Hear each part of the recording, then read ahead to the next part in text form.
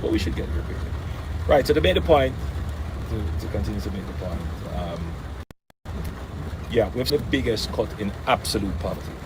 So that's you're looking at the number of persons who are earning less than about $300,000 per year, and that is fantastic, absolutely fantastic. My objective is to end absolute poverty in Jamaica, and I am of the belief that that can be done.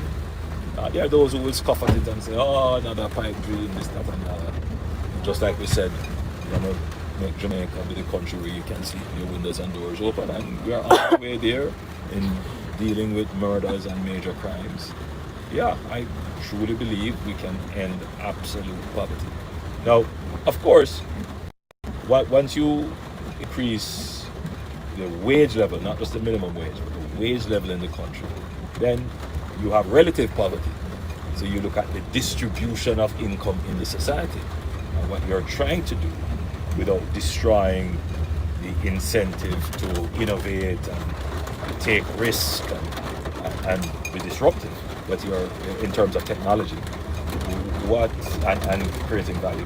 What you want to do is not to have a gap between the people who are in the top quintile and the bottom quintile. You know, a major gap. You want it to be more bunched around the middle.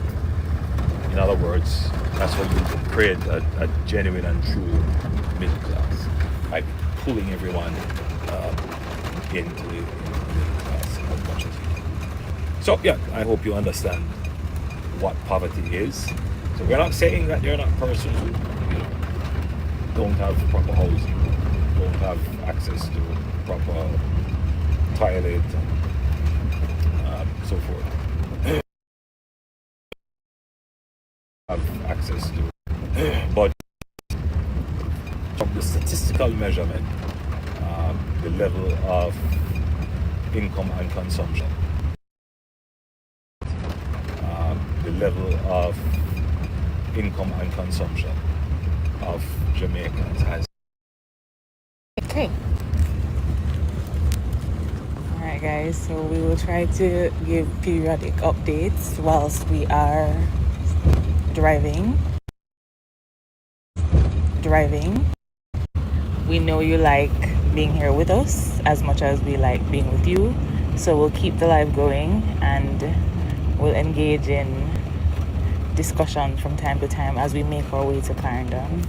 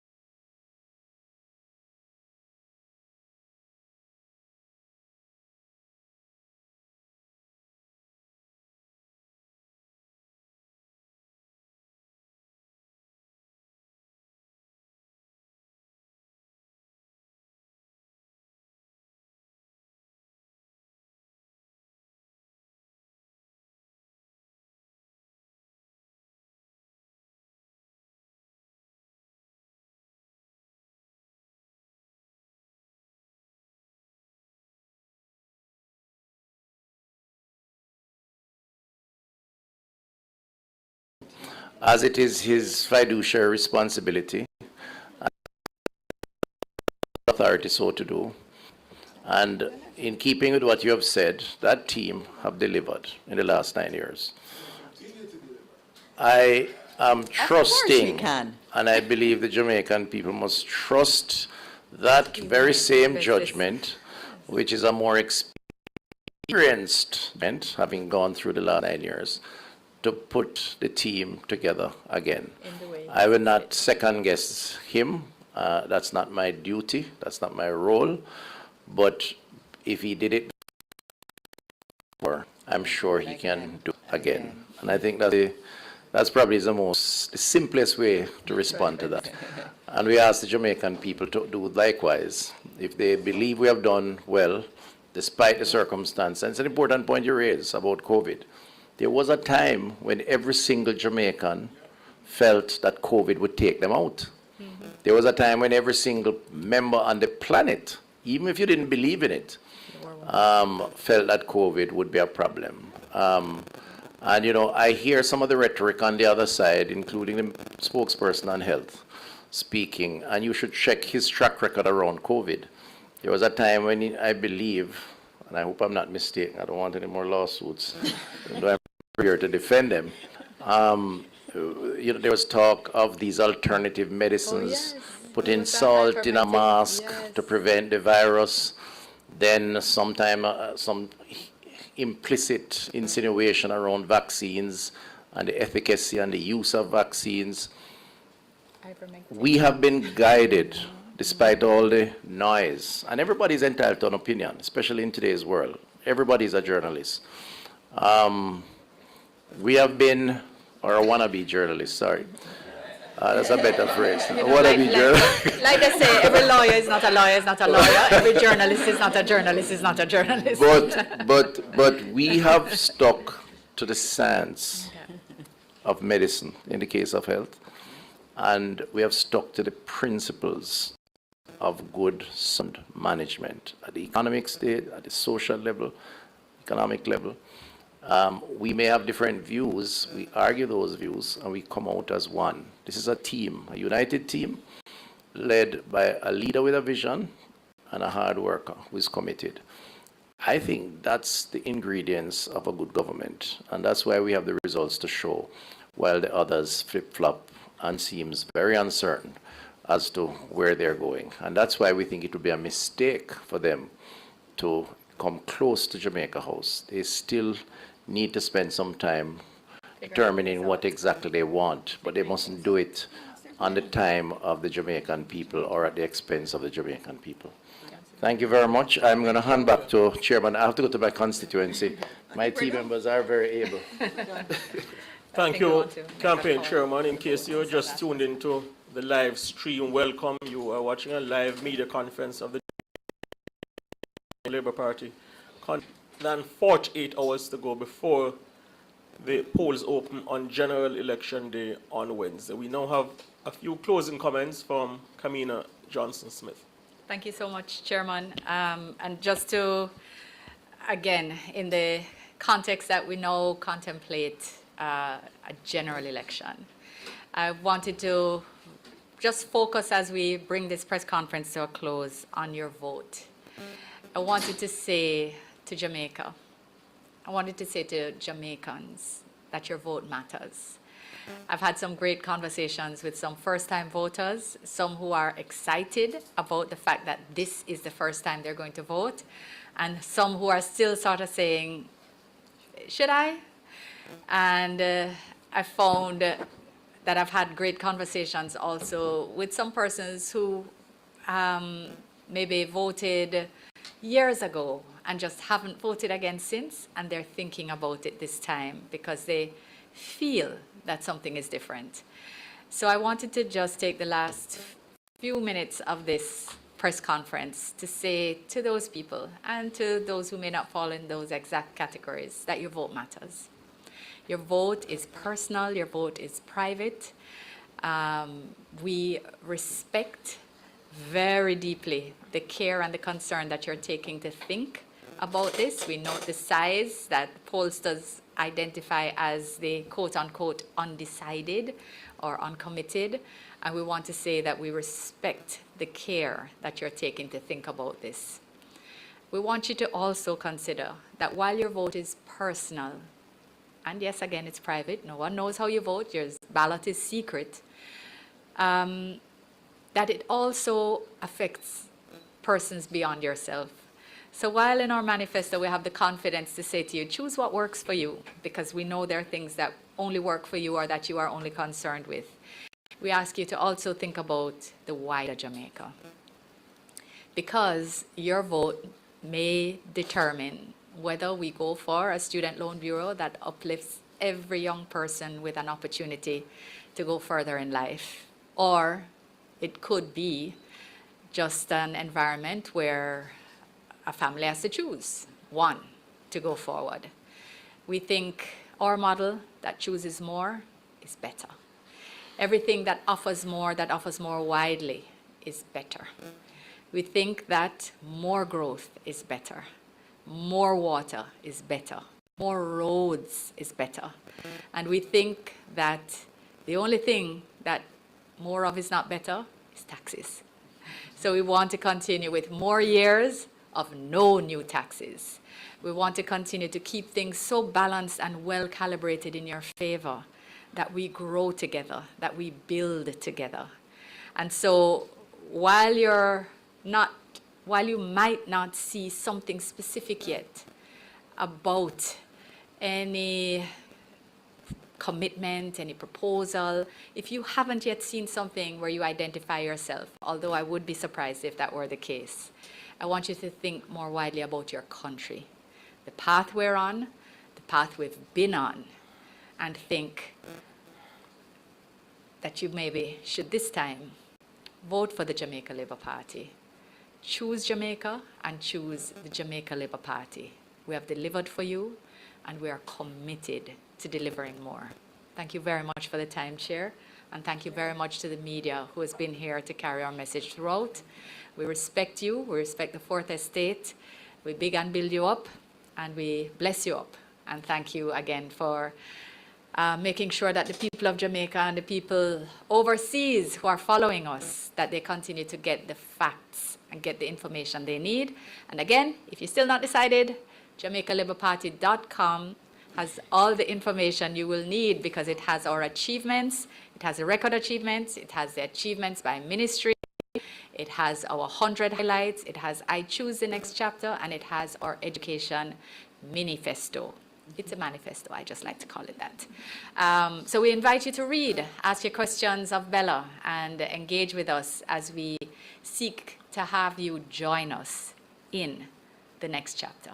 Thank you, Mr. Chairman. Thank you. And of course, on election day, we ask all Jamaicans to choose the side which has chosen policies in the interest of Jamaica and has demonstrated that we have a track record of doing more for you. On election day, put your X beside the bell. Thank you to Kamina Johnson-Smith and Dr. Dana Morris-Dixon, who contributed heavily to this press conference. Also, our campaign chairman, Dr. Christopher Tufton. I believe Minister Johnson-Smith has a comment to make concerning. I just wanted to remind that if you are not sure where you're voting, or if you haven't, if you haven't gotten a voter's guide in your mailbox, or just maybe want to check, that you can go to the ECJ website. There's a query link. You can just Google ECJ. You don't have to know what the website name is. Go to ECJ, vote query, and you can check where you vote.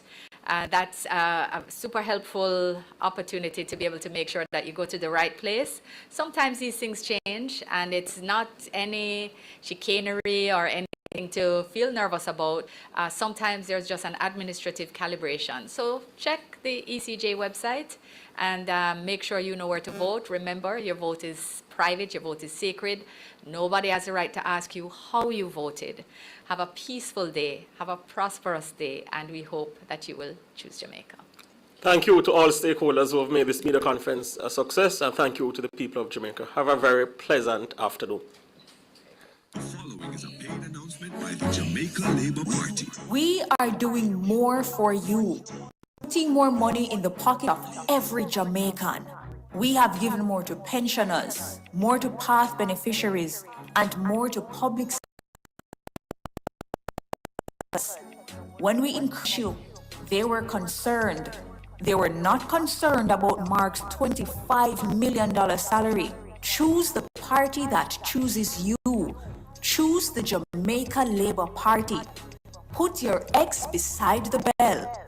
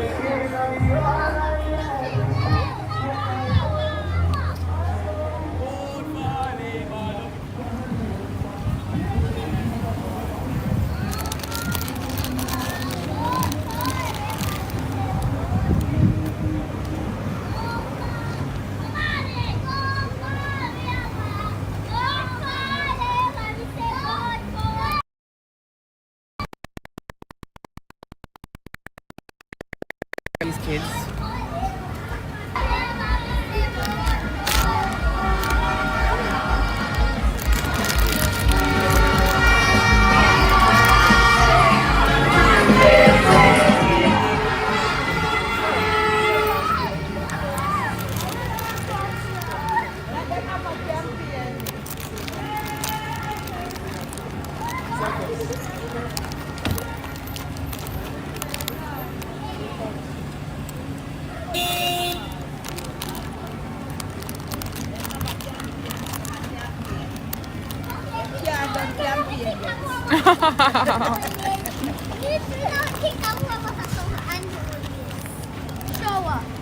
Shower.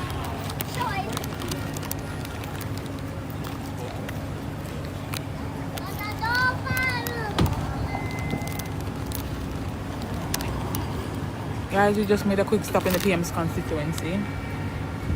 We're going our way to Clarendon short.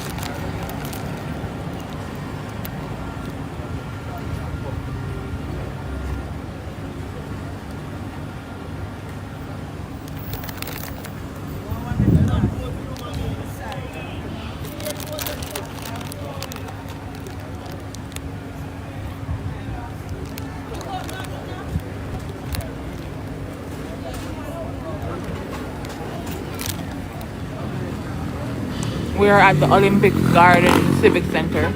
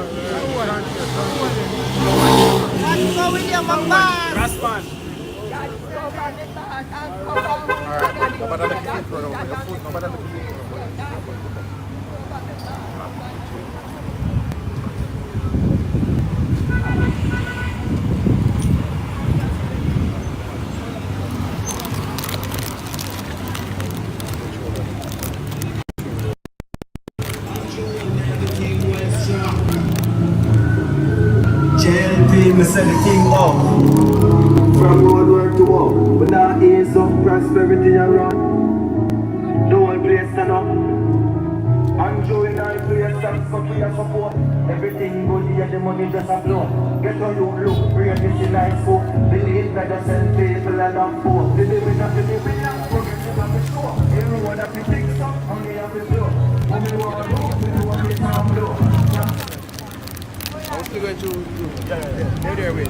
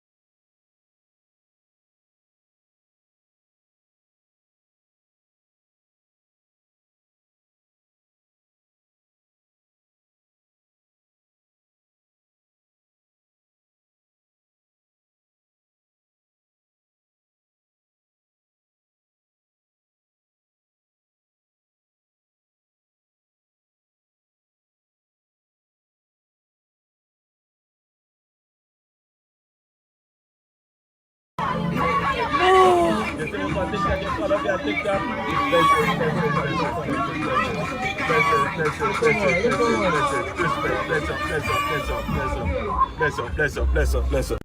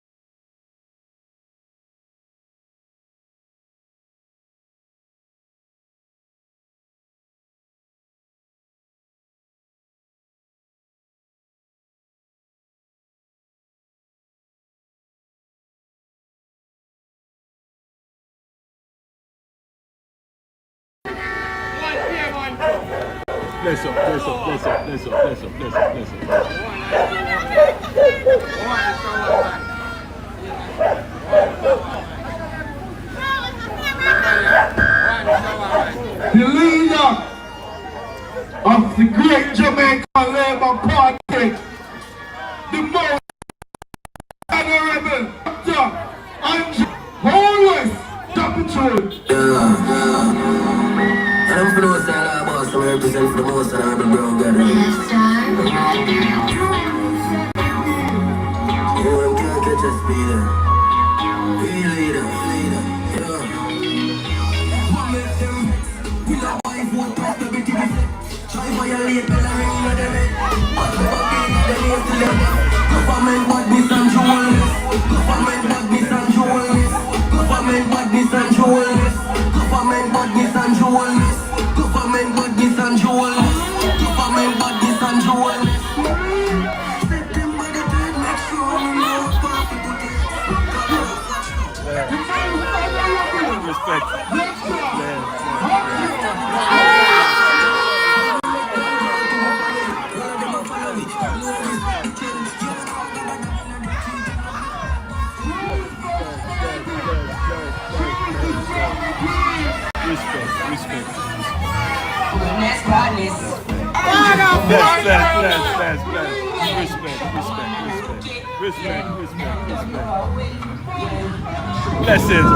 Blessings. Love you, grandma. Love you. Blessings. I respect. Blessings, my dear. Love you. Bless up. Respect. Blessings. Oi, blessings. Them a begin and bring you like to work and put them on the well the other side, like to that excellent day. Find the reality, radiate attention. Them a say, Andrew, show up another party. Show a man never be lucky. I'm the thing when I do a 50. Too much you they are road hungry. Step on our You know, you must represent for the most honorable and jewelness. You know, guy, right?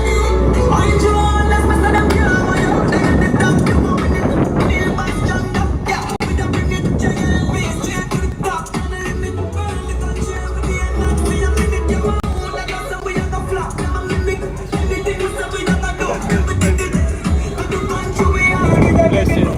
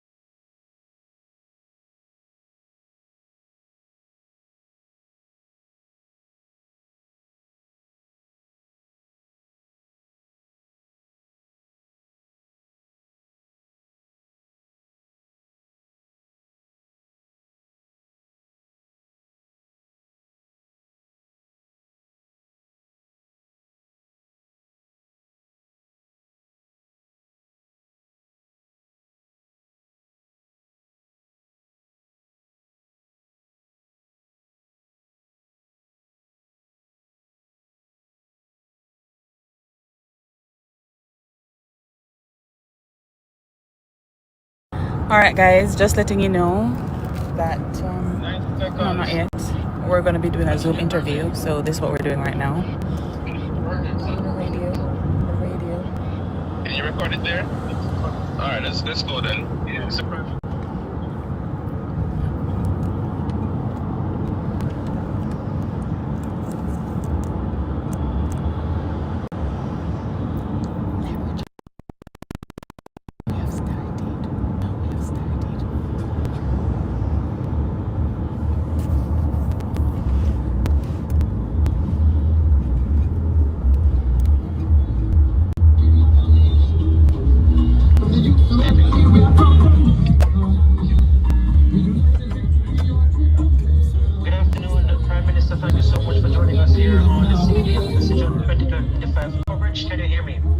Yes, I'm hearing you amid some noise, but yes, I'm hearing you fine. All right, well, thank you so much for taking the time out to join us. Well, getting straight to it then, major announcement last night. So everything it's an announcement, but it was also on the number 76 in the manifesto to increase minimum wage. We're having a little bit of noise here, Giovanni. As you can imagine, we're on the campaign trail. I don't know if you can see, but we're passing a motorcade of vehicles, so it's a little bit noisy. Can you start again? Okay, no problem. Starting it over. Gio, just start by asking him, you know how he's doing. Yeah, no, I'm saying start by asking him how he's doing.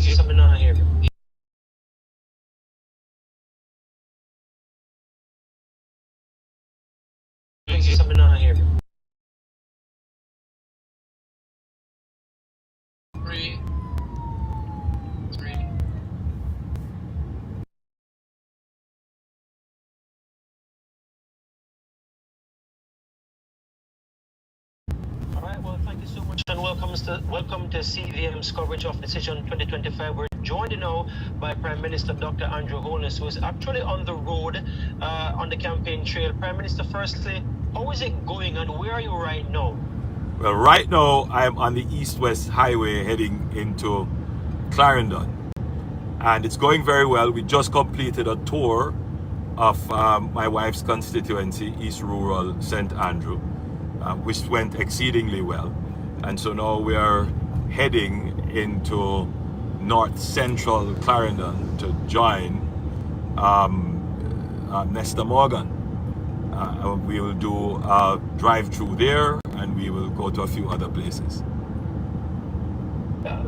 The major issue announced last night, it was mentioned in your manifesto number 76 when I read it, to increase the minimum wage gradually over the next term if you should form government.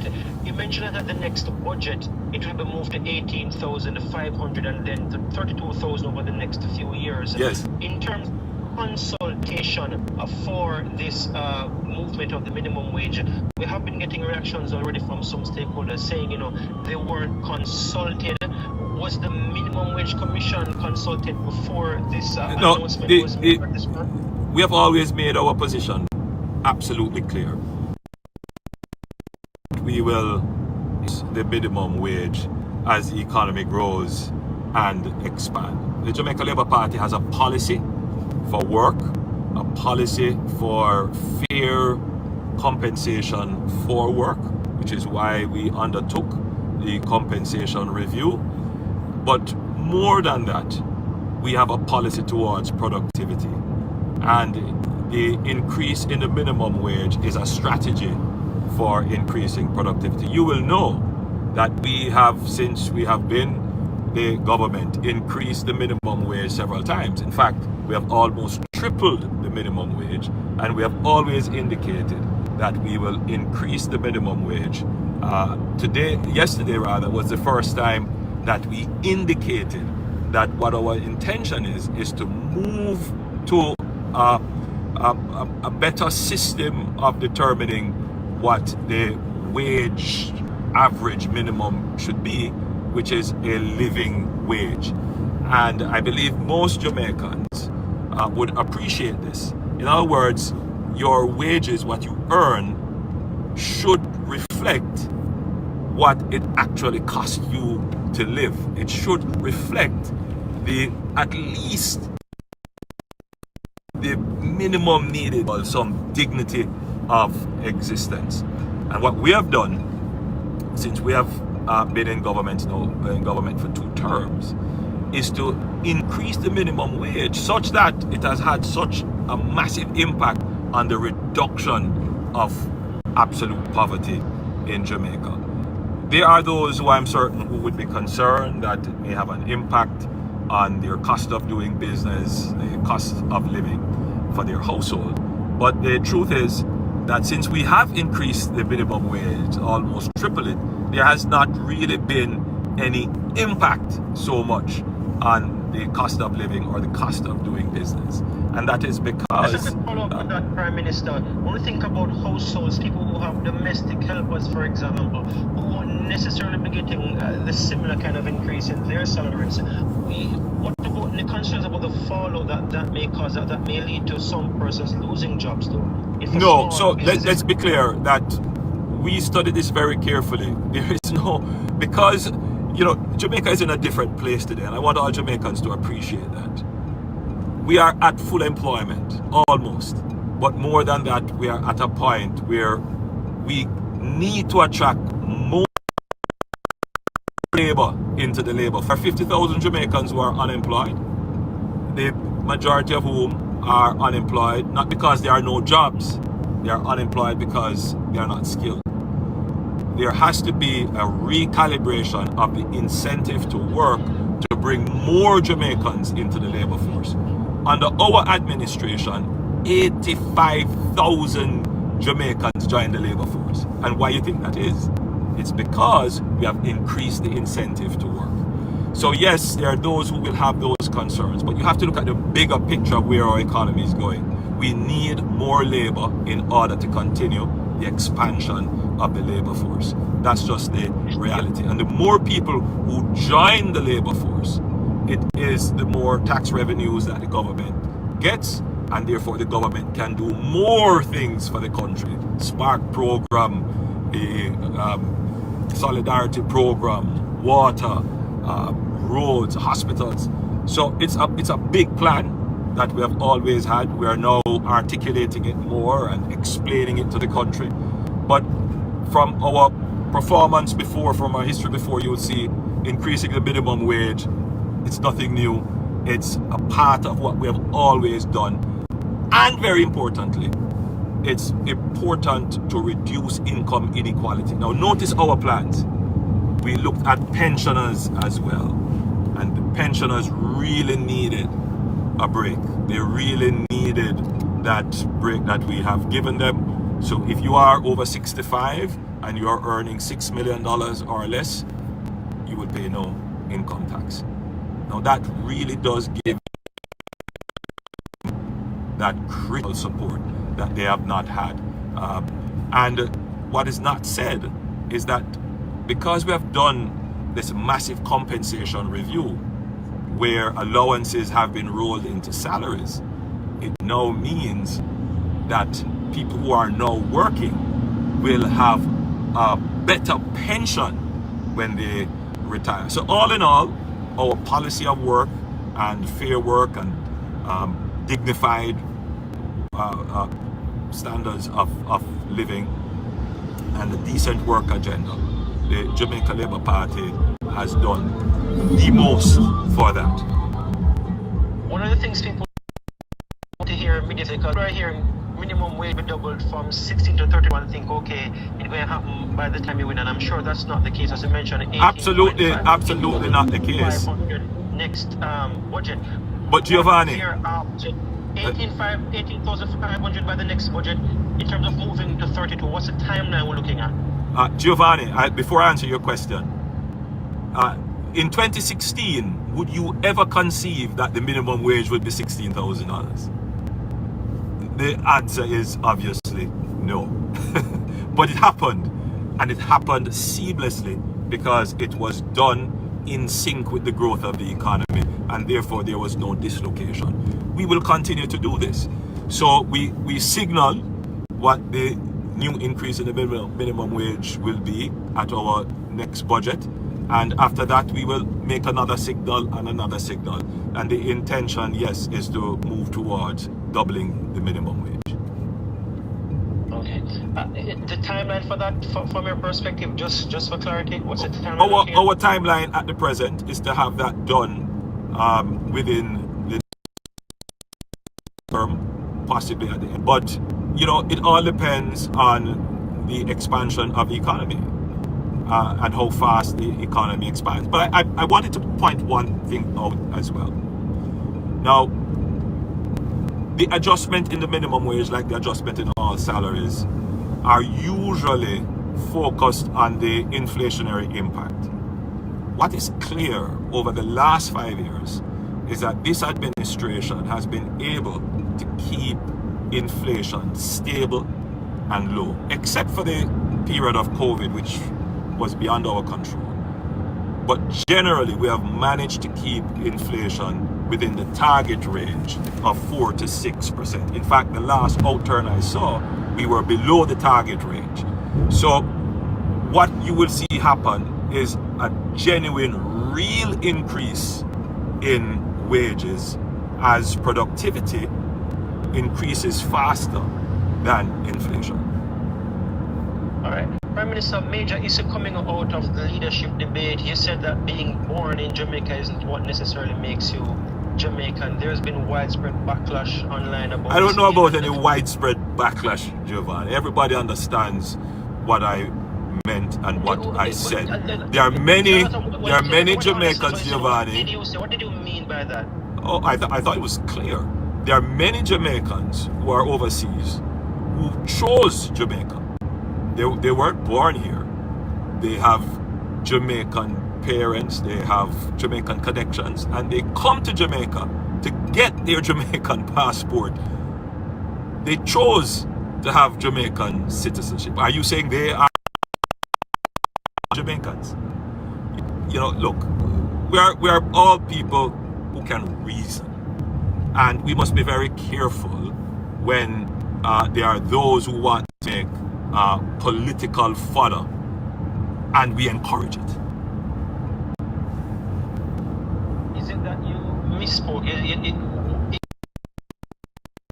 Do you reconnect though in terms of being born in Jamaica does not make it? No, Giovanni, I was very clear. There are persons who were not born in Jamaica but who chose Jamaica. Is that an incorrect statement? So I give you an example. Recently, I toured our consulate in the United States, and it was reported to me that there was a massive surge of persons seeking to get their Jamaican passport. In other words, they were choosing Jamaica. They weren't waiting.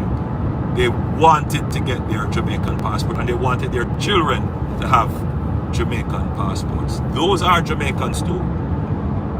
So my statement is an accurate and correct statement. Of course, being born in Jamaica makes you a Jamaican. That's obvious. But there are people who are not born here, but they choose to exercise their right to Jamaican citizenship. That's not an incorrect statement either. Prime Minister Dr. Andrew Holness, he's on the campaign trail. As you can see right now, he's actually driving. Giovanni, and I'm taking the time to address the issues you raised. Yes, and we'd love to ask you just a couple more questions. We're taking a quick break, though. We'll be right back with Prime Minister Dr. Andrew Holness here on CVM TV's Decision 2025.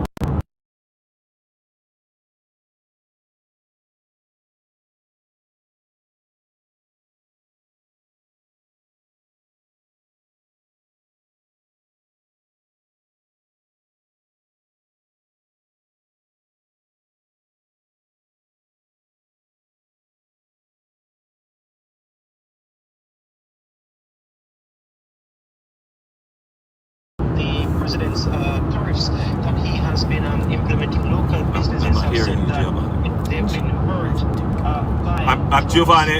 Giovanni, I'm not hearing you well. Could you speak up a little bit louder, please?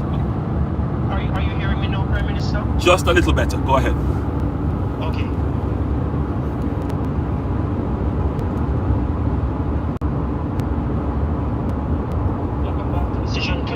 5, we're speaking with Prime Minister Dr. Andrew Holness. He's currently on the campaign trail, so forgive us if you hear his audio or video in and out.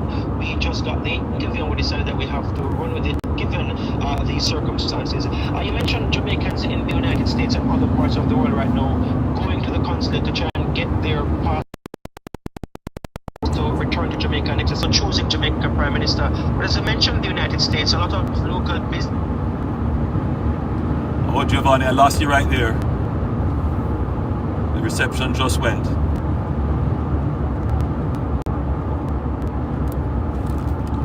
Yours. So, Giovanni, could you repeat the question? We lost your a bit, your audio.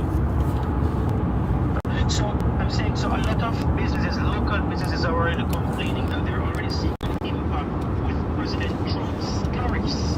And against that background, I'm saying, should you form the next government, what if anything will you?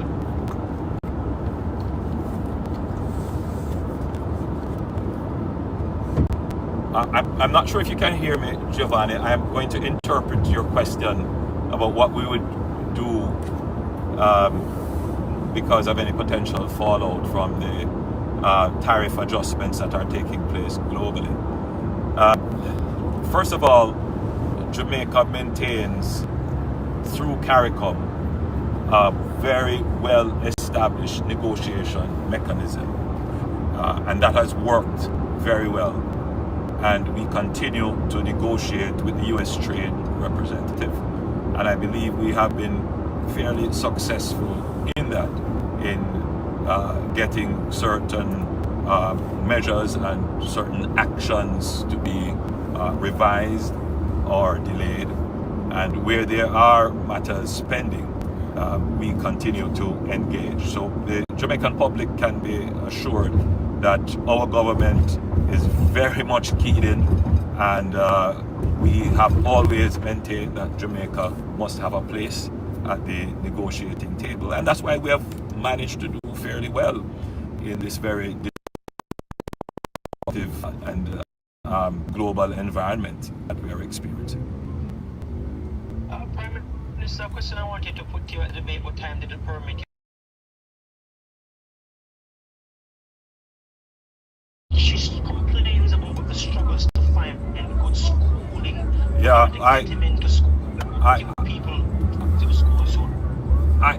I totally understand what she's going through. I have had so many parents come to me about their children who are autistic or somewhere on the spectrum or other learning disabilities, and the schools have also come to me to say they would love to be able to help, but they just don't have the resources to help. So the first step that we have to do is to increase the number of diagnostic centers that we have. We have 2. We really need to have 1 in every parish. We are committing to do 1 in every educational region. I believe there are 7 regions now.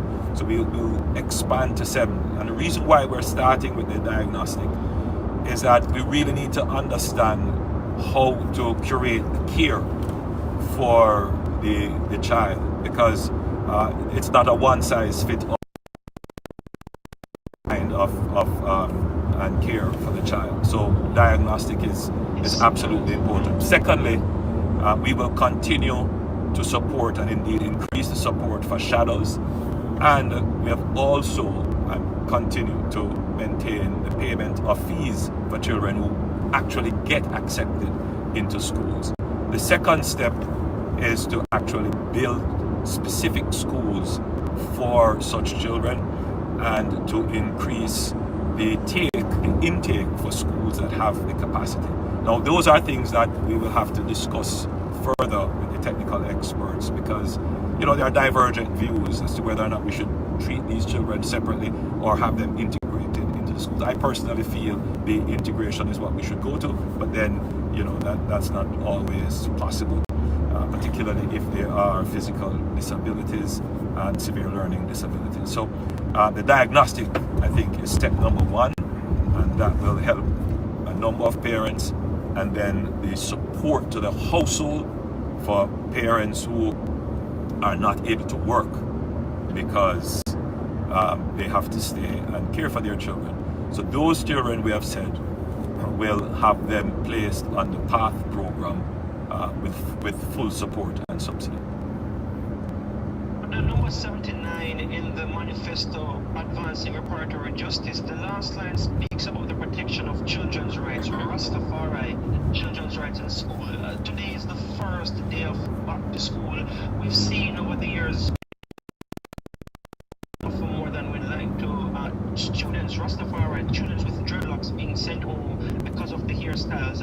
What, if anything, will you be doing about this, given what you've mentioned here in your manifesto? Well, let's be clear. Our government has been absolutely clear that no child should be deprived of their right to education because of a hairstyle.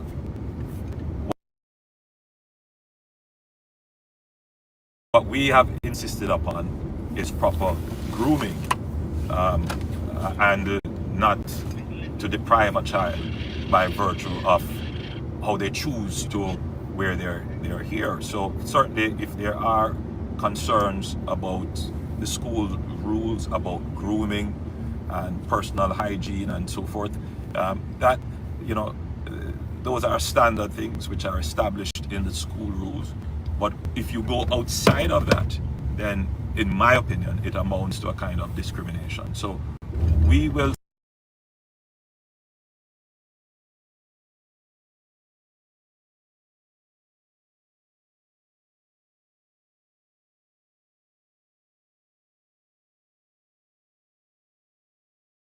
schools. Yeah. Two more points on the manifesto I'd like to touch on. Giovanni, I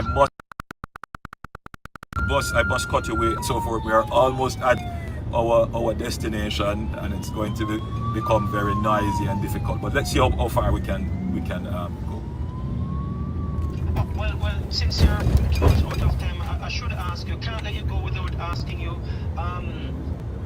If you lose the election come Wednesday, will you be stepping down as party leader? Well, you know, listen. I've said, when you are in this business, you prepare to win and you prepare to lose. It's the nature of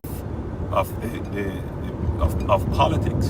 But I always go into every endeavor with a very positive outlook on life. That has always been me. I'm a positive thinker, and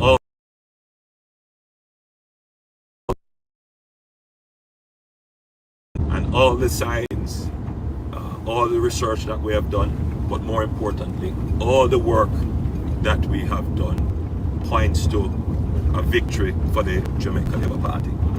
And that is, in my mind, without question. Thank you, Giovanni. Thank you so much, Prime Minister Dr. Andrew Holness there, giving us a few minutes of his time while he's on the campaign trail. Thank you for making it CVM TV for Decision 2025 as we continue to cover this general election wall to wall across the country.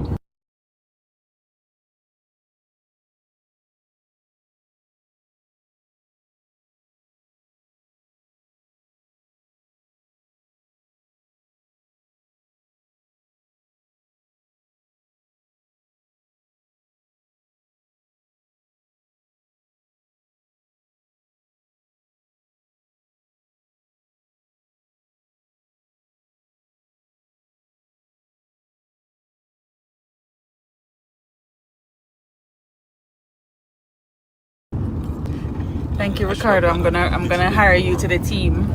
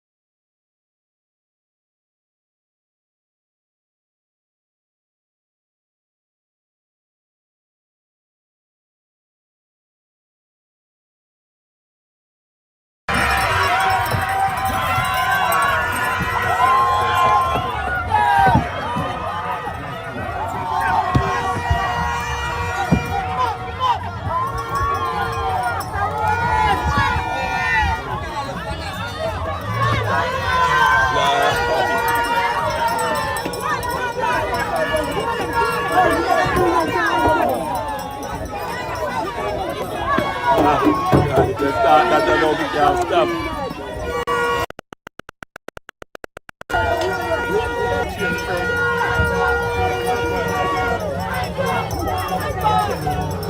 No, we can't do no more.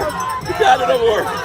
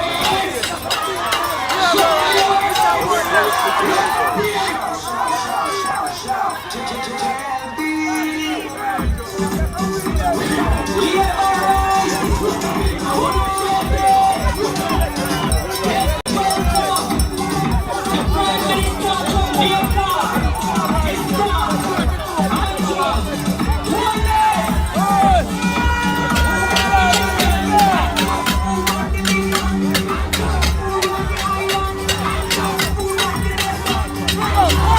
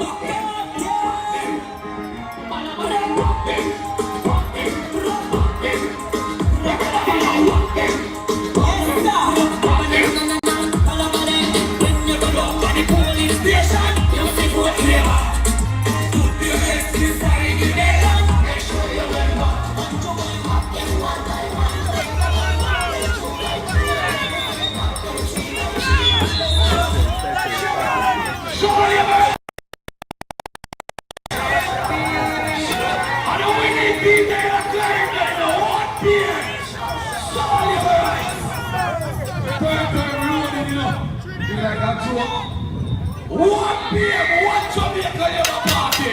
You know the winning team in the scheme, no? You know what I mean? I'll make sure you vote before 1 PM. That's what I say. Make sure you vote before 1 PM. Alright. You know the winning team, you know? You know the winning team full of vibes, you know? Show all the other rights! Show all the other rights! Show us some blessing, the other rights! Oh, we didn't flew off. It flew off? Yes. Does it have the magnet attached? Oh, never mind. Well, actually, yes, yes.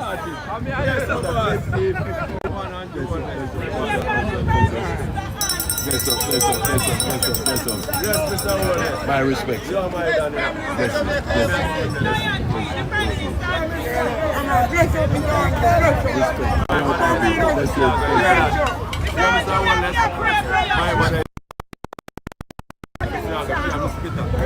Oh!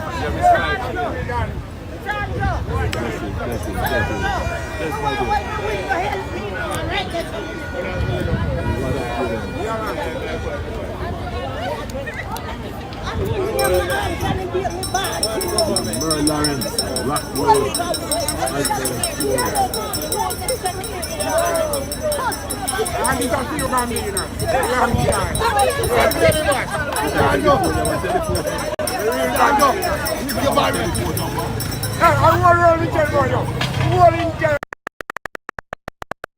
you don't remember your phone number? Yeah.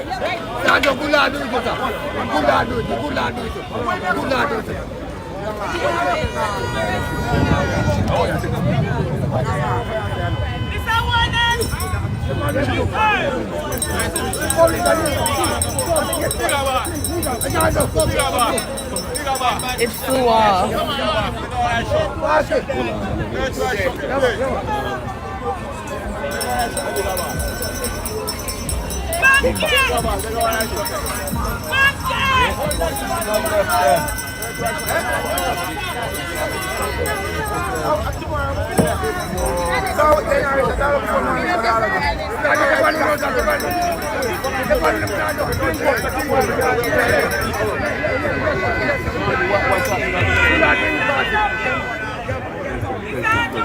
Love you. All right, I'm going to give that time. All right, that's it.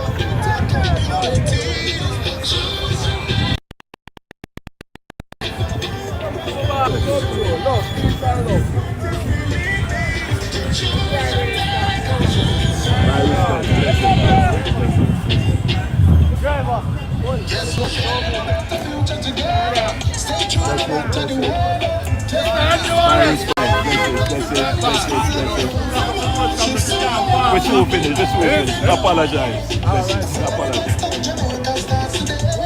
And so we pledge our hearts to uphold our path. We've been going strong and we're just getting started. Our leadership will stand through the rightful path. The greener grass is here, the better choice is clear. Choose Jamaica for better communities.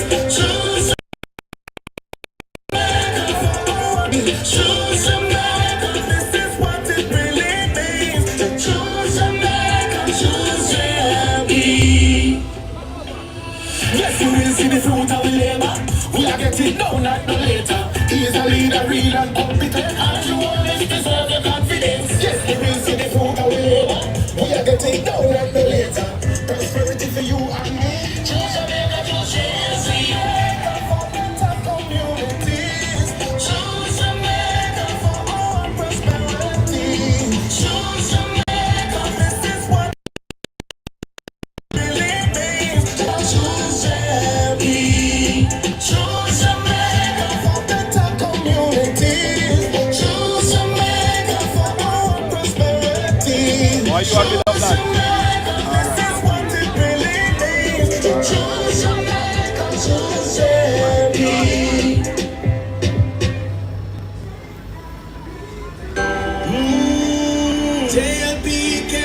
Jamaica. Come on, come on, come on, come on, yeah. I call everyone who loves sweet Jamaica to stand and show our national pride. Out of 21 people, still so much love. You see, our government is doing what's right. We care for roads and community. Building integrated families. Come on and do your part. Vote for the best. Vote for Jamaican Labour Party. Straight from your heart. Vote for the best. Let's go to a future of prosperity. We care for safety and we care for job creation. Crime and boosting education. We will succeed if we work hand in hand with Holness, uniting this nation. So we care for the future, uniting and cleaner communities. No, we care. Come on, your hearts. Vote for Jamaica Labour Party. Straight from your heart. Vote for the best. Let's go to a future of prosperity with JLP. Jamaica, Jamaica, Jamaica. All the youths them 18 and over. Middle-aged and all of the elders. Come on and go, come on and just leave us. Representing the whole of Jamaica. So when the bell ring, give your finger. Let JLP brighten the future. Rescue that country from leaders so greedy. JLP has brought the change.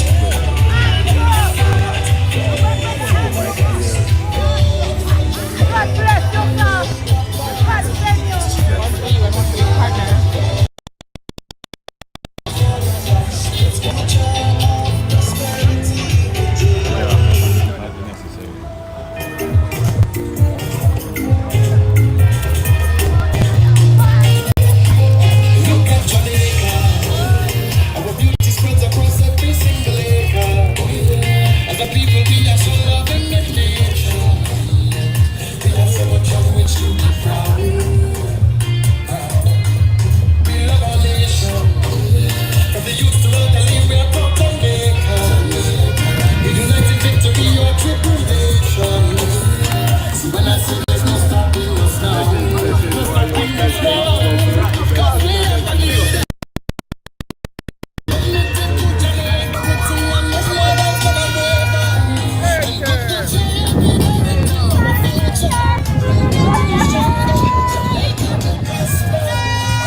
This is the voice of the Jamaica Labour Party.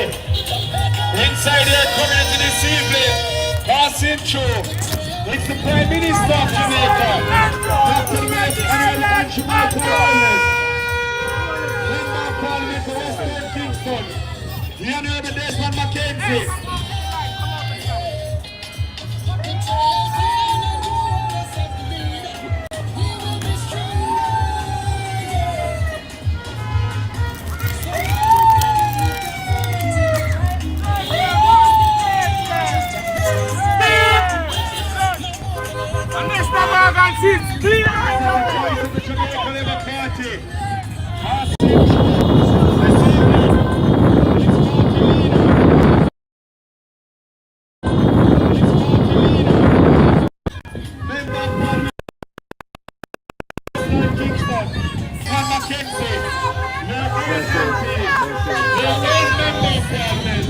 Blessings, blessings. Good to see you.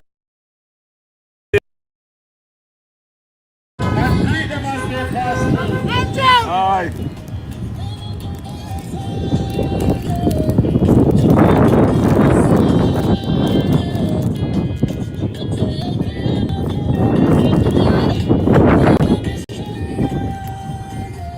This is the voice of the Jamaica Labour Party. Passing through this evening. Next the Prime Minister of Jamaica, Dr. the Most Honorable Jamaica Holness.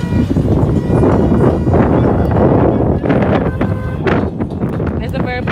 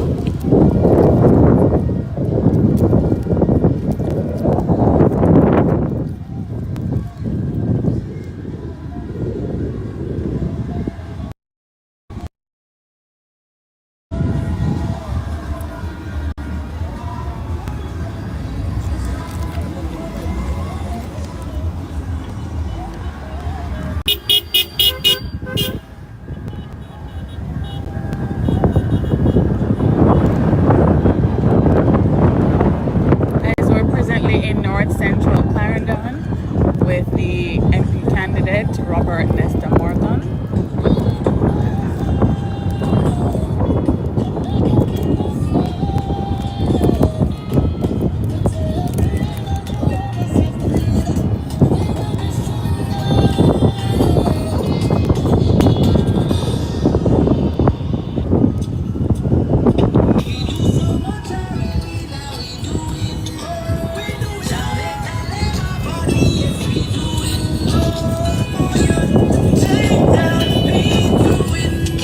No, guys, we got here, but we stopped here.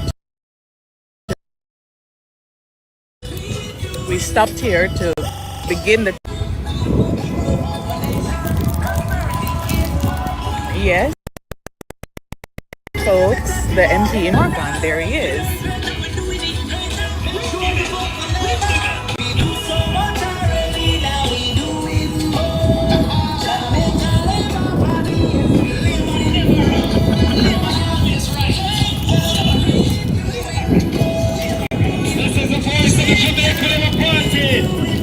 Inside your community this evening, the Prime Minister of Jamaica, Dr. the Most Honorable Andrew Michael Holness, Member of Parliament for the State of Kingston, Honorable Desmond Mackenzie, their own MP, your Member of Parliament, the Honorable Robert Nesta Morgan. Come out, and greet them as they pass through. My respect, blessing, my respect, blessing.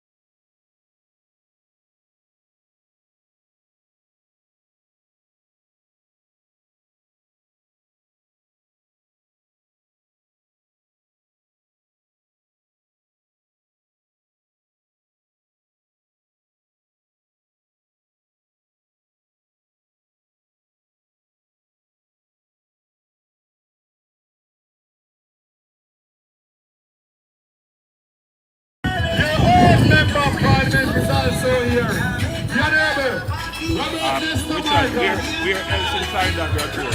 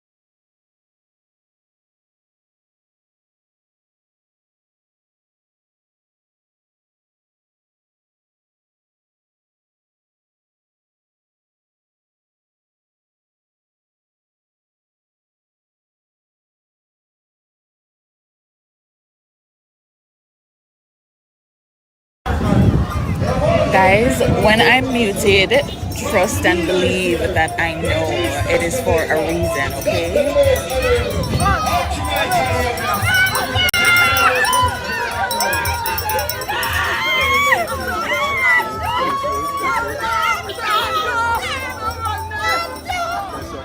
My respect, sir. Blessings, blessings, blessings. Blessings, blessings, blessings. We're in North Central touring with MP Robert Nesta Morgan. Good evening to you all. Inside your community right now is the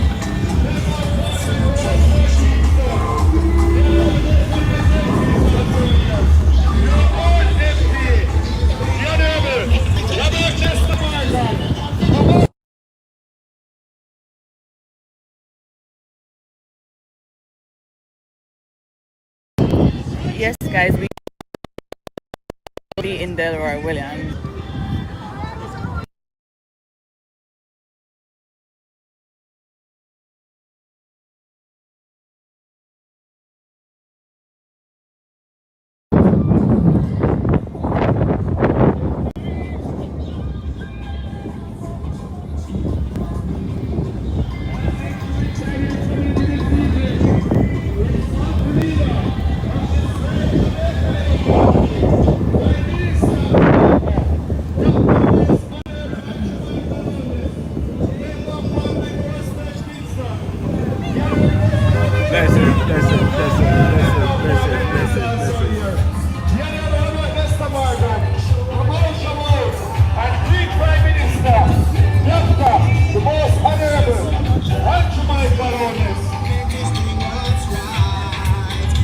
Blessings, blessings.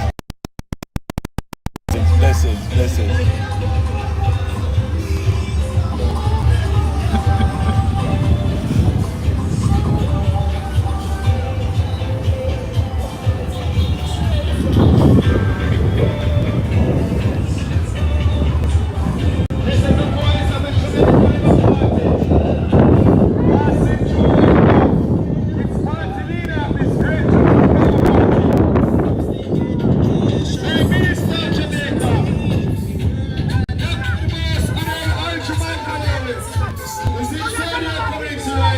All right.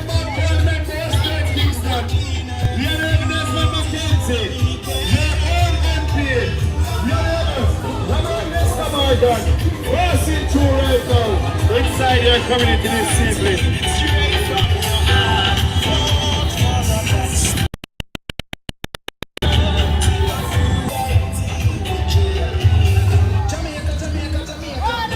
Blessings, blessings, blessings.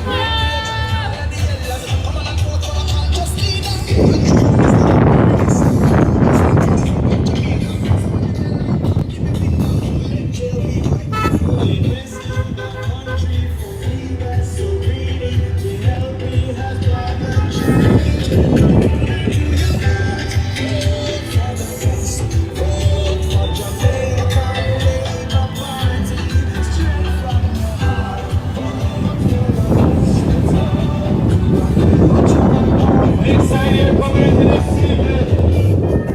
It's the Prime Minister of Jamaica, Dr. the Most Honorable and Jamaica Holness, Member of Parliament for Western Kingston,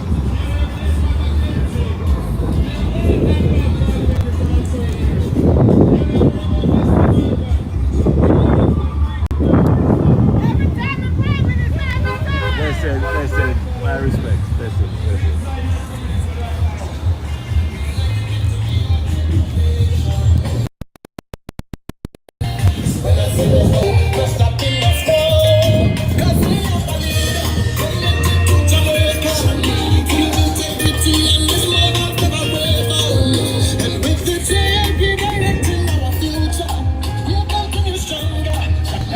this is the voice of the Jamaica Labour Party. Passing through right now is the Prime Minister of Jamaica, Dr. the Most Honorable and Jamaica Holness, Member of Parliament for Western Kingston, Kensington. Your own Member of Parliament is also here. Honorable.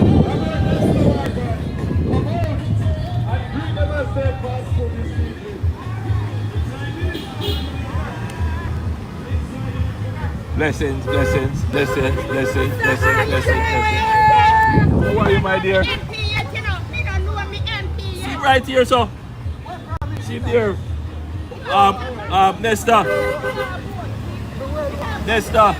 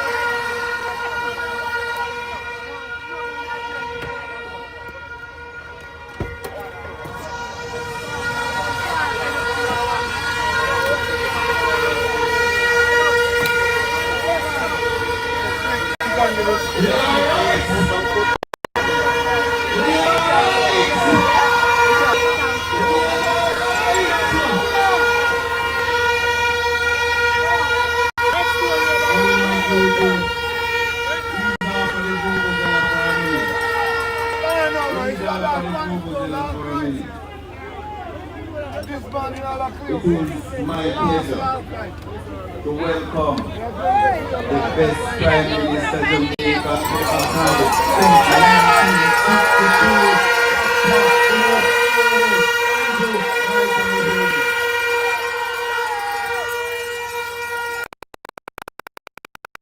The people and Carlo can be proud that you have an MP working for you. You have a government working for you.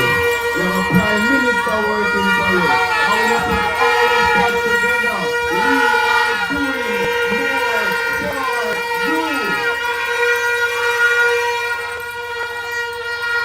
for you. It has not always been easy. But I want to say to the Rockstone Labor Rights of Mokwa always stood behind the Jamaica Labour Party. And they always continue to support the Jamaica Labour Party.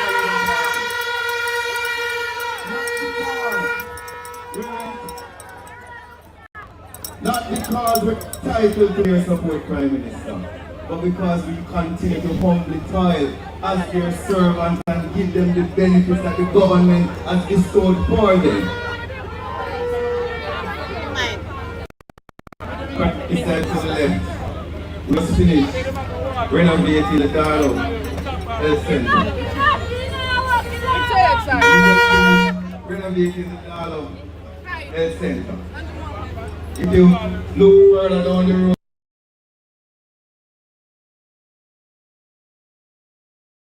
was never fixed properly. Dirt that the people have to walk on. Taxi driver never wanted to go around their family.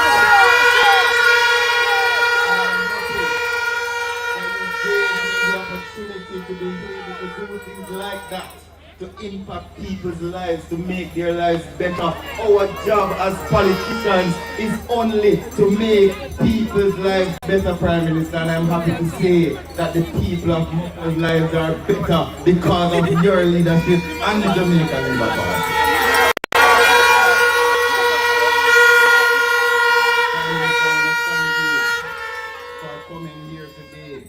To address the people, and I want to say to the people, I am always with you, I will never leave you, I am always your servant to assist you in whatever you need. All of you have my number, you don't know everything about me, you don't know my heart, you don't know my soul, you don't know that I'm dedicated to one thing,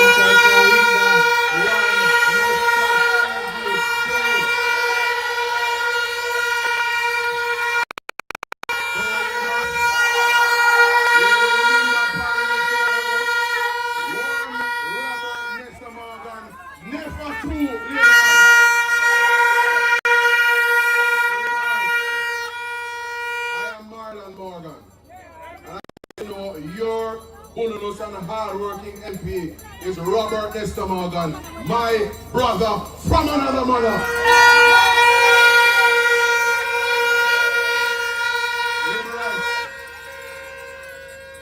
You heard from your member of parliament a while ago. That was just a synopsis of his report card, because that is what our standard bearers here in the Jamaica Labour Party are about. They're about serving you, they are about representing you, and when we are elected to serve you, we can come back with our report card, because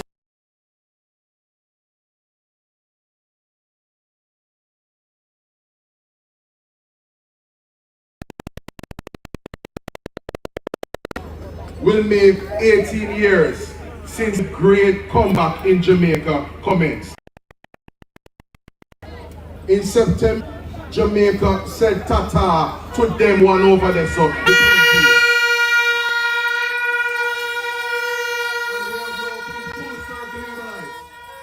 because all past 18 years of work, and of course the PNP were a part of it, they ran a leg in the relay. But it has taken these past 18 years to undo that was done in years, and that is serious business labor rights. And so, it is our great pleasure to be here with you in North Central Clarendon and to indicate to you, without holding it up because the Prime Minister is here and we have other obligations to get on to. You are predominantly a farming community, and your government has attended to and rehabilitated over 700 farm roads across the island, including farm roads here in North Central Clarendon.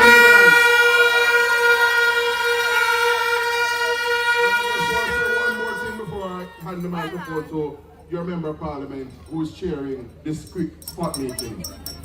Labour rights, you would have heard on many occasions the Prime Minister making the point that there are some challenges that have confronted Jamaica.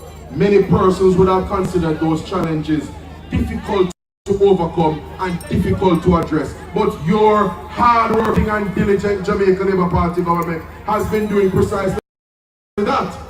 So in terms of crime fighting, in terms of unemployment, in terms of poverty, in terms of pension reform and others, we have been delivering that. But I want to say something that is of particular relevance to you here in North Central Clarendon. Labour rights, we, as you can imagine, have had the challenge of the 2-foot post here in Jamaica. Many of you are diligent, industrious, and hard-working farmers. You would till the soil, you rear your lift or your cow, and you know that that is how you provide for yourself and your family.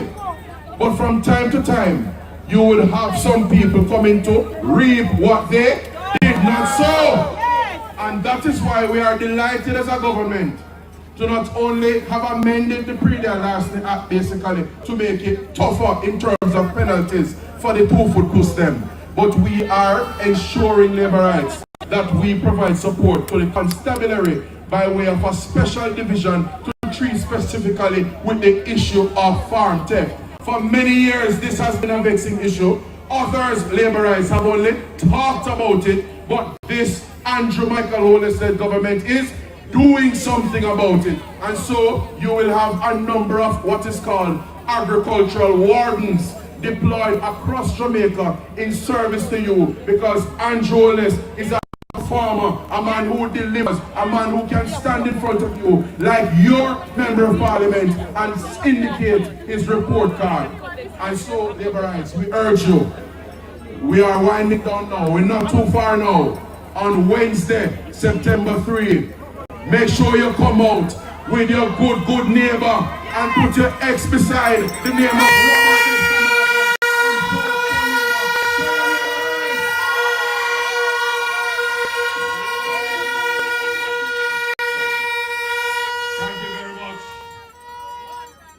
your member of parliament and his cousin, the two Morgans.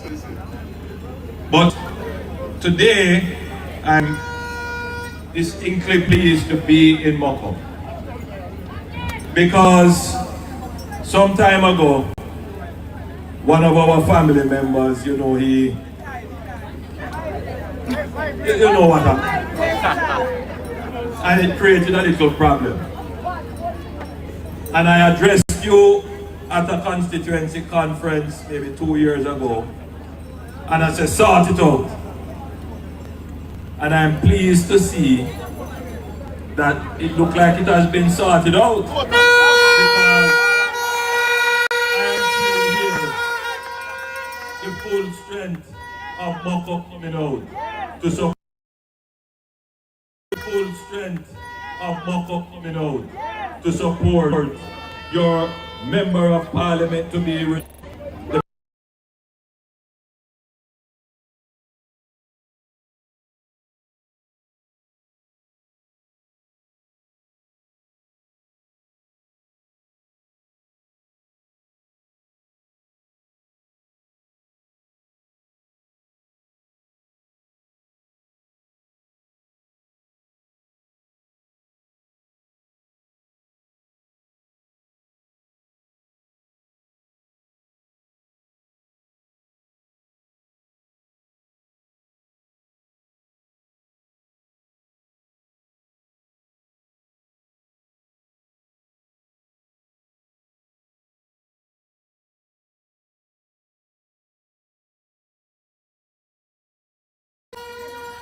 he does not go to parliament form the benches there.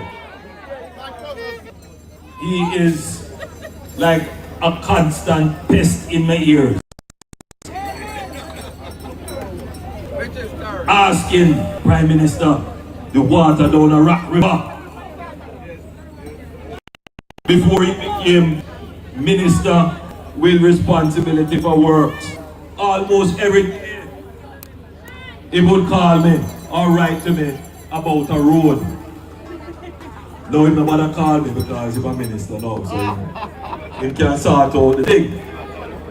And I have been very pleased in his performance as a member of parliament. And I elevated him. He was a minister of information. And now he is the minister without portfolio in one of my ministries. And he is responsible for works, the Spark program in particular. The execution of the Spark program, actually Robert's responsibility, and he has done a very good job in bringing that program to fruition. You notice, when we do programs like these, no problem, no scandal. All you see is just the thing being done. And in your constituency, we are doing 660 roads under the Spark program. In your constituency, I know that you've gone about 4 already, if not more. Stuart and I gather has been finished. So I ask you to return Robert Nesta Morgan as your member of parliament for North Central.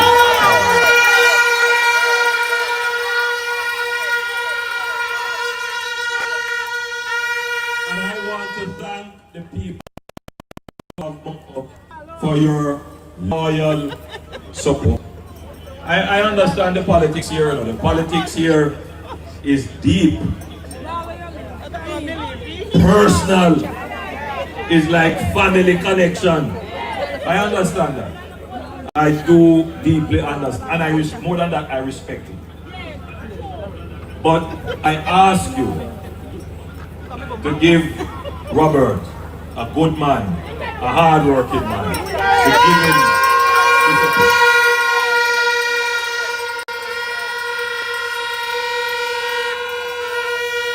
Supporting Robert is also putting the X beside my name as well.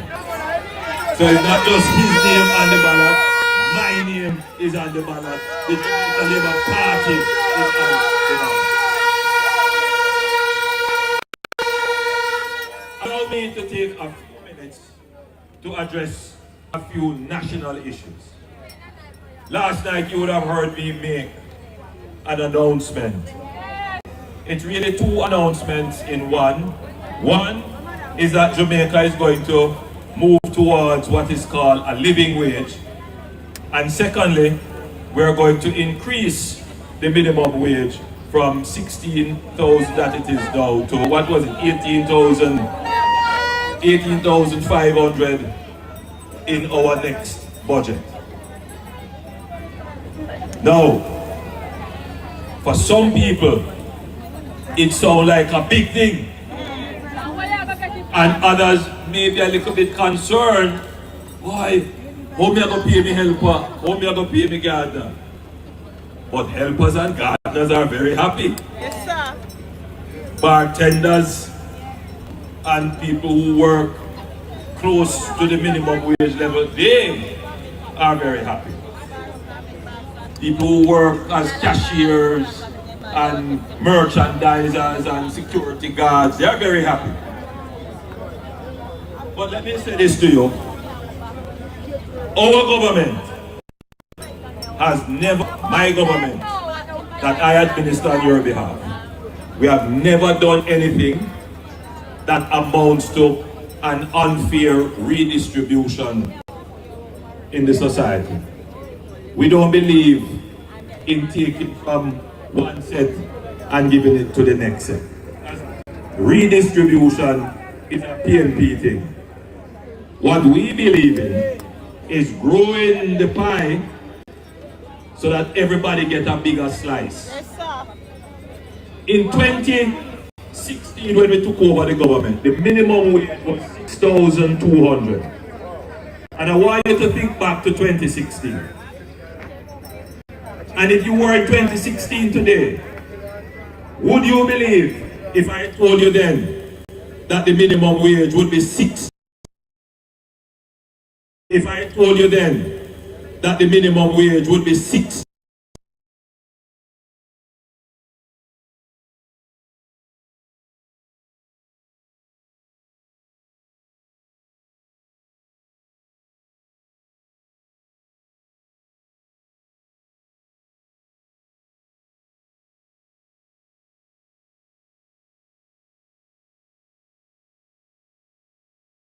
Anybody fire anybody with the minimum wage increase? People are bad, we can't get nobody to work. You hear any?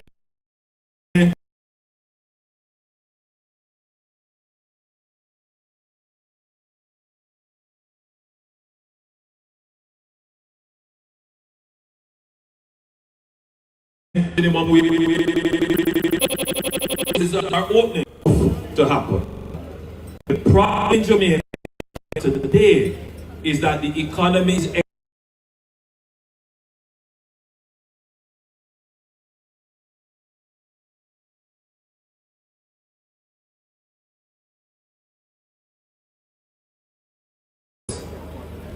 but you have another problem. 5,000 new people into the labor force.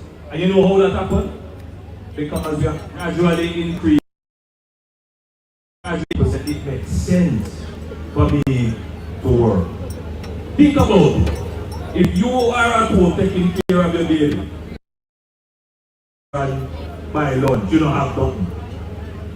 Because when you stay home, and a lot of people think that way. So to get more people into the labor force now, we are going to have to increase the reward for labor. And that is how we're going to take off a lot of the youngsters who used to sit out on the roadside and all that, because for them, it don't make sense in work. Now, we have to do this in a way that we don't these people and on people who are earning middling. No? So you do it in a way that as you increase the income of the country, which we have been doing, we also increase the income of those at the bottom, and then we pull more people into the labor force. We increase taxes, and you know that's a lie, because from we have been in the government, we have never given you any new tax to pay. But then the tax revenue increase. And wonder how tax revenue increase. Do you know how the tax revenue increase? Because we have created 280,000 new jobs. Those new persons pay taxes. So the tax base increase. And it is from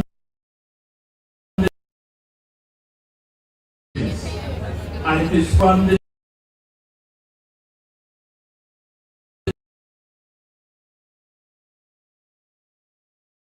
that we are going to take the resources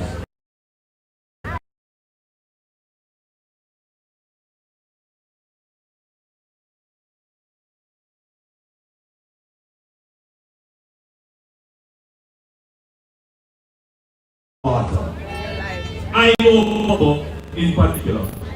I've been here a few times and I get a lot of quarrels talking about road. But what I get more, we have a water problem. The water problem has been around for decades. But some of you man, no water.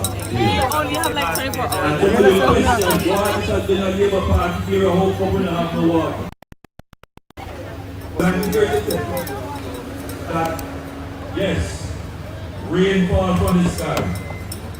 But for you to get potable water, meaning water you can drink and cook with and baby, it costs money. And for decades, the government of Jamaica simply never had the money. And that is why so many communities, almost 100,000 Jamaicans. Alright guys, I hope you can hear from here. What has changed is My finally, people of Ghana, finally, people of Jamaica, finally, you have a government that runs the economy well, that generates the revenues. And now is the time for us to take those revenues and invest it in the public goods and services, your road, your water, your clinic, your schools, that make your quality of life better. So I was here a couple months ago. Okay guys, I'm glad because I was a little hot up there so in the crowd. I turned on the pipe where we did a lift station, run some pipes, and we brought water to about 100 or so households in this area. Since then, your member of parliament has advised me that he has extended the line to the, which is right here, and in a few weeks' time, he will be able to turn on the tap and water will be in this community. He has also advised me that a massive investment is being made in our reservoir. Where is that? So remember in April I announced that we're going to do a project to continue the water down to Darla. So if you will see water commission around the community from time to time, we have put in 16,500 gallon taps up in Eden. And we have run a pipe down here, they are connecting it so that you can get water. But also it improves the pumping station down at Goshen so that it can pump the water up to it. Finally, the people of Darla water again. And then after that,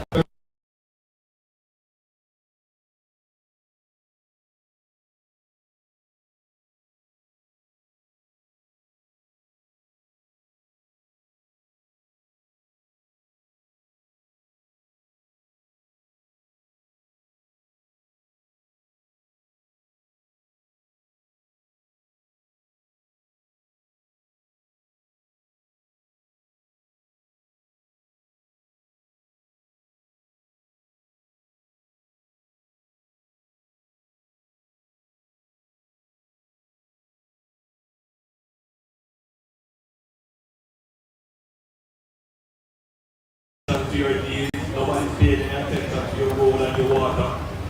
And then man slap it down the road and it's like, come out and you can't price this fix the road and now you see it. I understand. But those things are one thing. Because in our third term, the emphasis, the focus will be on moving the prosperity from the highway to your Just the drive. last one? Just the bottom one? That is the focus. And I know you see it. When you leave here and you hit the east-west highway and you into Kingston and you see all the big buildings going up on the lovely roads and the big up. That's one form of prosperity.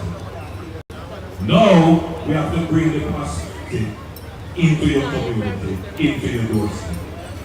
And that is what this government will. And you can have confidence when we tell you it is going to be done. Why? As I said, a lot of you here never believe the minimum wage could be 3,000.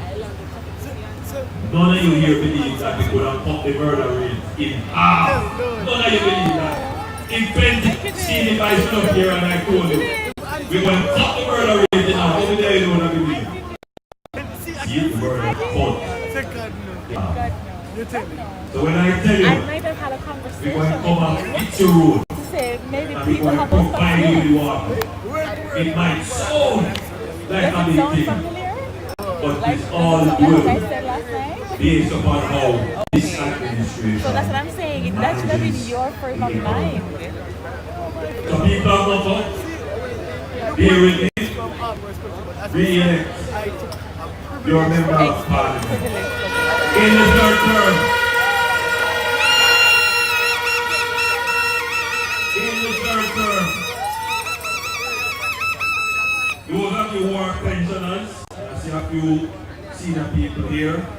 If you are earning over $6 billion and you're 65 years and older, you're not paying the tax on the income that you have. Alright guys, so we are in Darlow and the MP mentioned that they renovated the Darlow Health Centre and that is it right there. It does look newly renovated to me, although it doesn't appear to be open at this time. Well, it looks like the nurses are leaving, I can see.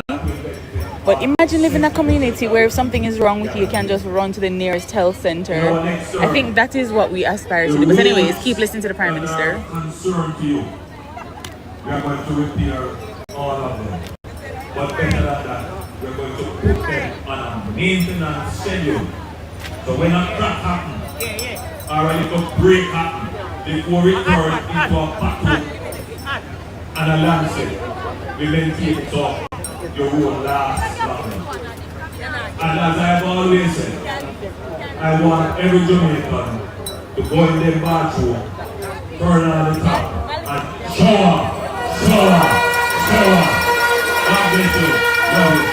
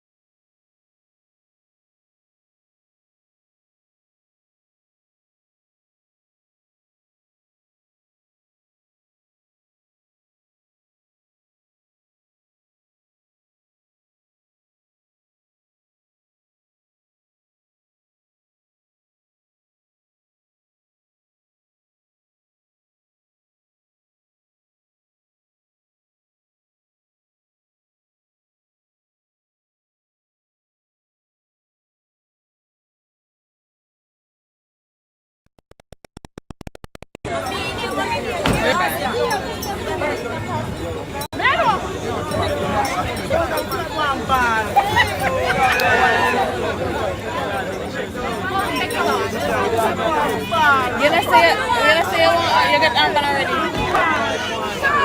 Eh? So you're not sure that you're on? Hello, I can't show that. Two armband? Eh? You know, just come to see I'm enough armband. I don't want no more.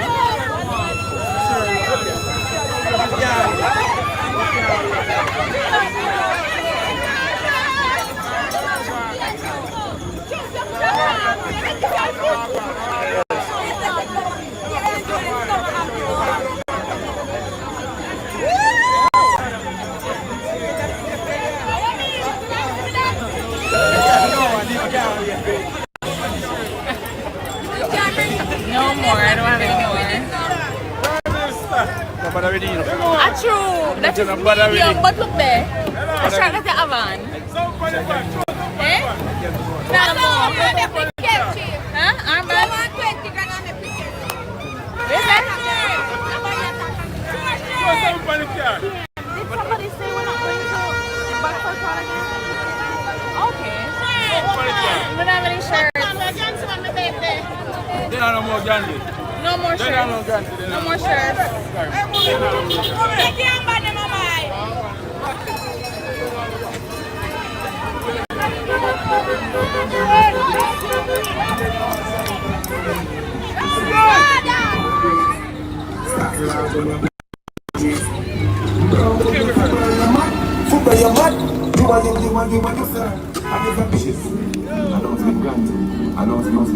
Excuse me, not be a gun. I know it's been granted. I know it's been granted. Excuse me, not excuse me, not be a gun.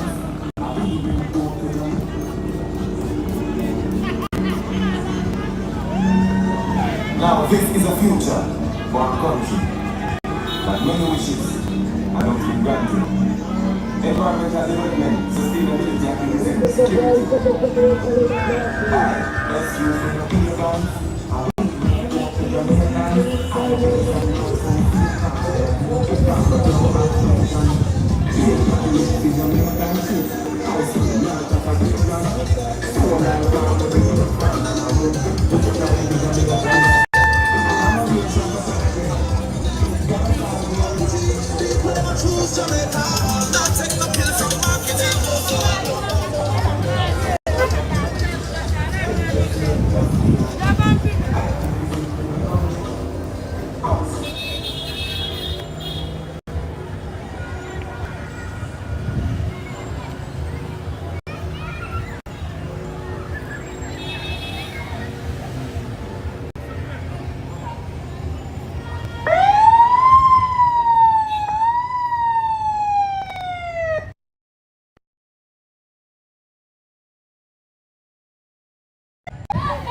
Blessings.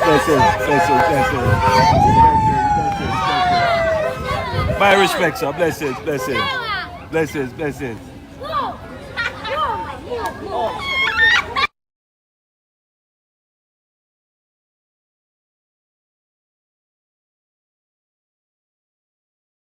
How are you, my dear? Blessings. Good to see you. Blessings.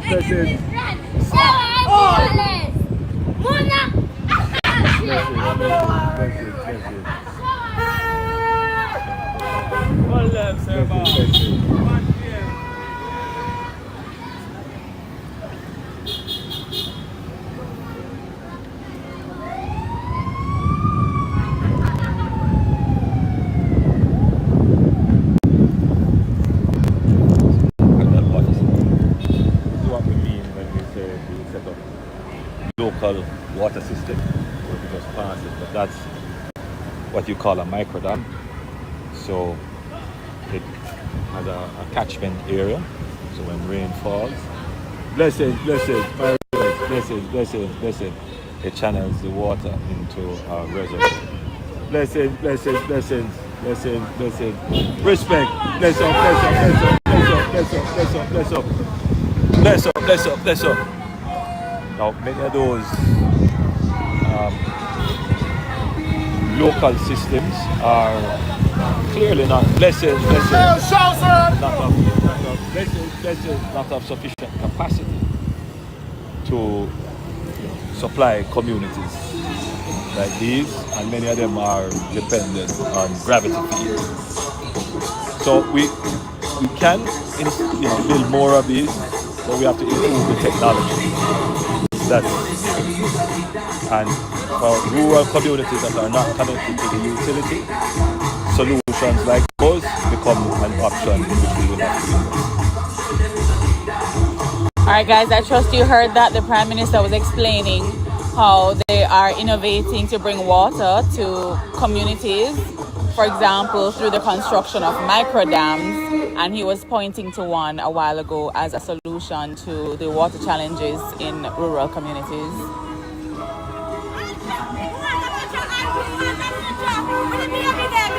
So we can't do all of them, but we'll do a few. Come. Blessings. Come, quick.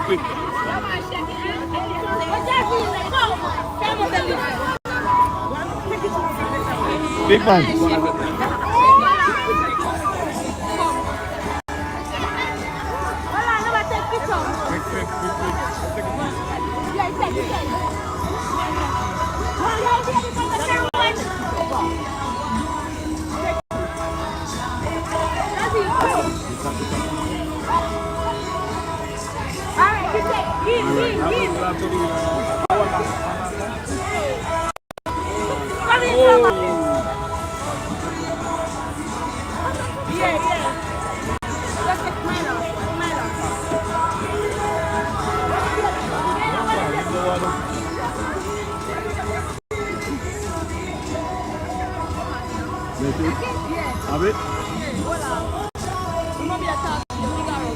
Big up, Bobby. Big up. All right, so we have to put it. Blessing. All right, show us. Blessing. You picture they get picture.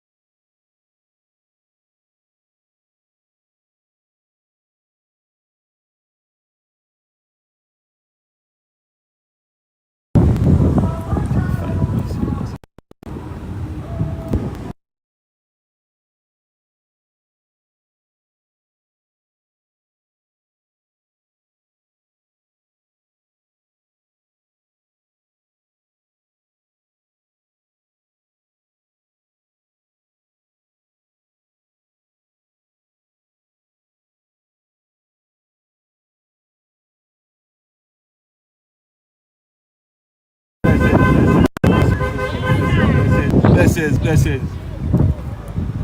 All right, guys, we're in Bagatelle.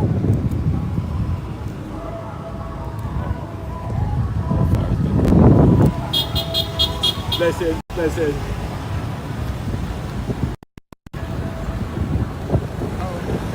Maybe like 30 minutes.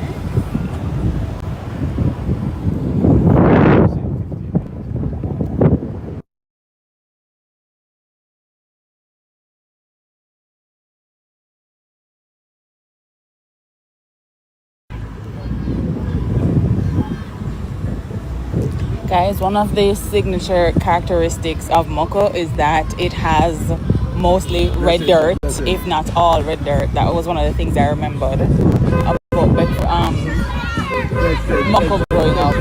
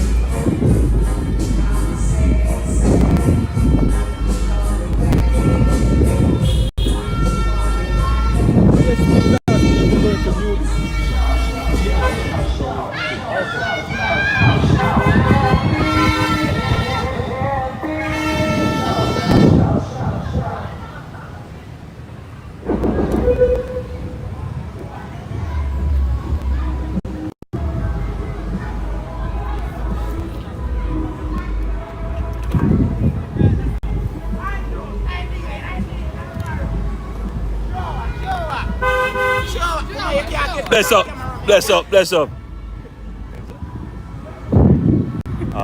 Richard, we have to step up, man.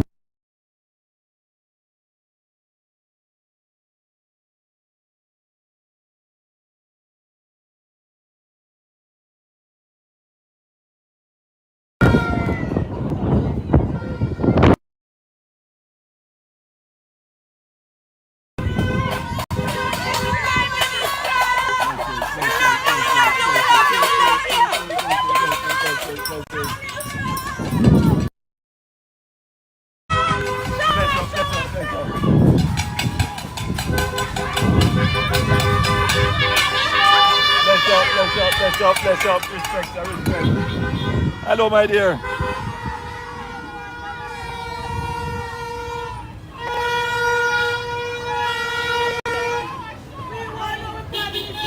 How are you, my dear? Here I am.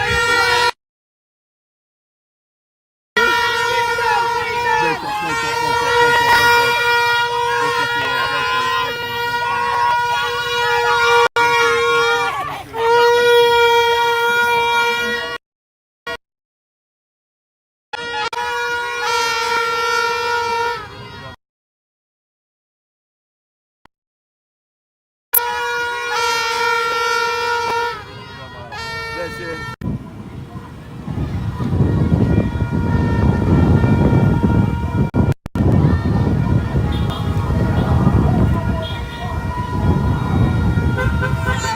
My respects, blessings, blessings.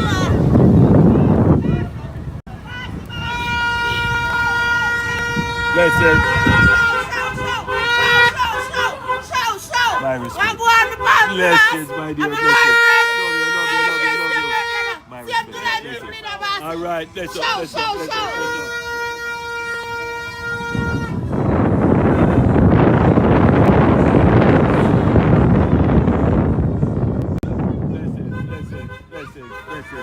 Blessings, respect, blessings.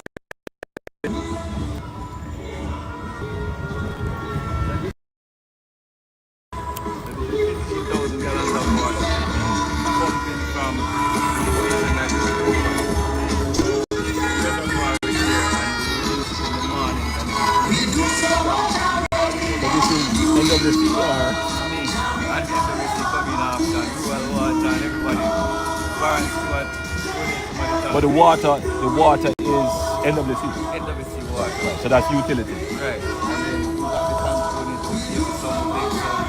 Yeah. So next is going to be down at another reservoir. Excellent. So the member of parliament was explaining what they have to do to bring the water utility here because it's very hilly area. So what this is a storage system. So they pump the water here in the mornings and then gravity feed it in the evenings and then replenish again in the mornings. That avoids the use of excessive pumping and electricity, which sometimes blessings. How are you, my dear? Blessings. Which would require putting in several lift stations, and so they have to find all kind of ingenious solutions until we can actually build a network. So this is one form of the kind of micro solutions we're talking about.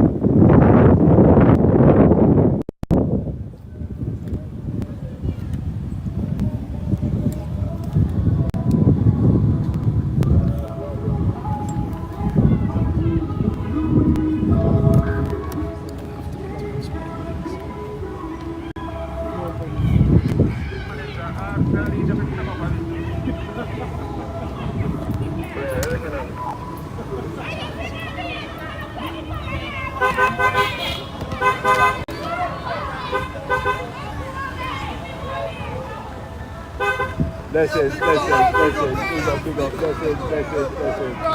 Blessings. Bless up, man. Bless up.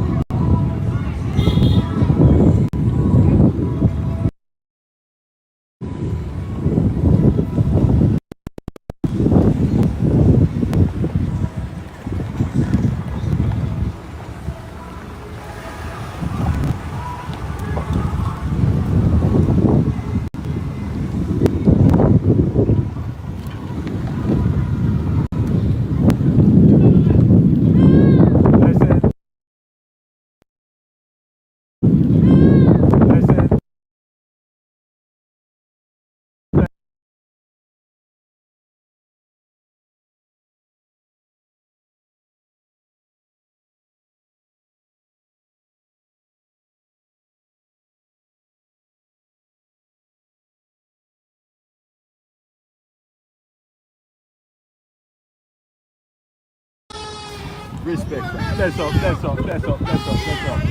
Bless up, yeah.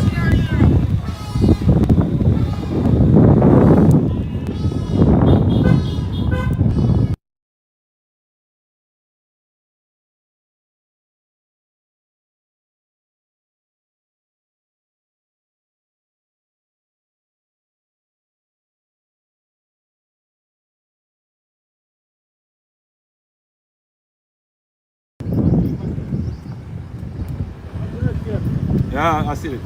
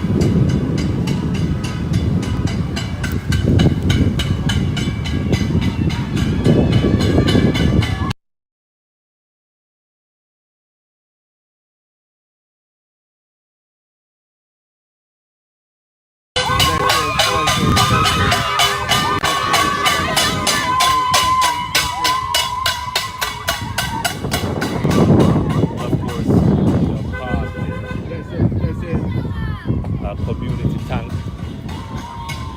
where that is probably just filled up with the community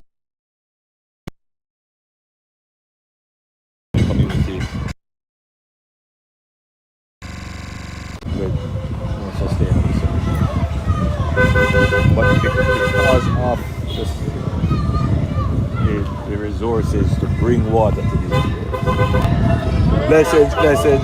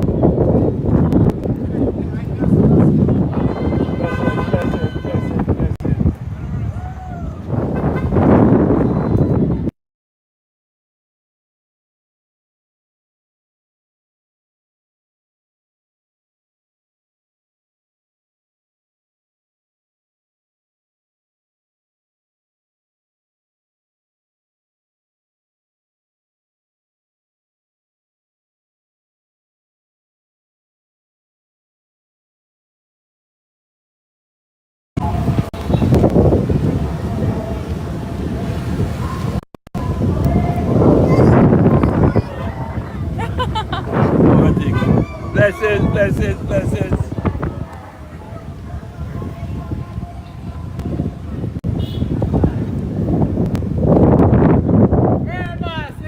Bless up, bless up, bless up, bless up.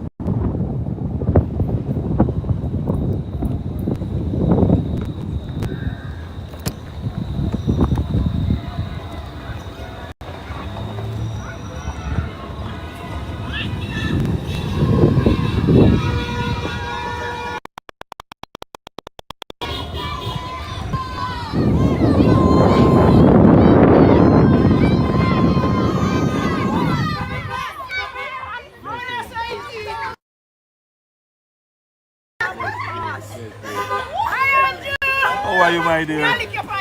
Blessings. Blessings. Thank you, my dear. Blessings. Your turn.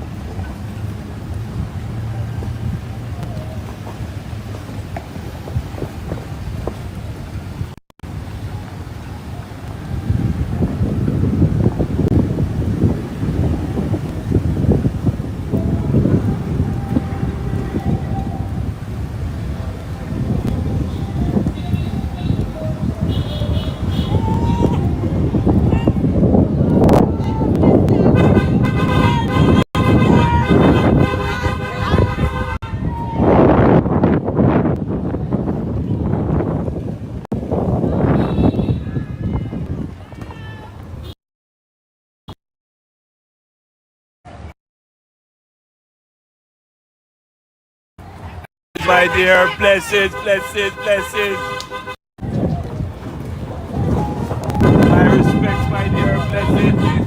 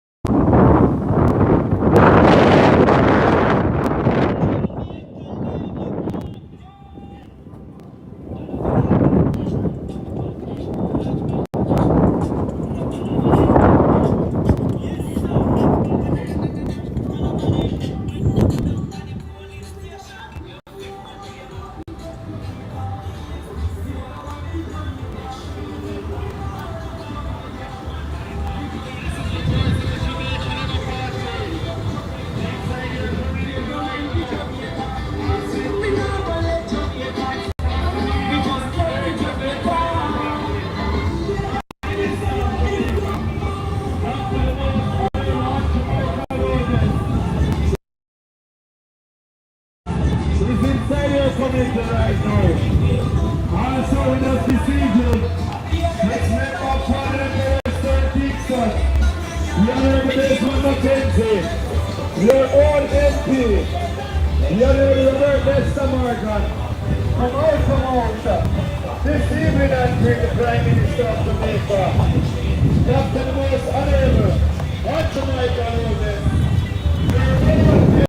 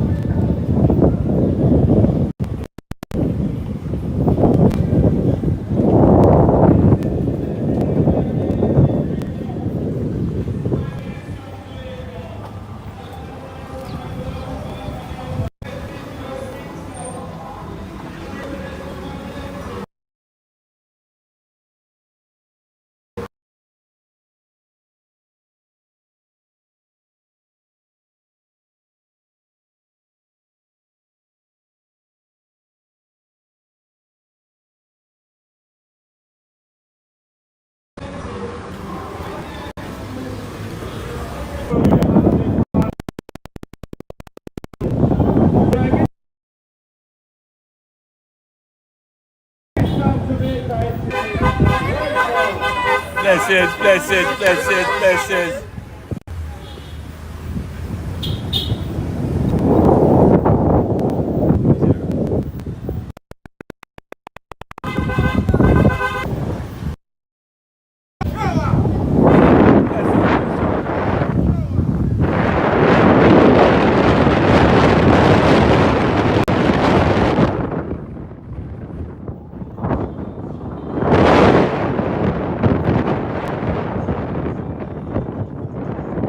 Oh, look, guys, we're entering on a spark road.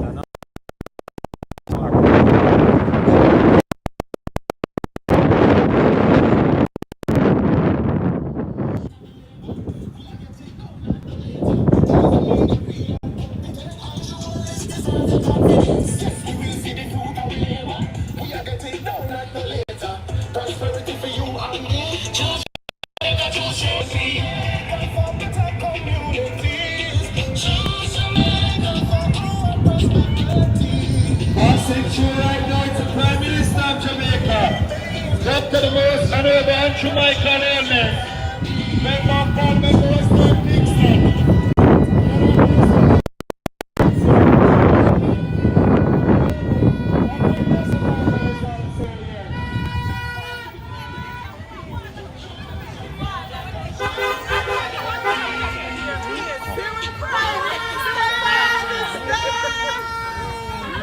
What is her name? Asia.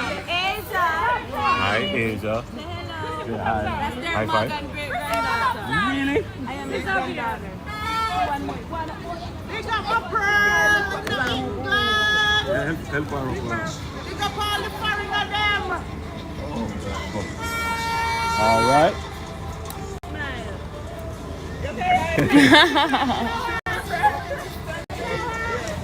All right, come. All right. You can manage it. I'm holding her on here. Thank you for the support. Bless you. Full load, full load. Thank you for the support. Bless you. Full load, full load. Bless you.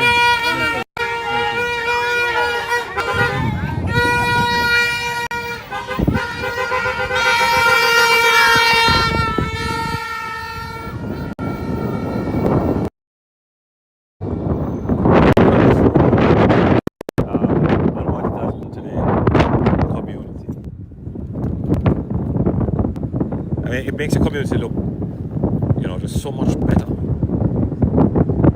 It makes the people feel as if, the government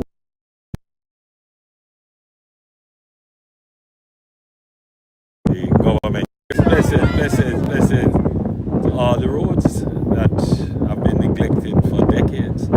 It will take time, of course. You can't do this all at once.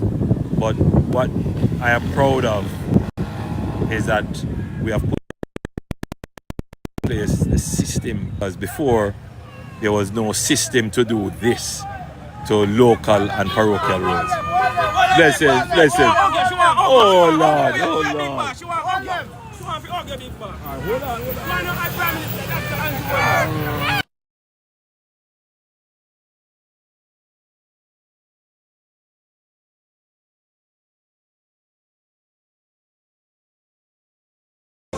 Boss, I love my boss. I love my boss. Bless you. First time I see my boss. 1, 2, 3. First time. 1, 2, 3. All right, my dear. Hey, doctor. Blessings. Holness.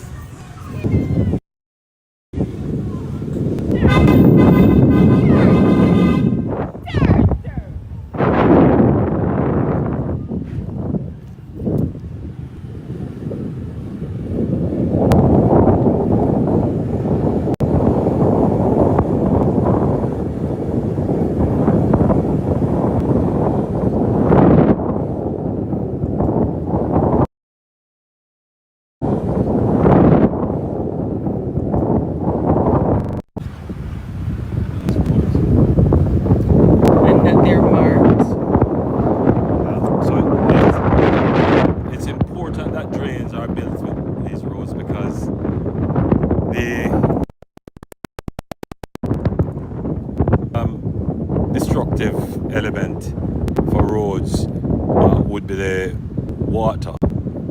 And because it's so hilly, you will find you have a rush of water, and that rush of water, blessings, will compromise the surface.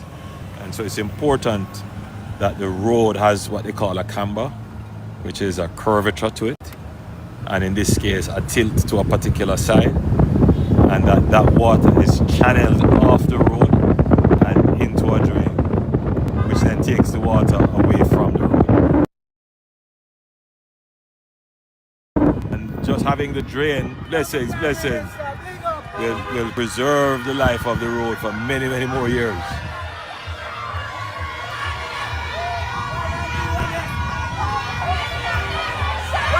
Let's go.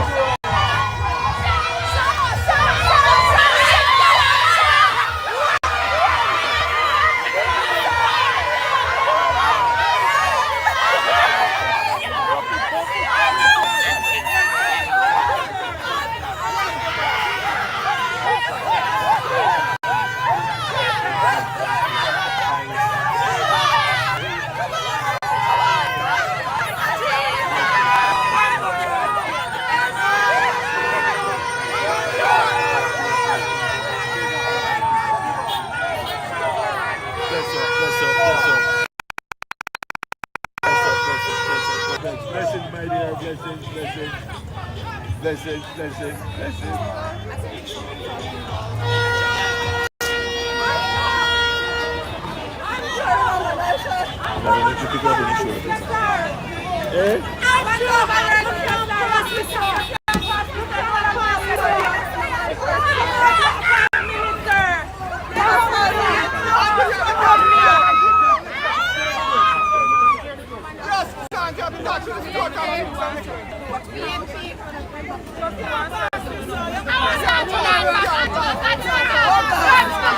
Blue shirts. I apologize that we don't want to stop. We know today is the cut off. We're going concept now. We're going all over. And one thing to insist that we come back to our screen. Oh, that's how you have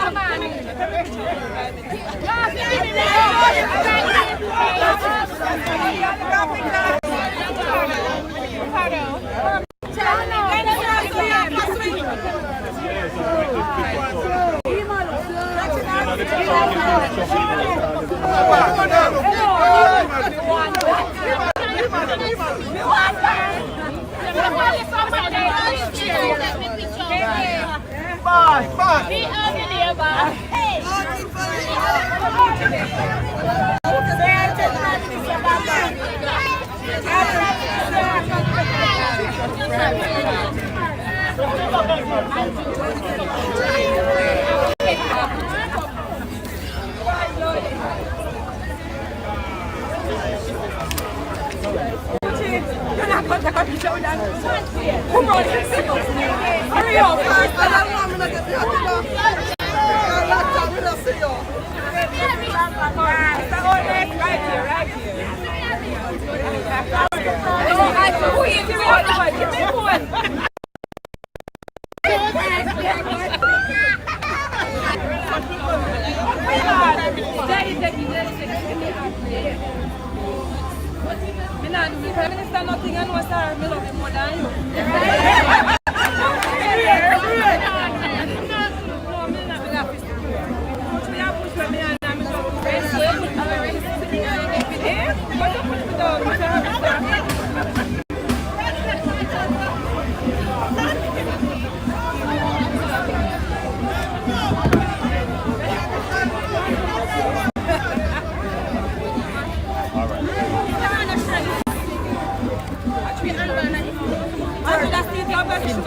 I didn't check.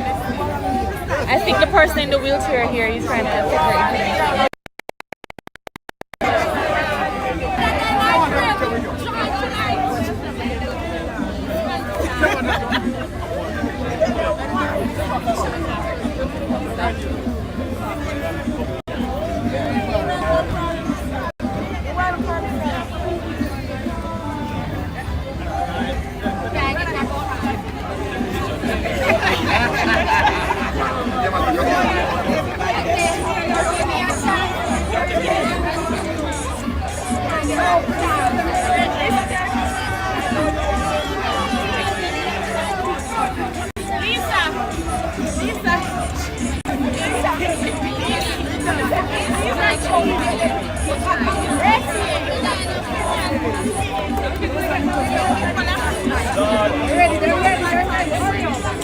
I don't have a lot.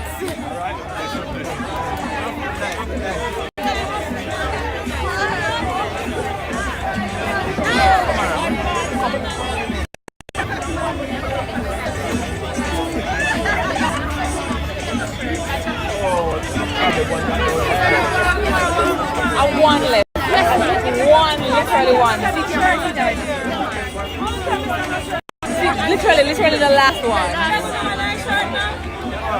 I just gave her the last one. I just gave her the last one. I just gave her the last one. But do you want some armbands?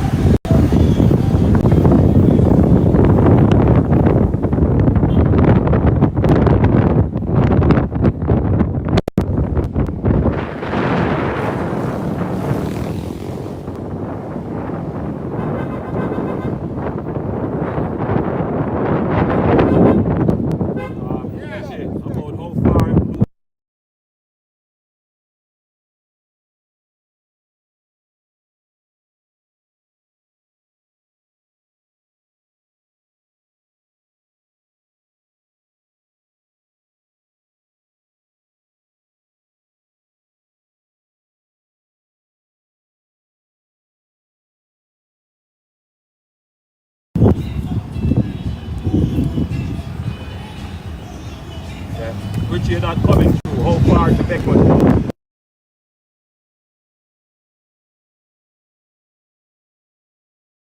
Almost 15 to 20 minutes ago.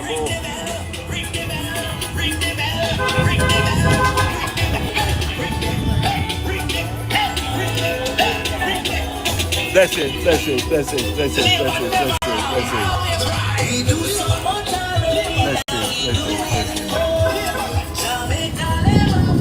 My respects, blessing.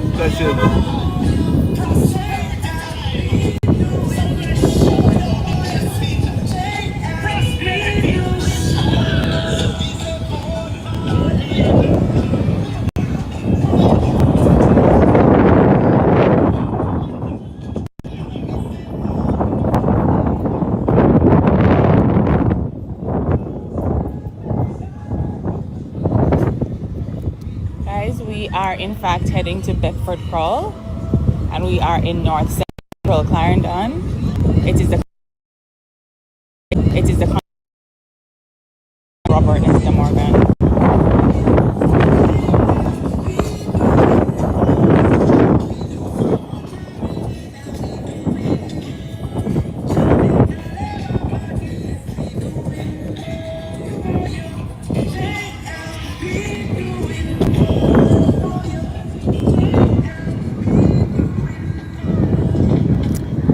I don't know who fully active is, but if that is one place we're definitely gonna go, it's Beckford Hall for sure. Absolutely, positively, we're gonna go to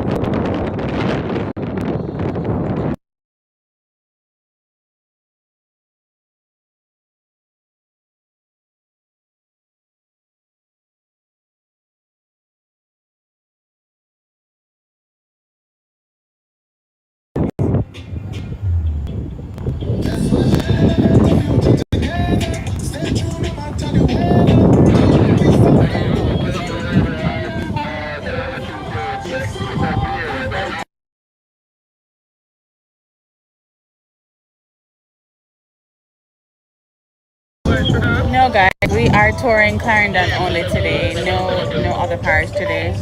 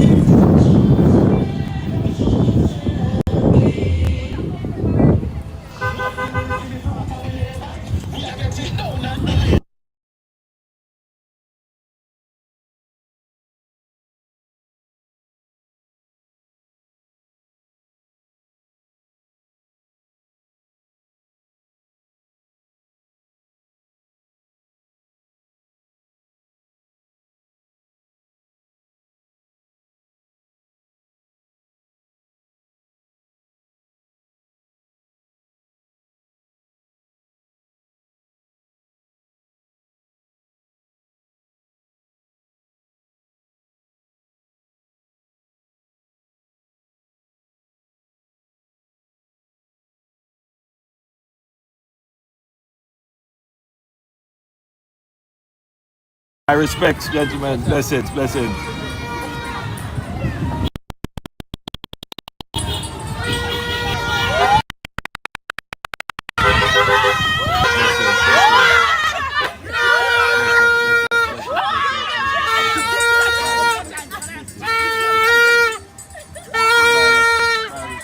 Hey, oh, what is the little one?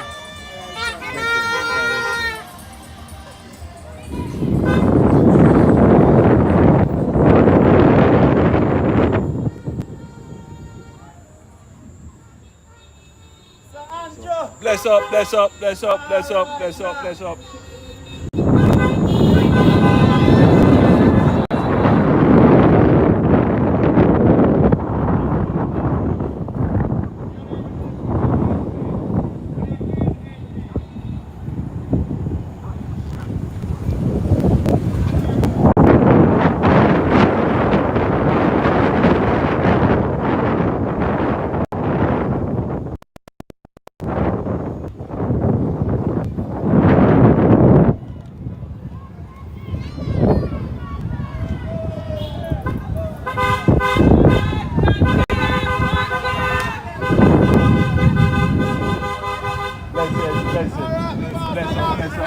Bless up. My respects are blessings, blessings, blessings.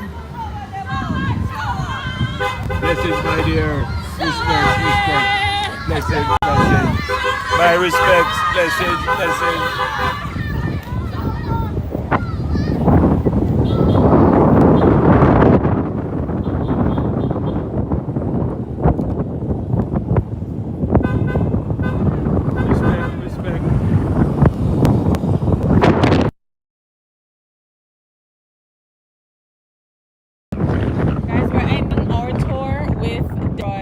In central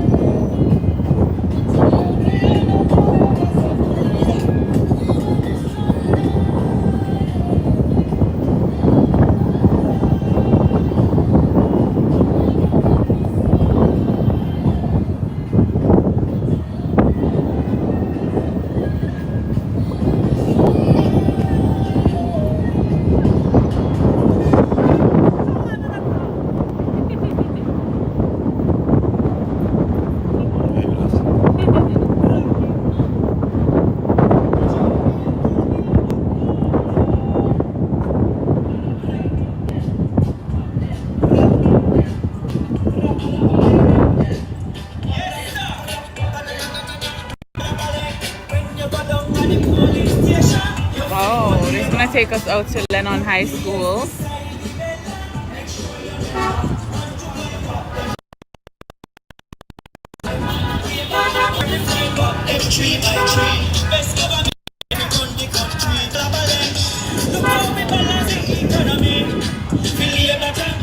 This area.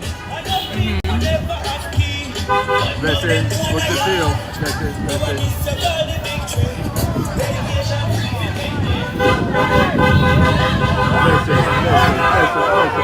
Blessings,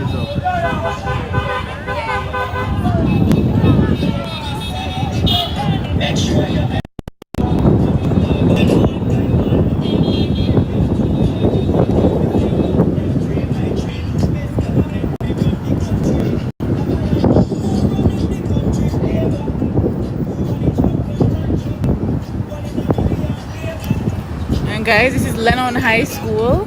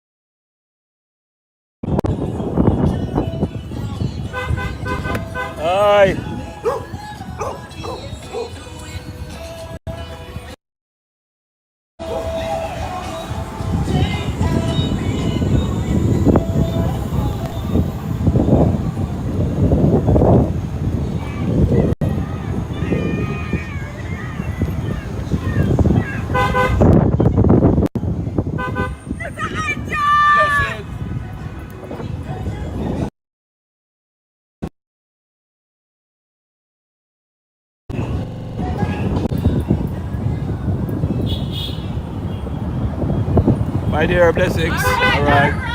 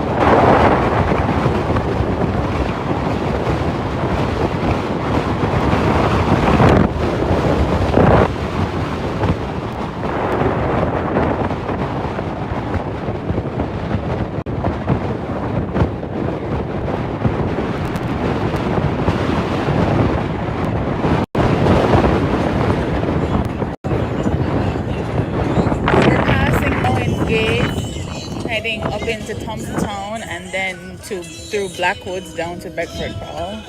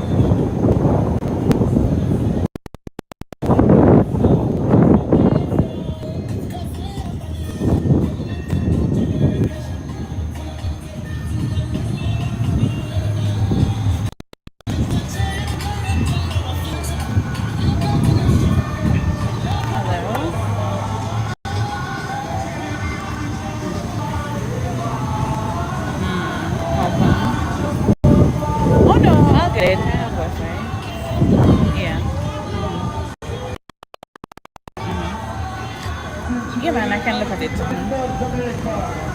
Oh, what time do you need to air it? That's it. That's it. Okay, all right. Yeah.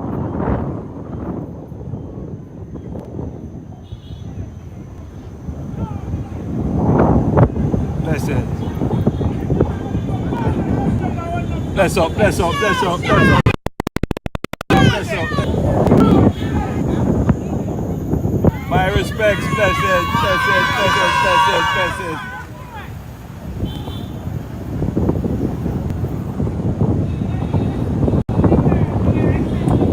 All right.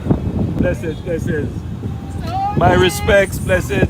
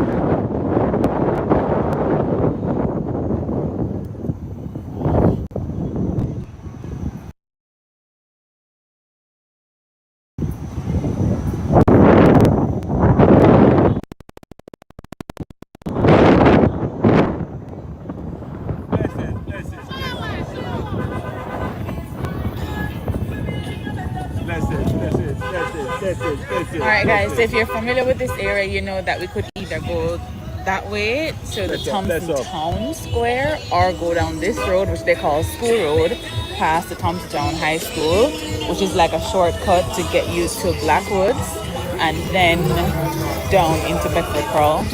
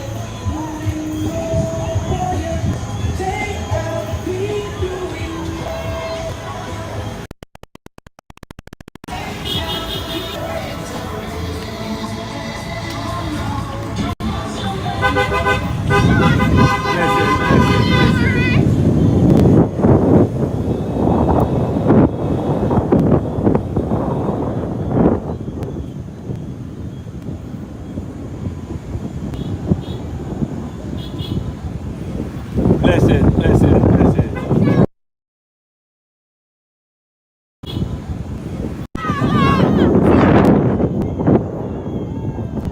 Music first, guys. Blessings.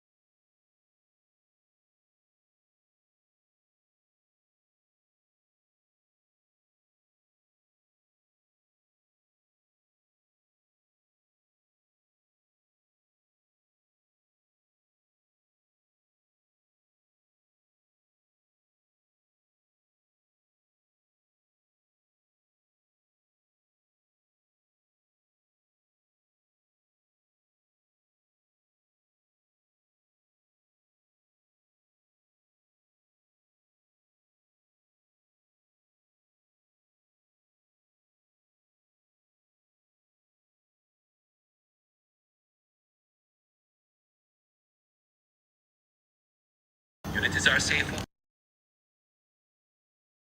Units are safer. Florida's down by more than 55% in the last year. This is training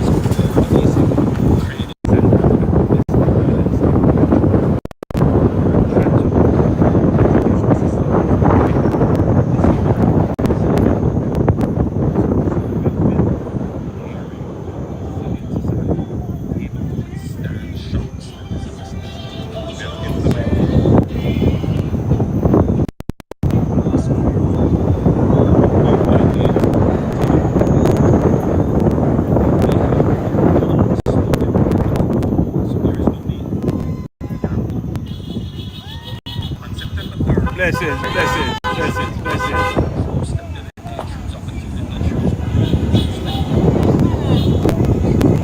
Bless up, bless up, bless up.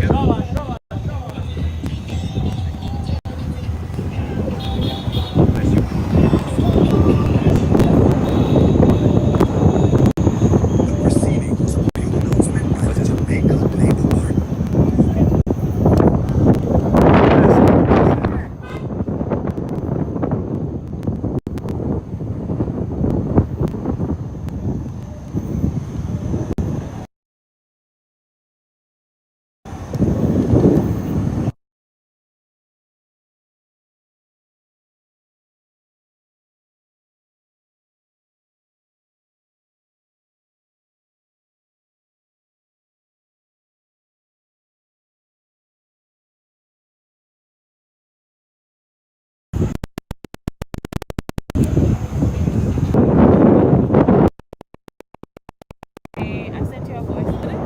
You could, if you could add the captioning, otherwise be the thing for accessibility purposes. Blessings, blessings, blessings. Yeah. All right. Blessings, blessings. Bless up.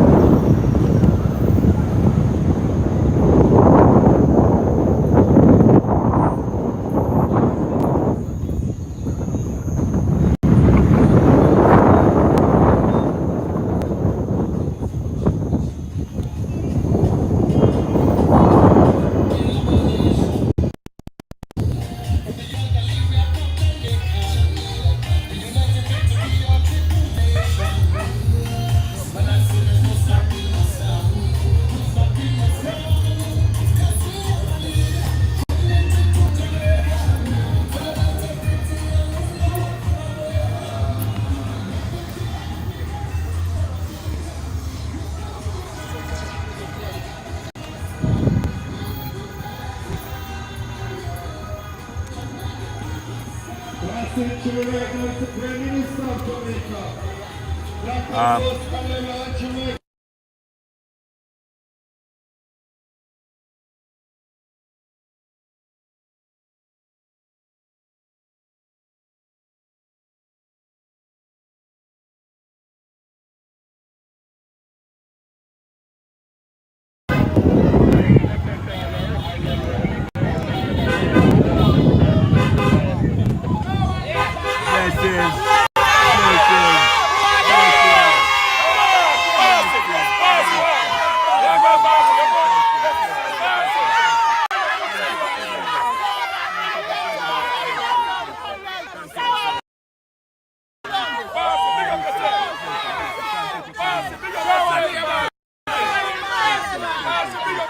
Bless up, big up, big up, big up, big up. Blessings, blessings, blessings. Totally appreciate it. Blessings, blessings. My respect, blessings.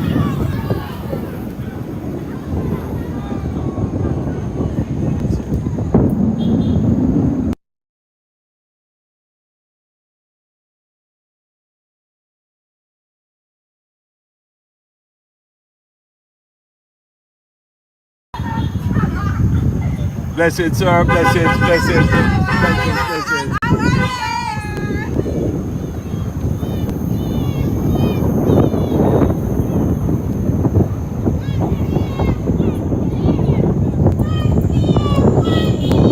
Blessed, blessed, blessed, blessed.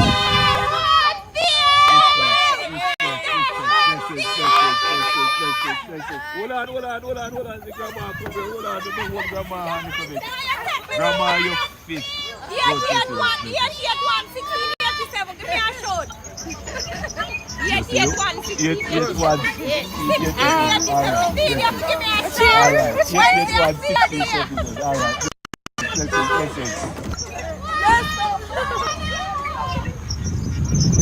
All right, Abby, we're coming.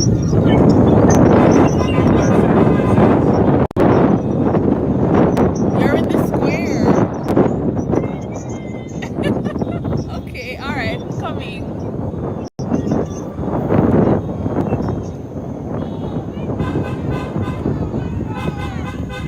Oh shoot!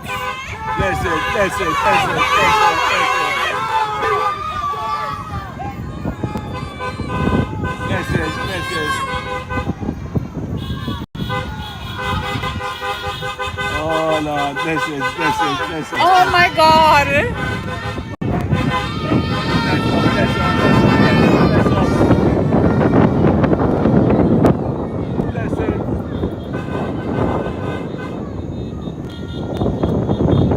Guys, do not comment, okay? You never saw that. Don't comment.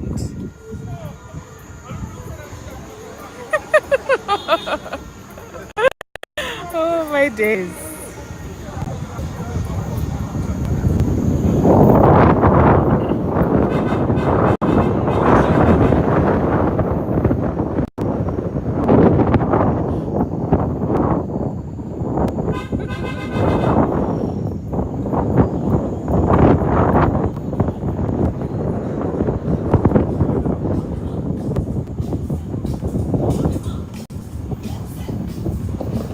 King make it good that they missed it. That's good.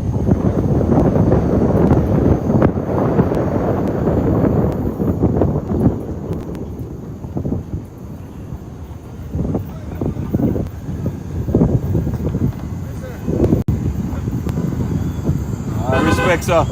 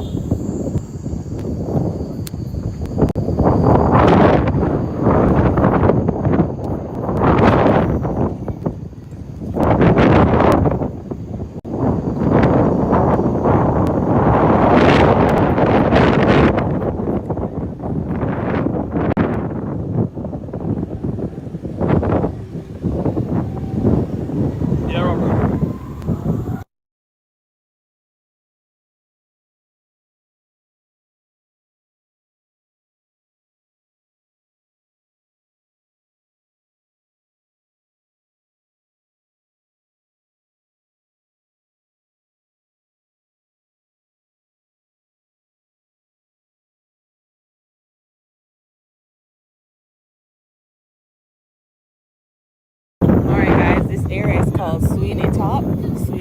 And it's going to take us down into Beckford Cross Square.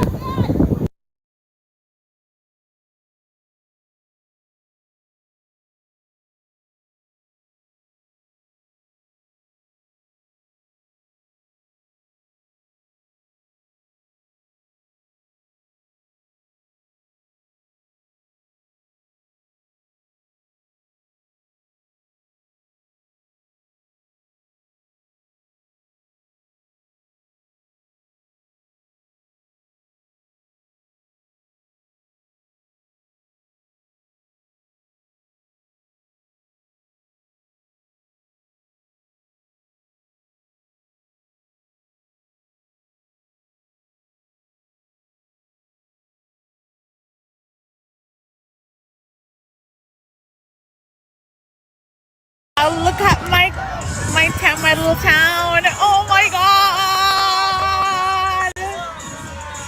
Oh my guys, I also come from. If I ever did I wonder, this is my town.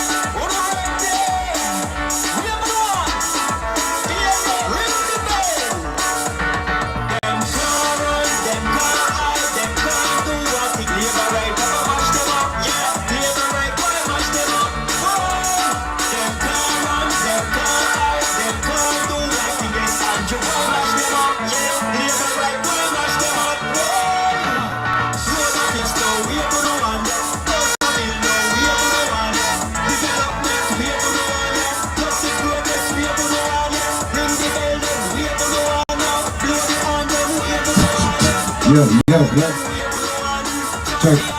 one.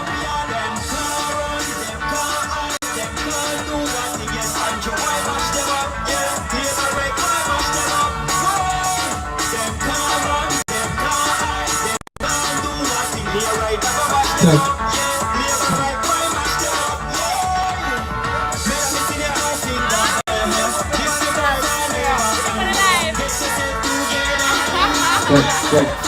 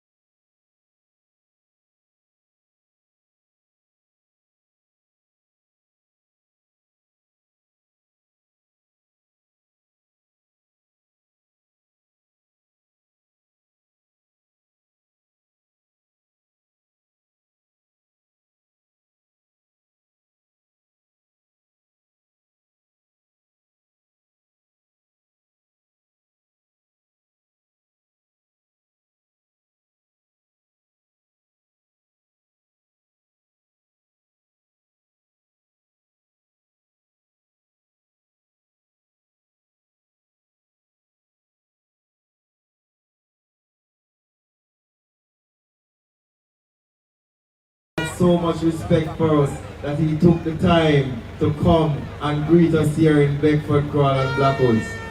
Prime Minister, we're doing a lot of work in this constituency. This road that we're standing on, Prime Minister, is slated to be a Spark Road. It's going to stretch from Summerfield to Thompson Town. The people of many sections of Beckford, Crawley and Blackwood have not had water for many years.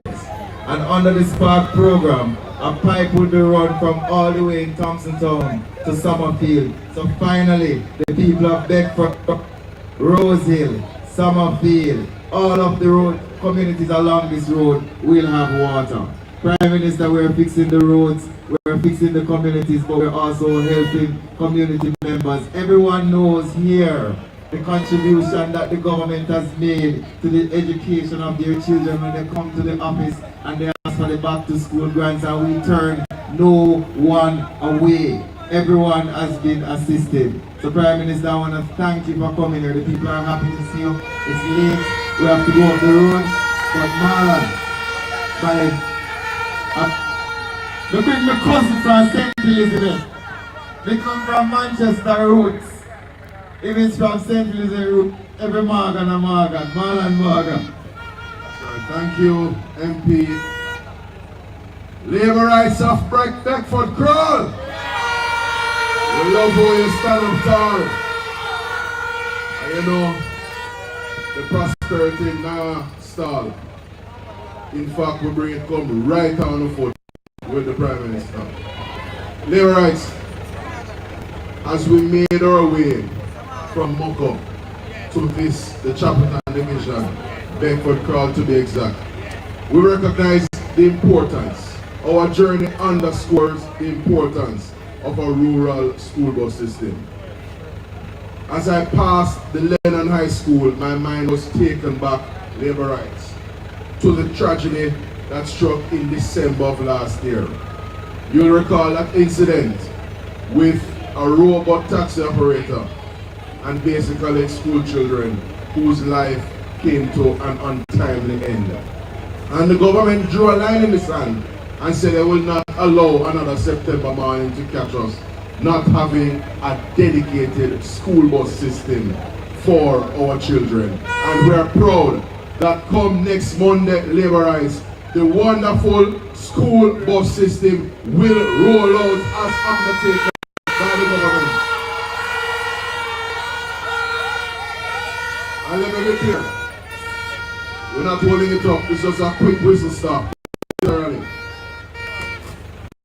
We recognize the importance of providing transportation, particularly here in rural Jamaica. And so our taxi operators have an important role to play as well. They help to commute or bring people from one point to another as people make their way to work or to school. And we want the taxi operators to recognize that we salute them, we applaud their effort, and we want persons who may be operating in that profession or in that field to do the right thing and operate responsibly so that we can take people from point A to point B and do it safely, labor rights. As I wind down, you have some people who are run up and down the I talk about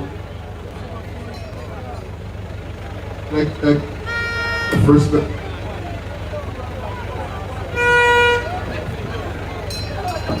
Alright. Well, you don't know, we have mic and backup. So the thing is up and running. So labor rights, there are some folks going around the place talking about them are going to ease off the pressure and rescue Jamaica. When you hear them say that, turn to them and ask them, rescue Jamaica from what? Make no mistake, labor rights.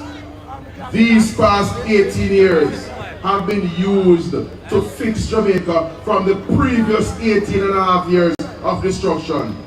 If you count from September 3, 2007, when the Bruce Golding administration won that famous election, you will realize that this Wednesday will take us to exactly 18 years from that point.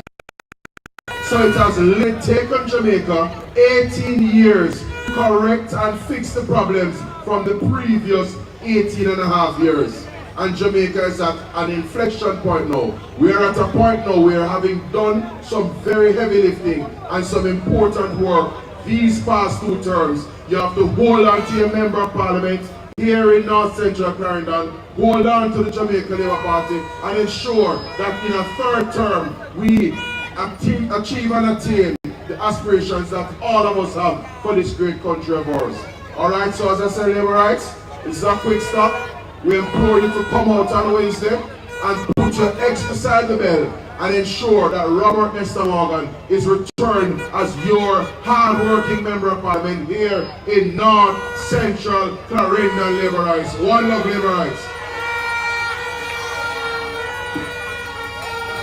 Thank you very much, Senator Morgan, who has come to endorse his namesake, your member of parliament to be returned,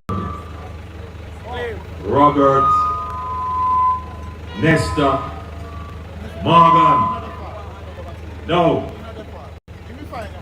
I want to thank the people of Bedford Crawl and Blackwoods for your loyalty and for your support for the Jamaica Labour Party over these many decades. Not because we know that you will never switch on us, means that we take you for granted. I know that some of you are of the view sometimes that because you think say we die hard, we do not compare with our mind. I know it is in the back of your minds sometimes. But I want you to know that you are always, always in my heart and in my mind. I am always thinking of you, the people. Our 3rd term will be focused on addressing the things that are of concern to you. Your road, your water. For some people, you have some housing issues. For some people, street light. For some people, jobs. All of those things are on my list of things to do for you. And we're not waiting for the 3rd term to do it. My friends and family here in Blackwoods and Bedford Cross started. Your road, you can see that some repairs have been done under the REACH program. We will come with another REACH program to make sure that all the roads that are in need of repair, we give you some relief.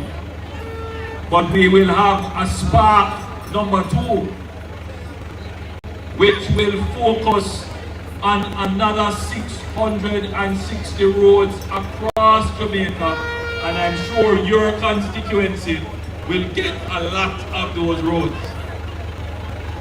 Water. This area, like many other areas, you are not connected to the NWC supply. You have a local system. A few years ago, we more than doubled the allocation to rural water. And it was of such an impact that over 350,000 Jamaicans benefited from it. We estimate that there are about 900,000 Jamaicans, of which communities like yours would be included, that don't have reliable and consistent water. What we will do in our third term is to make a set of allocation, improve your local water supply, like the spring that serves your community here. What we call Blackness, I know of the spring. And what we will do there is put in proper pumps, proper reservoir storage, and pipes to your community. That many of you see the development happening around you. You see the highways and the buildings, and as I say, a lot of construction going on in your area. And you are also saying you want it to come to you. And that is what your government will be doing. We are going to bring the development, public services, the road, the water to you. But we go one step better. I know you are all independent people. You don't necessarily want any handouts. What you want is to be able to work for your own. You want, after you work, you can come home, take care of your household, the woman some money, and nobody gonna bar. Nobody gonna bar. No, you know what? If you have to go to the bar, be responsible. But you have to save some of it. You have to balance it. Alright guys, so as I was saying, this is my little town of Beckford Crawl. This is the square. This is the post office where I used to collect postal items when I was a child. And it's very prime minister in my town. All sectors of the society. We take care of the pensioners. We give them an income tax relief. If they are 65 years and older and they earn $6 million or less, they won't pay an income tax. Well guys, you see what my place is like. These are people. We will cut the interest rate from 25 to 15 as the base rate. And for the working class people who are at minimum wage, the helpers, the washer lady, the bartender, those people who form the base of the... We have also indicated that we intend to have a substantial, I believe we're going to just go back up to Town side after Beckford Crawl. And come our first budget in the next term, the minimum wage will move from $16,000 what it is now to $18,500, and then we will steadily increase it after that till it doubles. That is how a government fairly takes care of the society. The other people propose to take up $75 billion and give it to 120,000 people, and then ask all of you here to pay for it. How many of you here earn $1.8 million?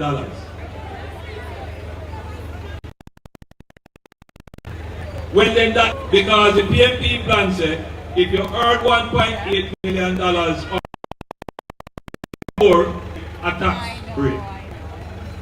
So you don't earn that, you don't get none of it, but who going to pay for it? Everybody in Jamaica going to pay for it. You going to pay for it. And that is not fair. Our plan is much fairer. We take care of the people who are hardworking in the middle, and we take care of the people who are at the base of the society, and we lift up their incomes as well. So the people of this community, some of you will be working close to or at minimum wage, you will benefit from our proposal. So this election, you have some really clear choices. Promises that don't make any sense of the PNP, and solid things that you can look and see happening right now. You can see the Spark program, you can see the water, and we are the ones that have consistently increased the wages, including the minimum wage.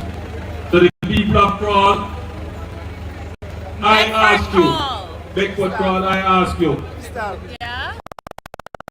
continue your hard work for our Parliament.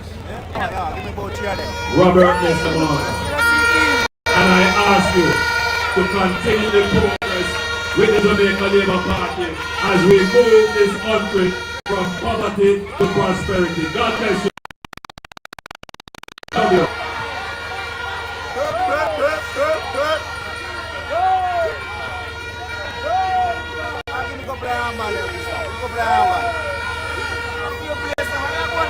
I know, that's why I'm giving you armband.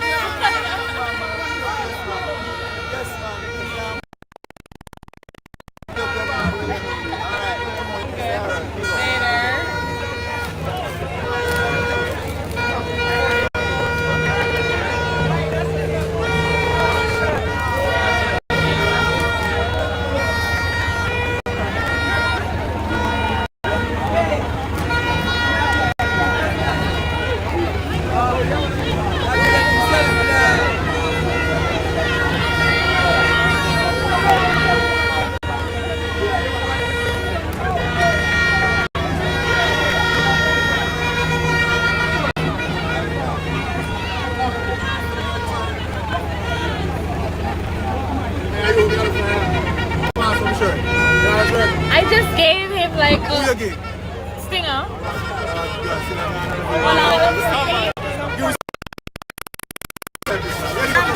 And I have books. Give me something.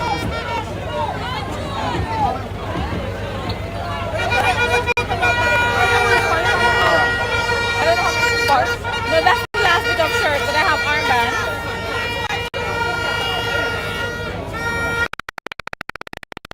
I just gave them all the ones I had there.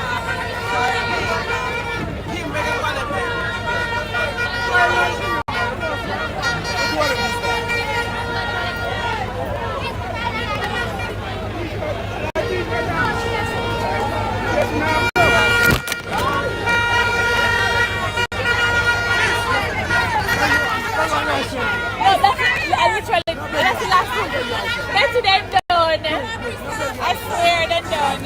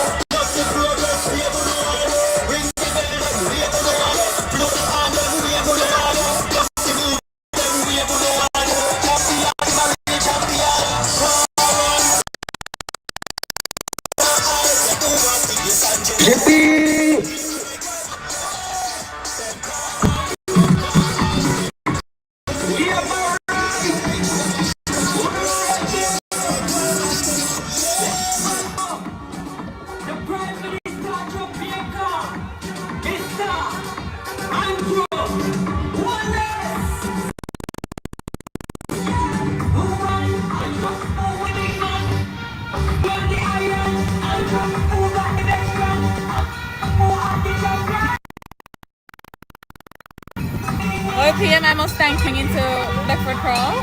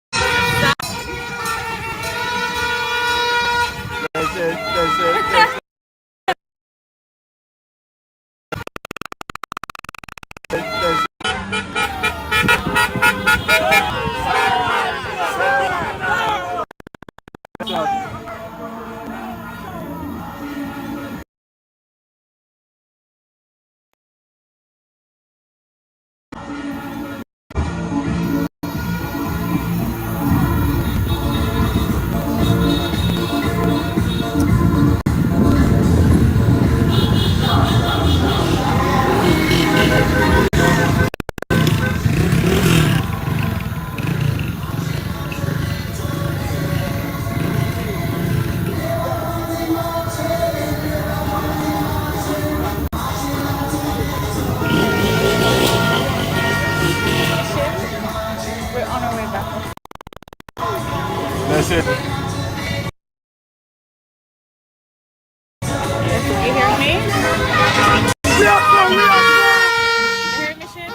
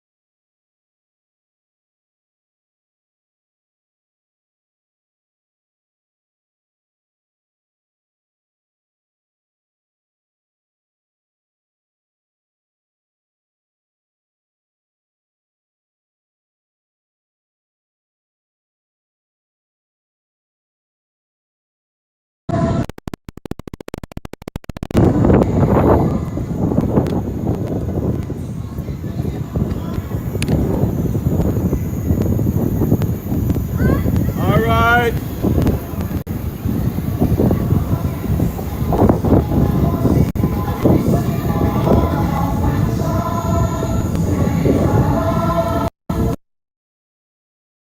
That's it.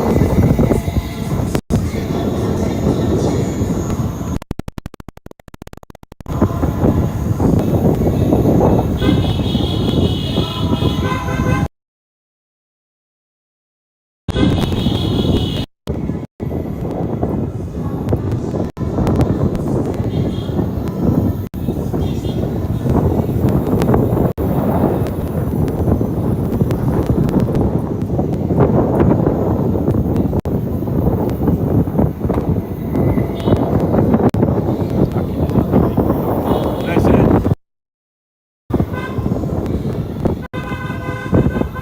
All right. We're literally around the corner.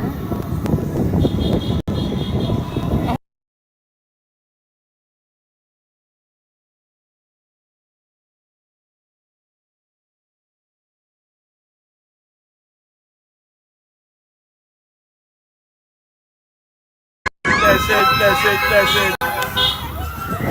Here, here.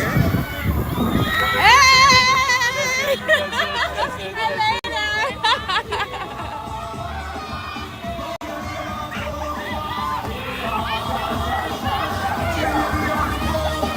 What's here?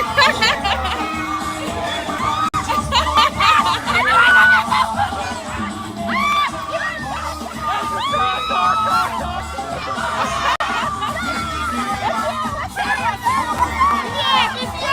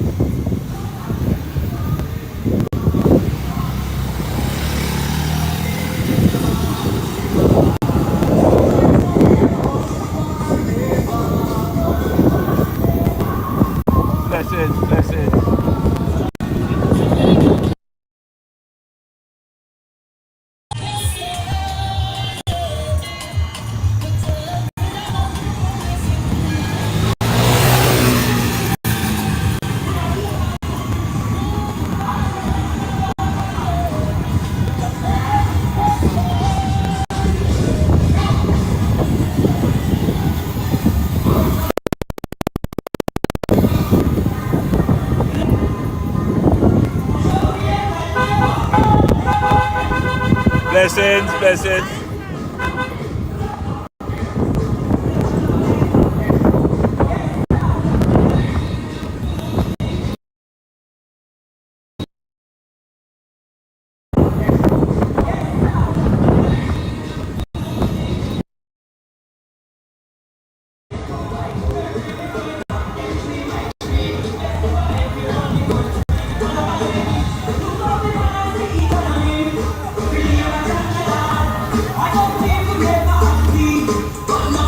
Blessings, blessings, blessings, blessings, blessings.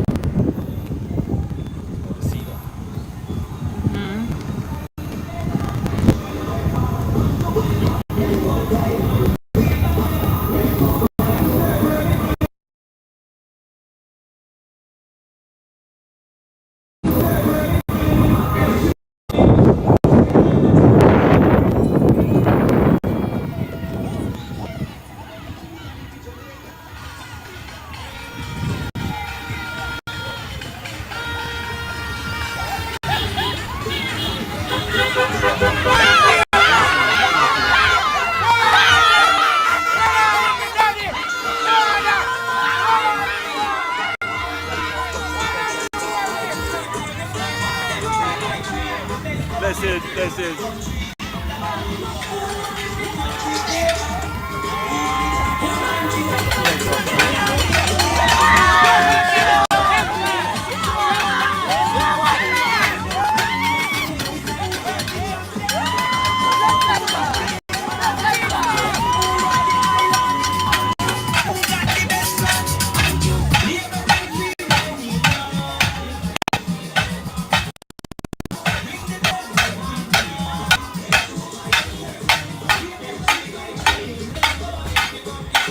Your flag fell.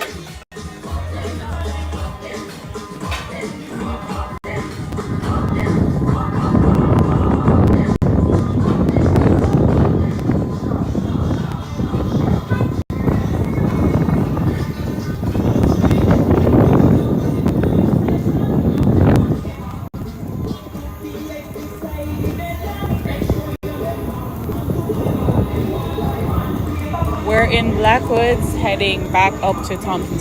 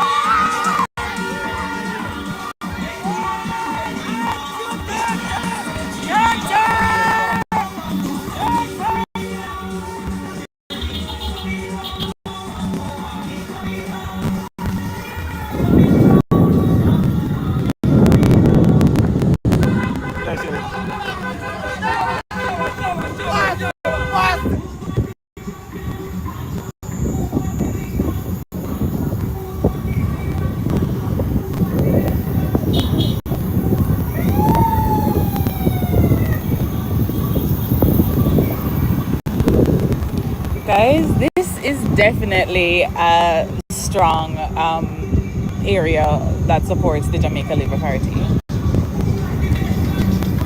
So not a lot of cousins to see. In fact, I don't think I've seen any. That's it.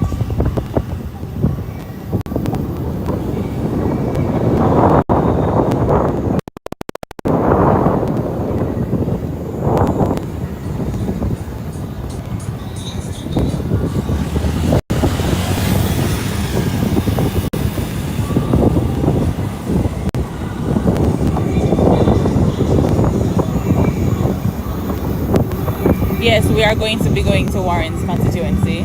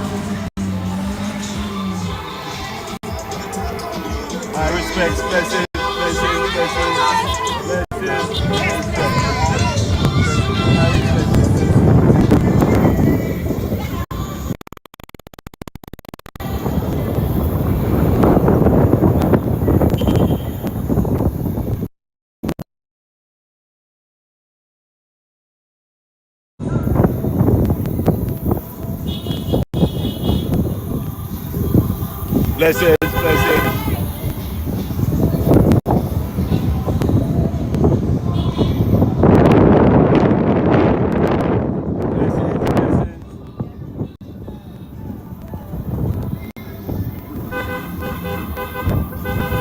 All right.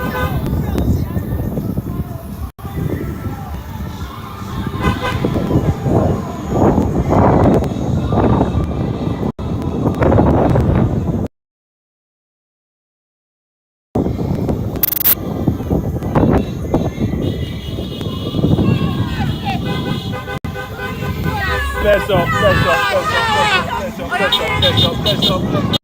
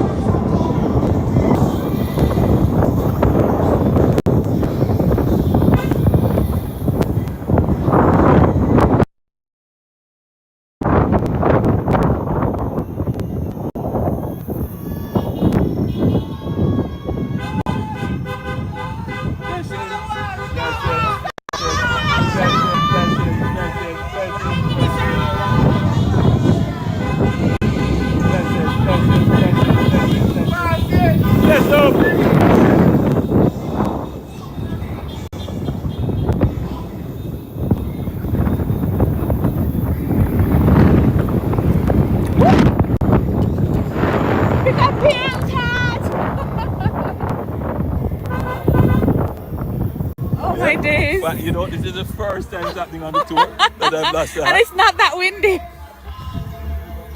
No, it's because It fell just behind the second security vehicle.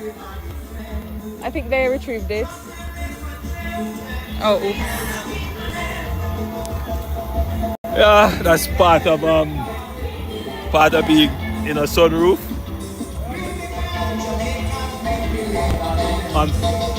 Thanks. And it's kind of chilly. Oh God. Definitely I needed a hat. Okay guys, PM hat flew off, but he was able to retrieve it, fortunately.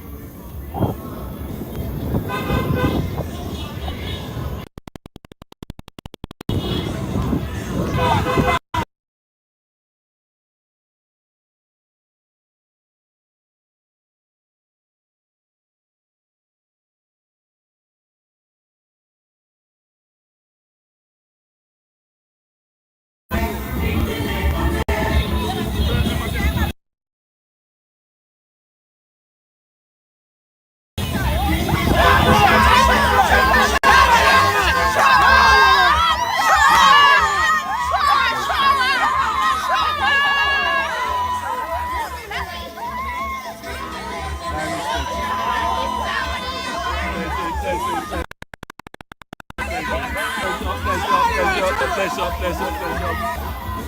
My respects, blessings. Blessings. Respect.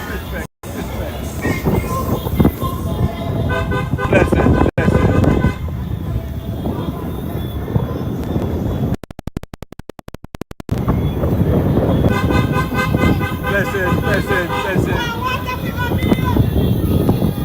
Hear what they say.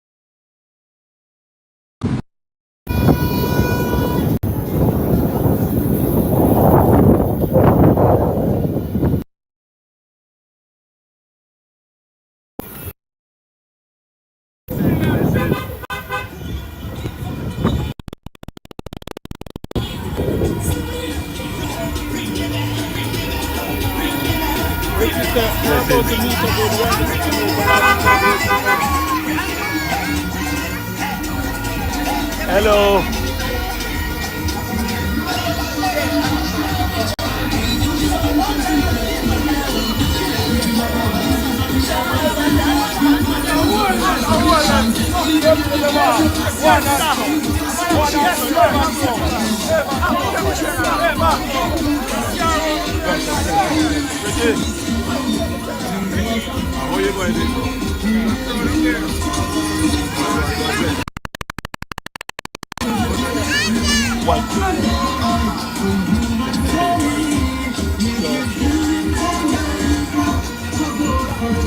How you going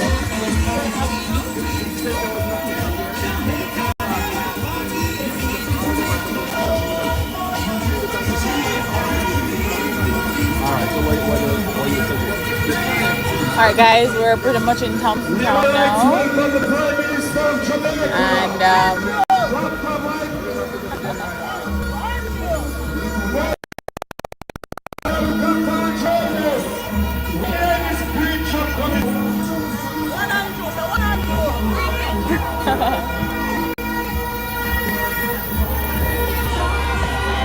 We have a right to get over and to make some noise. you know guys, we're only doing Clarendon today, so only Clarendon today.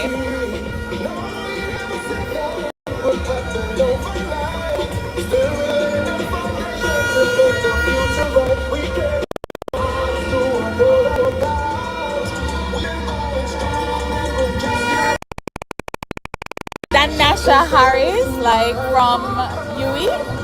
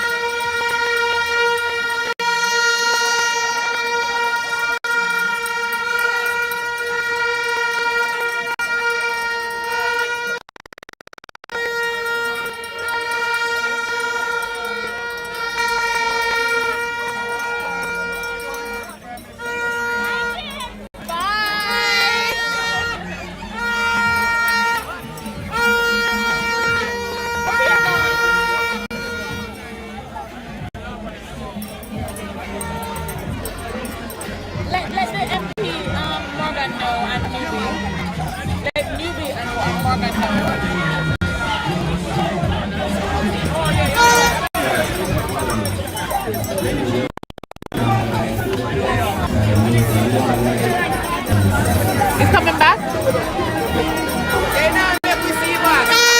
coming, he's coming. He's coming.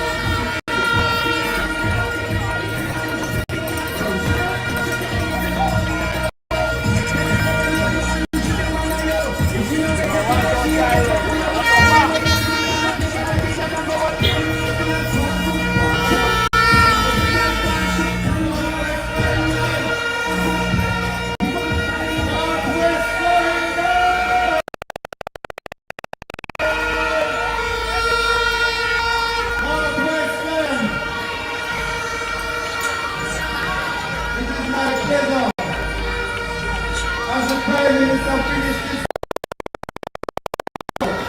of the work of the hand over, the Prime Minister in the safe hands of my long-time brother. I don't know the history. I may have this man. This man is like my brother from another mother.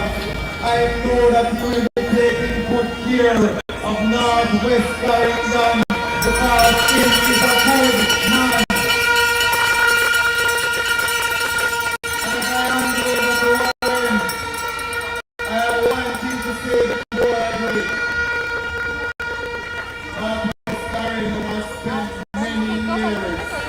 Suffering under the PSP. We should not keep so much road in a Northwest Clarendon because the minister works for many years. Andrew is coming, guys. Just a second. It says to you that the legacy that they left in Northwest Clarendon is not a good legacy, which is why some community and some lot them can't go. They have to walk and put their life because people are not for accident.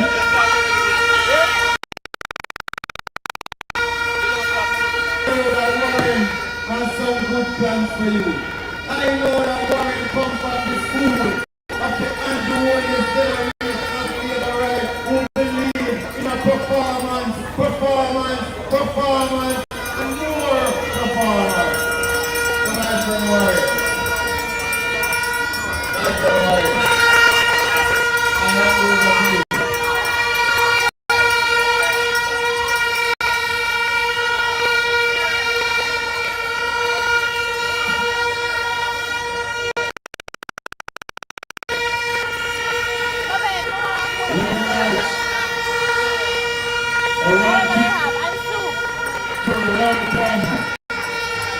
The Prime Minister of the Minister and leader of the let's work hard to handle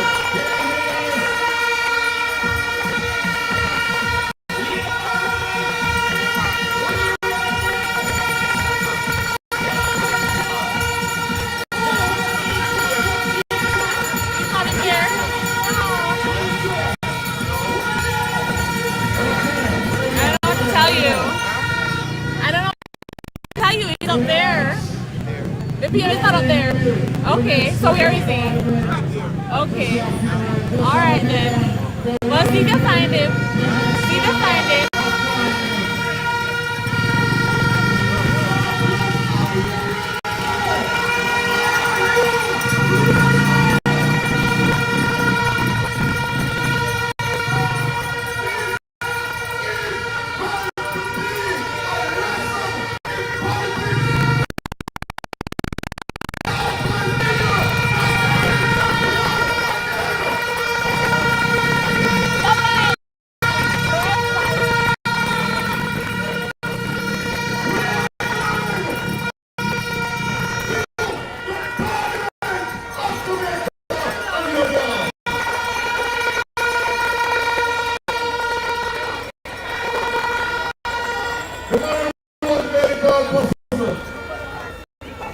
House.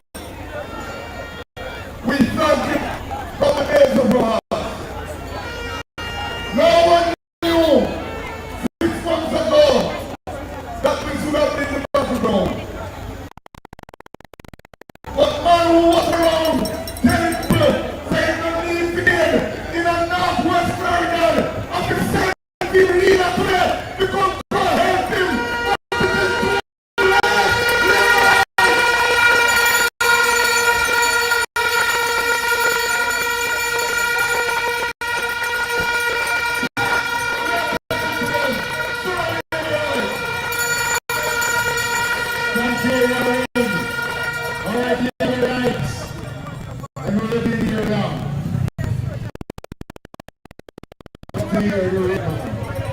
So what time is it?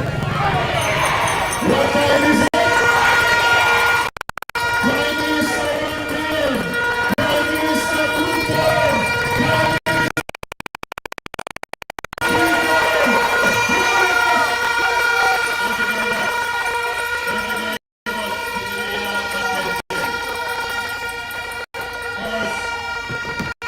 I want to pick up your next member of Parliament, Warren Hughes.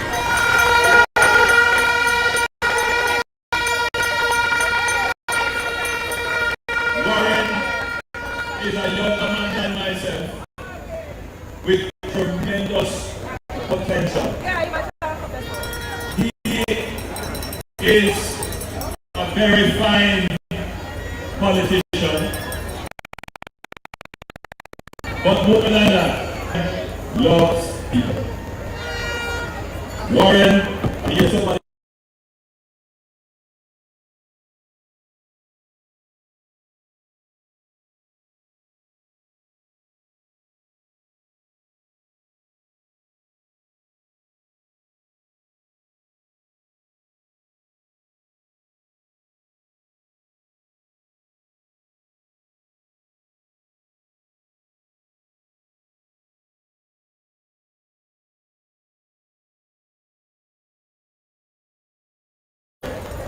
That the term of Warren with Bob was the member of Parliament before running against him now.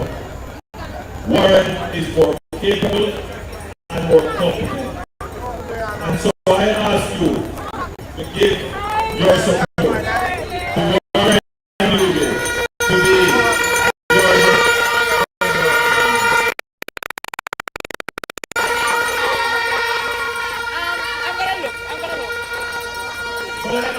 be your support, because the challenges that constituencies like these face requires representatives who will create a government that is able to deal with the affairs in such a way as to not make life harder for you. It is one thing you can say about the Jamaica Labour Party government. From the book, like Warren, is that we have been to run the country in such a way that it doesn't create additional pressure on you. Indeed, you're super duper looking. You're super duper looking. You shouldn't come down here. Standing in Foxconn, that the murder rate would be cut by 55% as of today. Into the last 3 years. Yeah. Would you believe it? Yes, lots. A lot of you would believe it. A lot of you would believe that they would have cut the murder rate.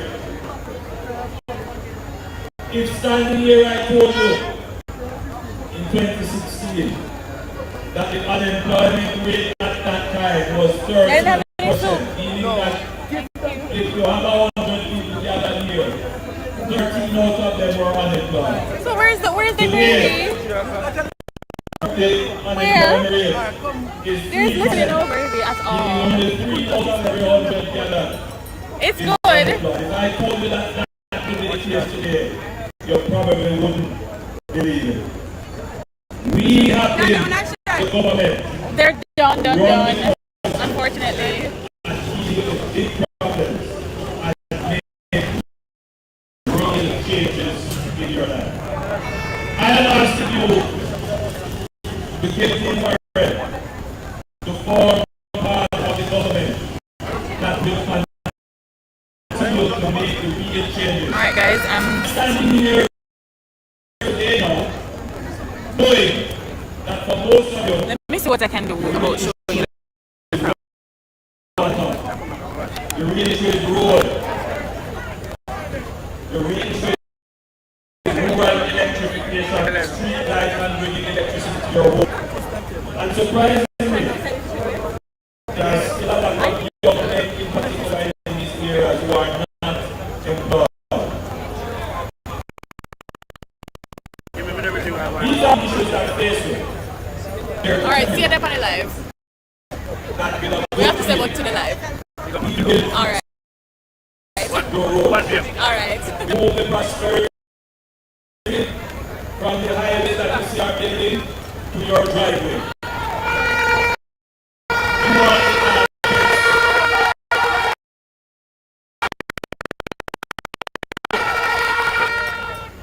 I always said that I want a Jamaica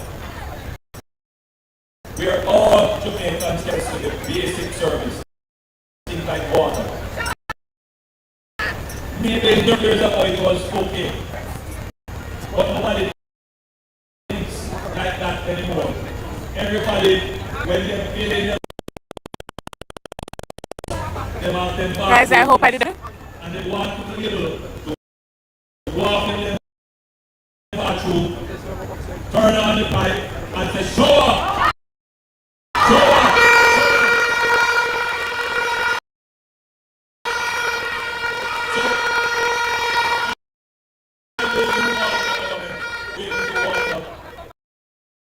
To your home. It is the Jamaican Labour Party in the last 10 years that has brought water to 350,000 Jamaicans who did not have it before.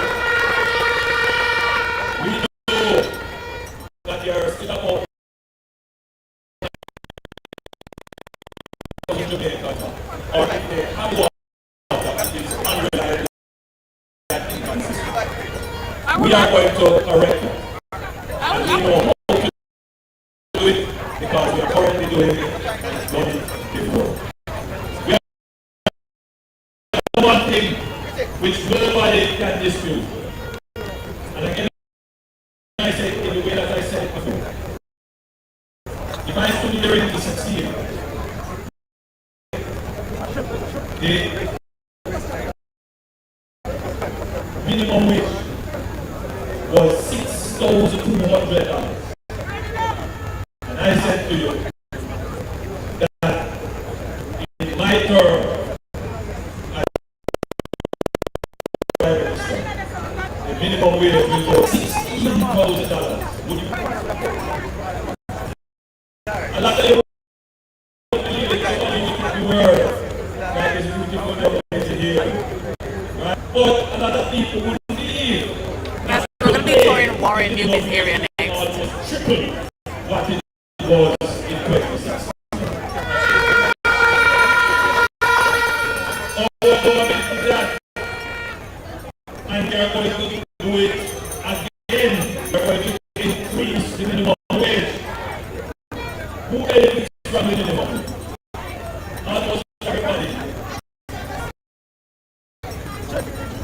People who are domestic helpers.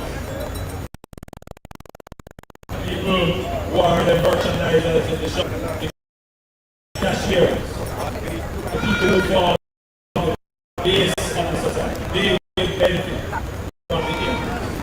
Yes. The other people come with a plan, and that plan starts to benefit people who earn between $1.8 million and $6 million. How many of you earn $1.8 million to $6 million? Then none of you will benefit from it. The owner will not go. It don't benefit none owner. But all of you will have to pay for it. All of you. So I said to you, when you hear people talking about the other side plan, then make them plan when you wrong tell them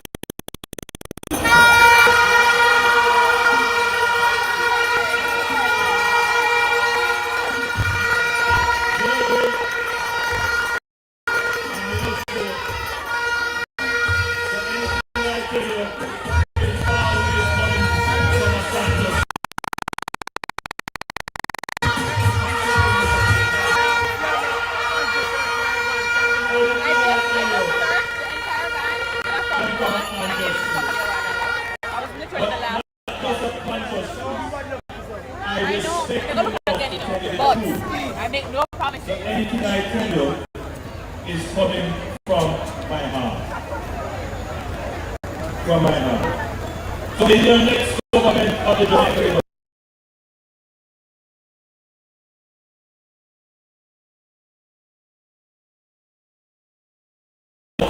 to your home.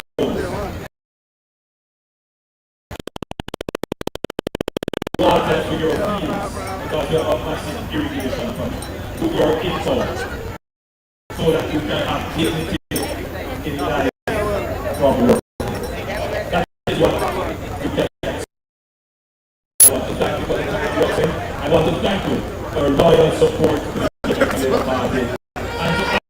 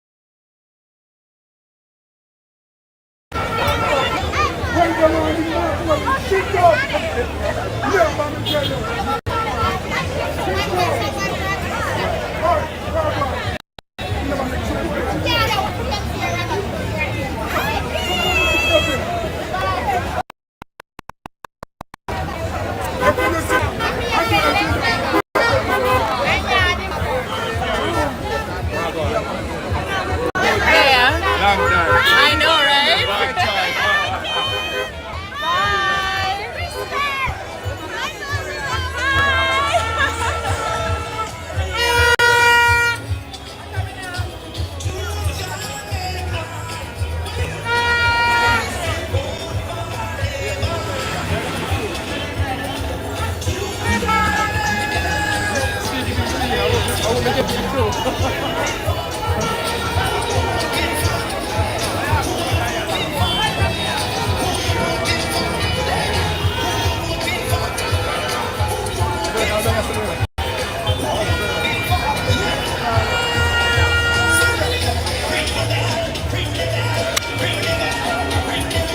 Watch me, I got any live if I'm not stop trouble me.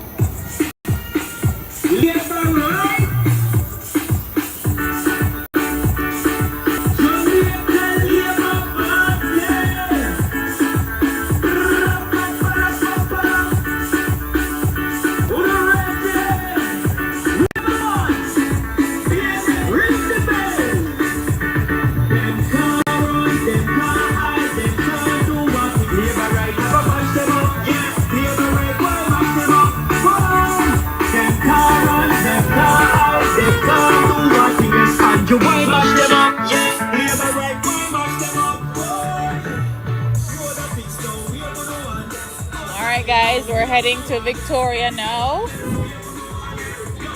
per the sign.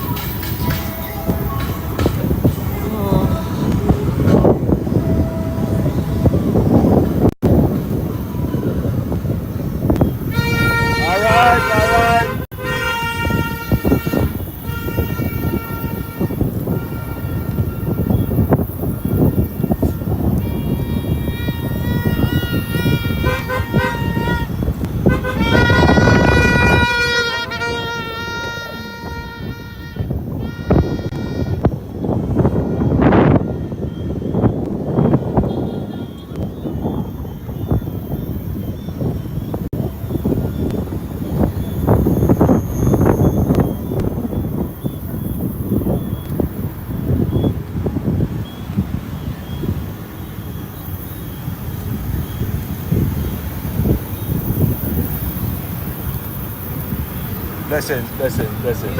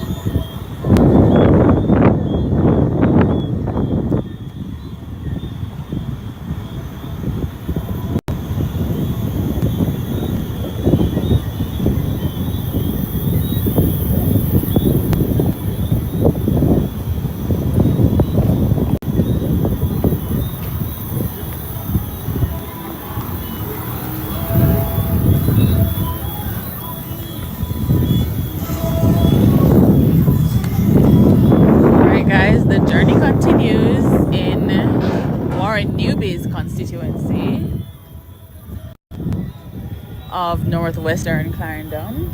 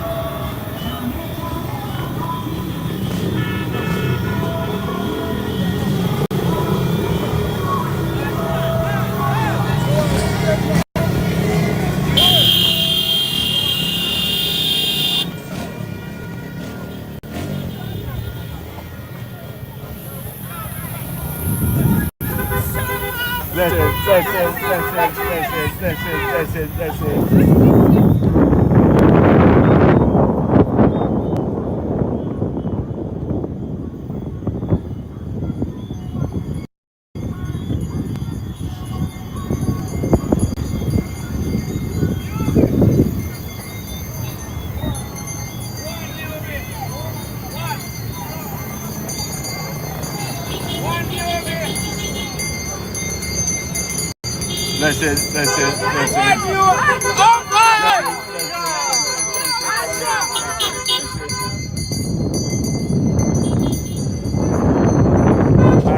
blessed.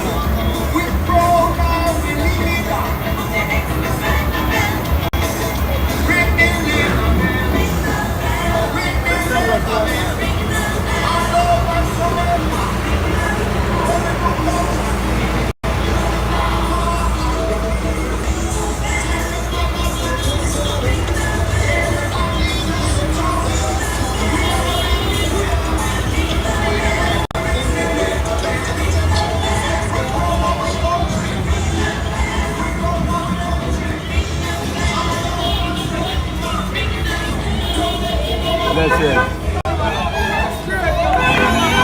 Bless it, bless it, bless it, bless it, bless it. My respect, sir. Bless it.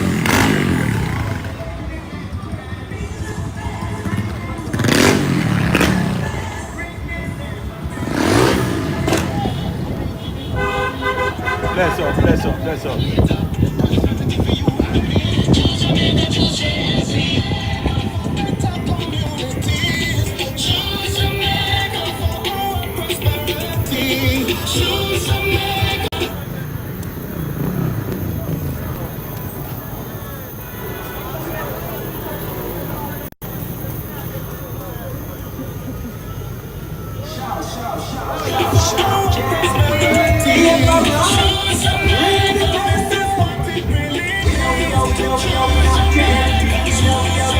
No, guys, I'm here. I'm not sleeping.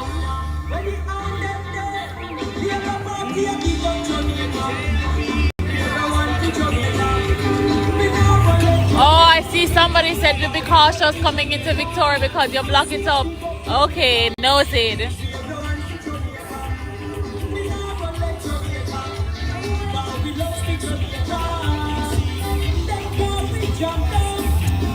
I'm here, guys. I'm here. I was just kind of observing as I was going through and allowing you guys to do the same. We are going through Victoria. I don't believe we're going back to like north central side. We're now in northwestern. And I think we'll come back around and end up in central Clarendon.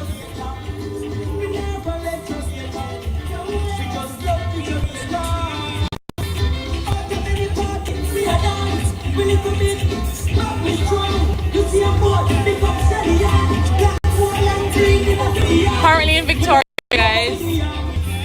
I see the message about being cautious going into Victoria because it block up. I see the message. Thank you for the heads up.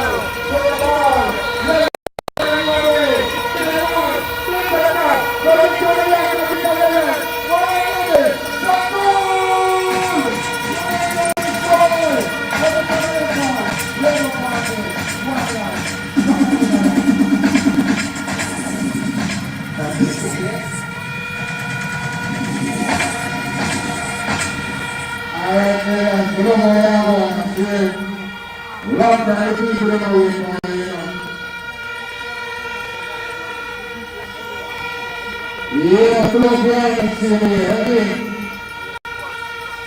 Alright, right, let's go.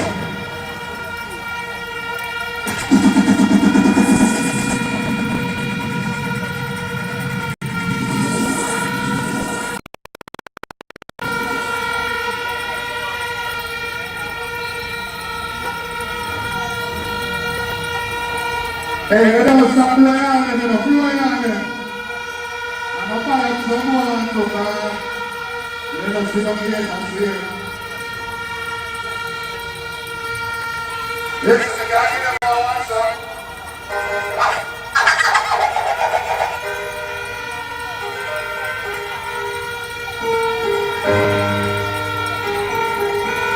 Alright, what's up?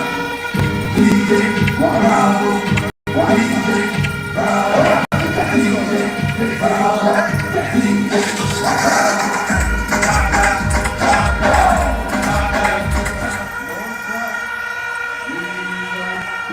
Guys, I can't move yet. I'm still in the convoy. And also, we're still in the vehicle.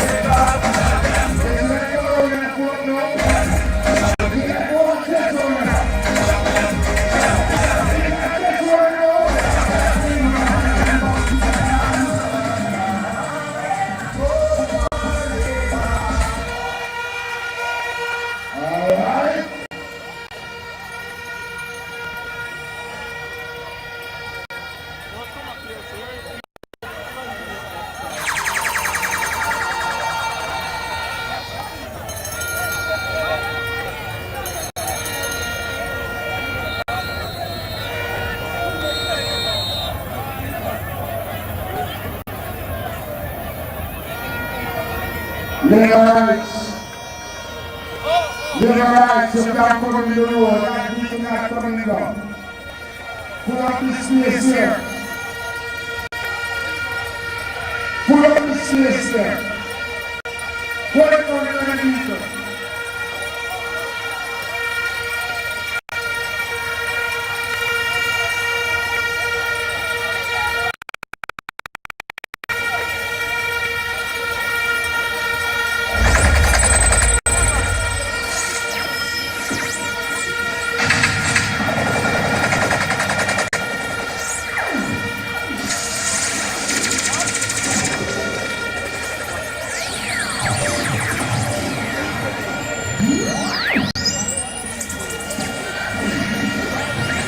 Yeah, right. Water.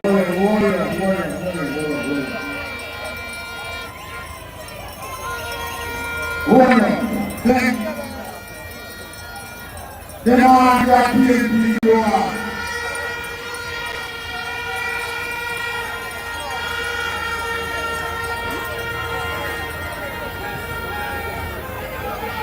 Yeah, right.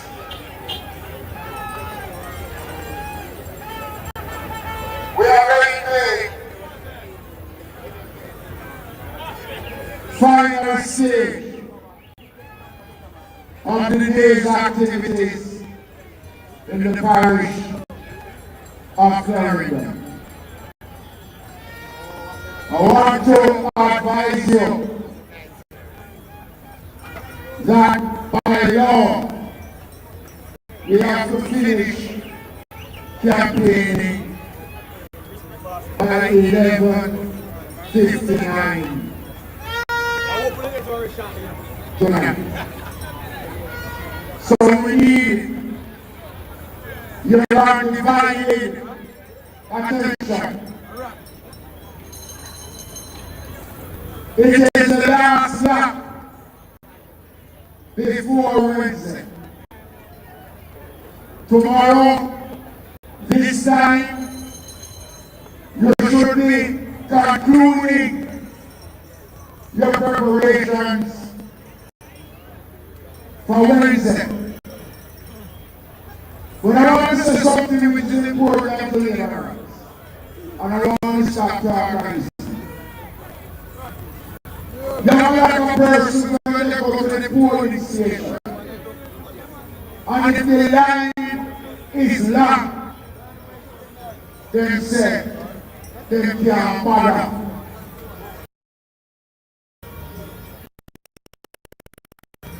And then they're in a line. Realize, let me tell you something. Two important things for election day. Those of you who are the national voter ID card.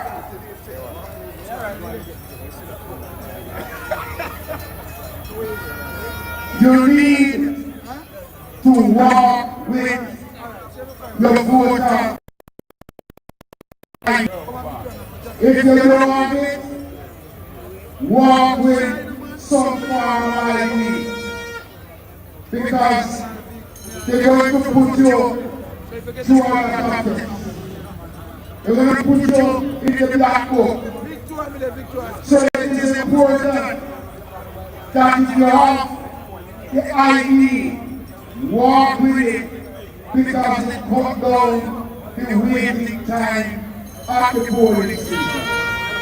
Real right, Jamaican, 20 minutes, half hour, 1 hour is not too much for you to contribute, to continue to have the Jamaica Labour Party and the Holness and government of Jamaica.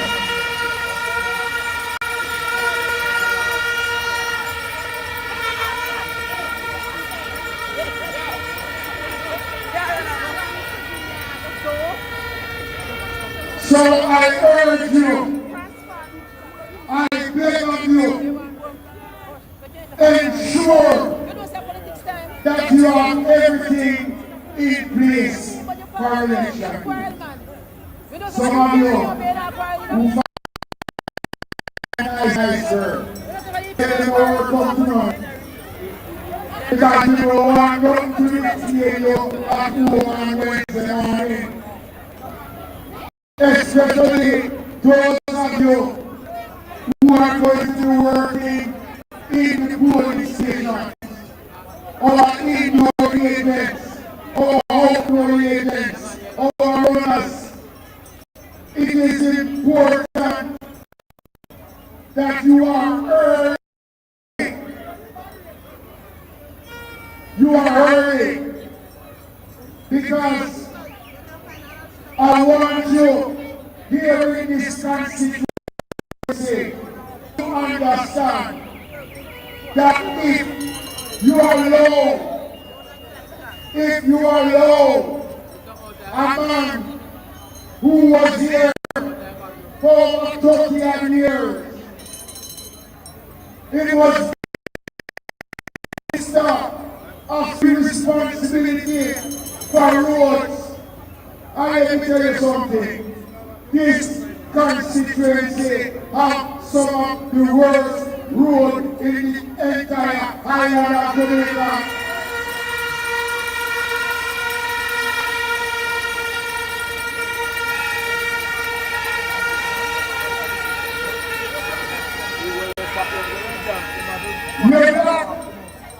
You lack proper infrastructure in this constituency.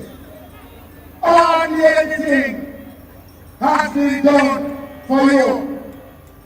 When the other man was here decades ago, I want to tell you, your next member of parliament invited me a couple of weeks ago to tour this morning market. Let me tell you tonight that based on his presentation, the things for the market has been completed and in short order.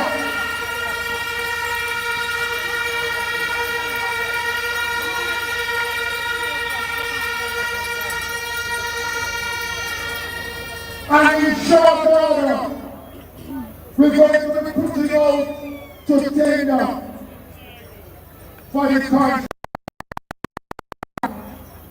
Not to do an addition is to build a brand new spawning market in the town of Clarendon.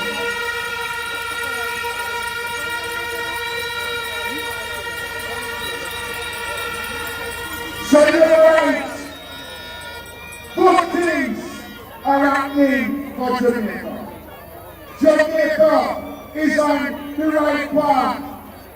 Jamaica is moving in the right direction.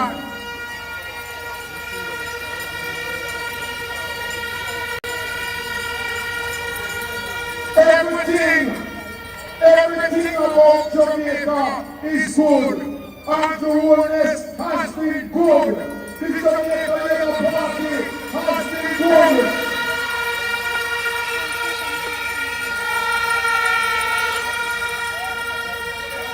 But listen to me. The only thing that will be bad for Jamaica is the People's National Party.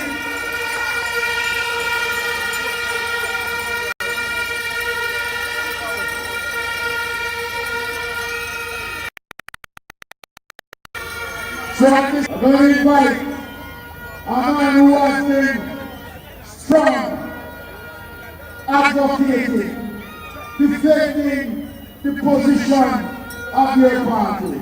Let's welcome Senator Marlon Morgan to greet you.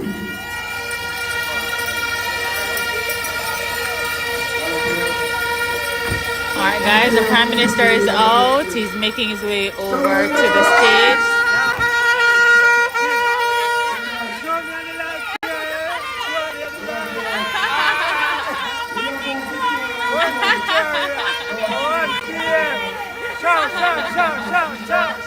Alright. Let's welcome Prime Minister of Jamaica, leader of the Jamaican Party, Holness.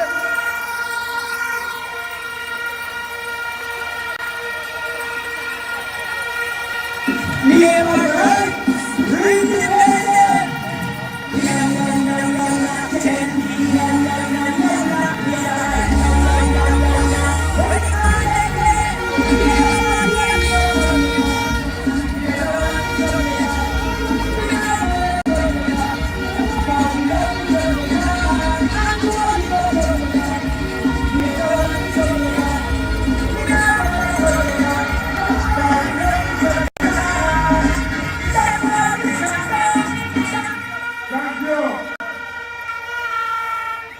Thank you.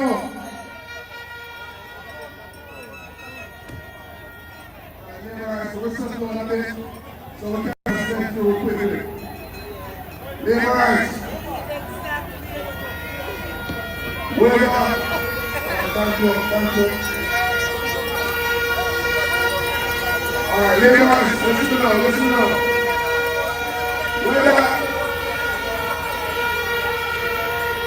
Whether it is daylight hours or dark, we don't put it on our phone laborers. We don't put it on our clock. At any given time of the year, we know what time it is. What time is it, laborers?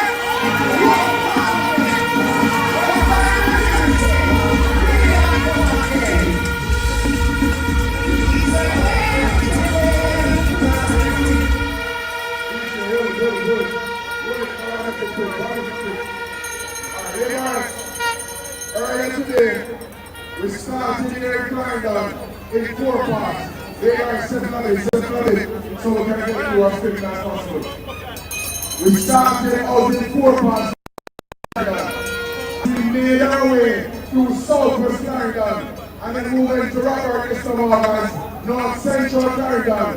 And we are culminating here with your next member of Parliament, Warren Newby.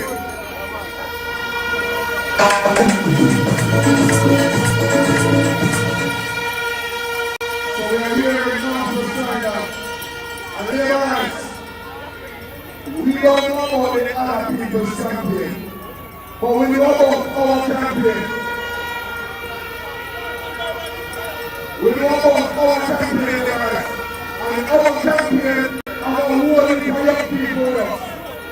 We are holding for young people in our campaign. Laborers, let us be this super video. Your government recognizes the importance of investing in young people. And as we made our way from 4 parts to here in Victoria, we saw a number of young Jamaican women. And you know what your government is doing for America?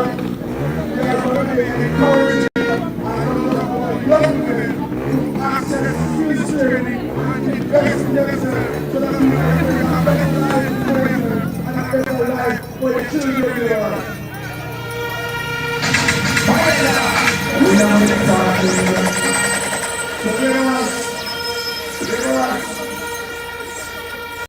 Your government,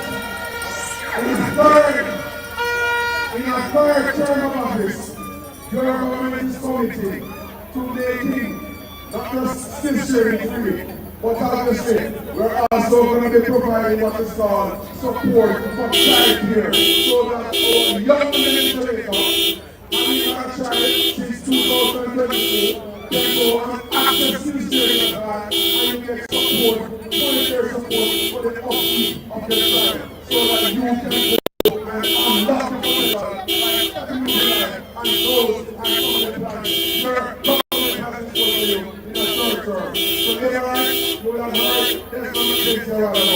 We have to remain focused on this land. Come out and waste it. Ensure that you put your exercise there. Because when the votes are counted on the evening of Wednesday, September 3, Warren Newby here in Northwest Clarendon must be in the winning column. Easy and heavy and down, and fight for the people's life. Let their eyes to where I roll.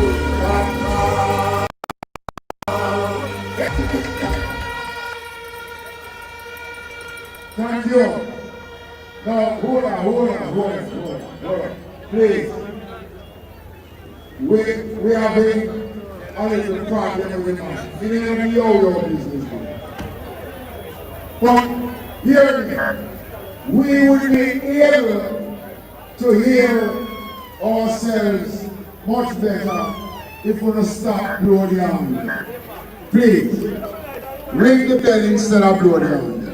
So until we get some proper mic, hold off on the answer. Please, labor rights. Alright, try and make some way. We're trying to get some sound to come down to help us.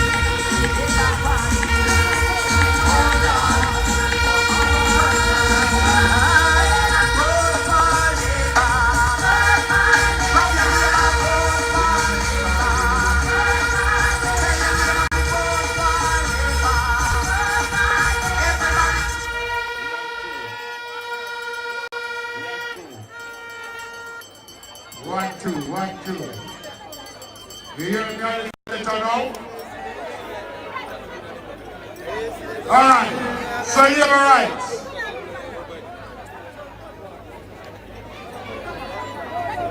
Labor rights.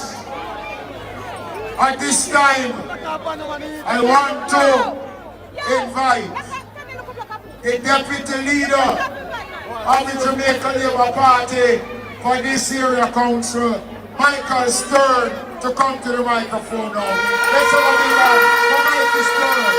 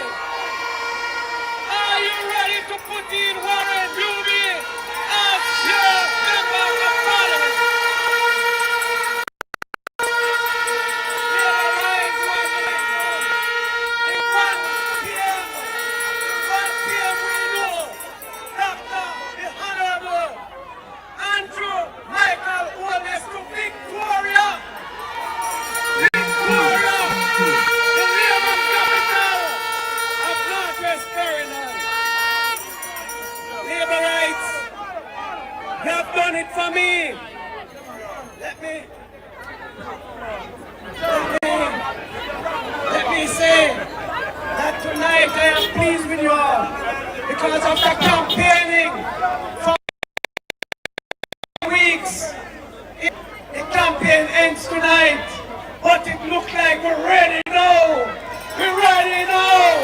We're ready now, Liberals.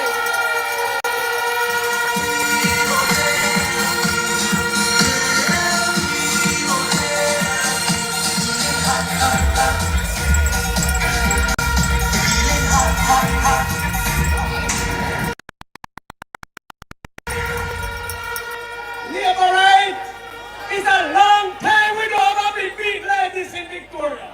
It's a long, long time. But labor right, we are going to make our Prime Minister proud of us. After the third, he shall hear that this is one seat that will make sure he's Prime Minister for the third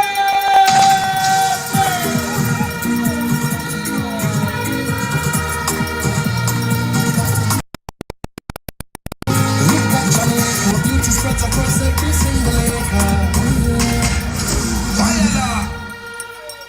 You know, after today, we shift into election management, and I will tell you something. We have a strong team behind that. We have a very strong team, and I want to big up the councillors. I want to big up the caretakers. I want to big up all the team that is going to be on the ground. I want to cooperate with them because we have to pull out every vote, every neighbor, knock on every door. Every door pull out the vote. Work as a team. Nobody complain about it. No food, nothing. Right, we're going to do it. We have done it already, and we'll do it again. This time, very important time in history. This time, our Prime Minister and his team have put Jamaica in the right position for a takeoff of growth, massive growth. Right, we want to turn this country like a Singapore. So Labour right, make sure say Northwest is a part of that. Make sure Northwest is a part of that. Make sure the farmers and the youth can enjoy prosperity under Andrew Michael Holness government.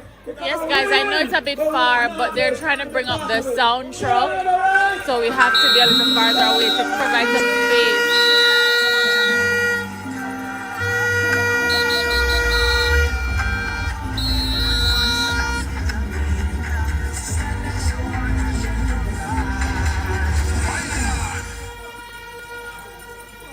Thank you. Thank you. Labor rights. Labor rights. Labor rights. Labor rights. Labor rights. I want you now to welcome a young man. Please. who will change the way how we've been living. A young man who is going to offer you progressive leadership. I have no doubt that Warren Newby will be your next member of parliament. Let's welcome Warren Newby.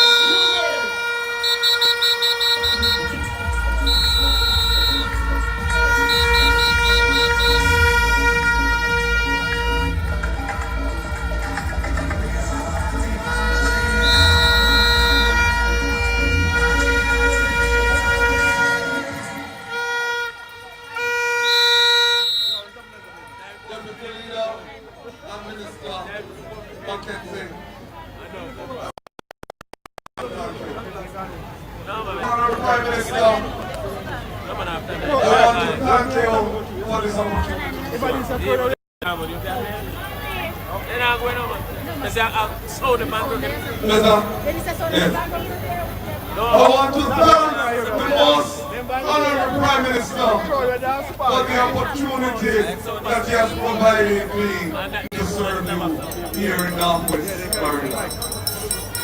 I want to invite the 4 senior members of my team to come and stand with me, and for you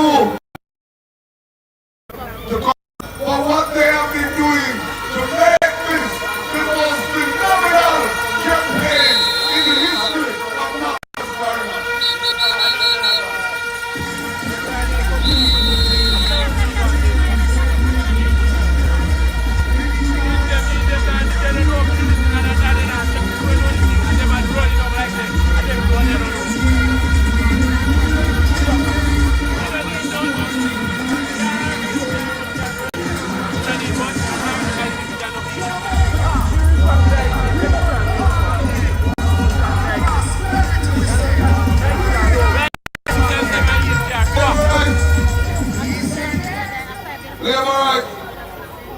Yes, but the share for 2 places have dice in Lobo. And dice in loads. Laborites, we are able to compete because of the performance of the government.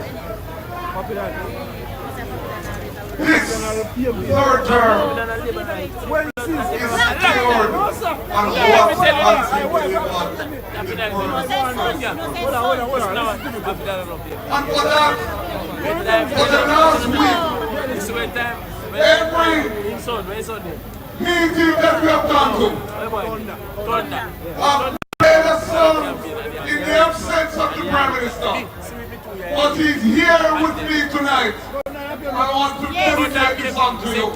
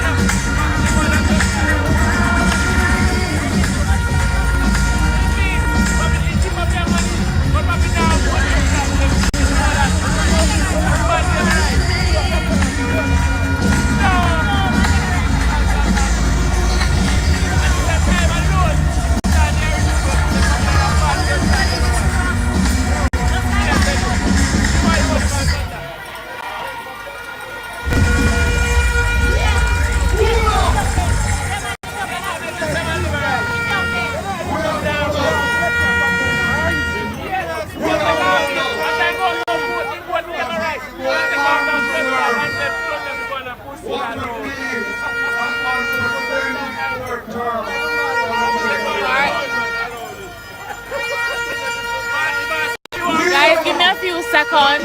I'm gonna see if I can get closer, but just give me a few seconds, please. Just bear with me. It is our duty to make sure that the North-Western Clarendon constituency sits with him when we form government.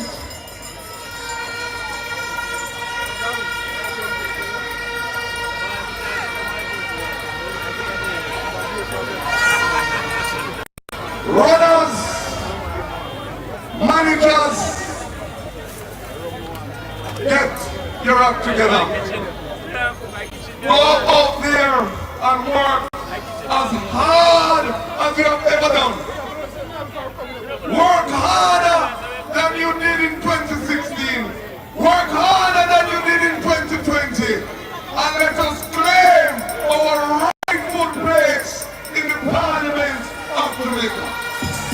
Jamaica! Let us go to Jamaica! In the nation! Let us go to Jamaica!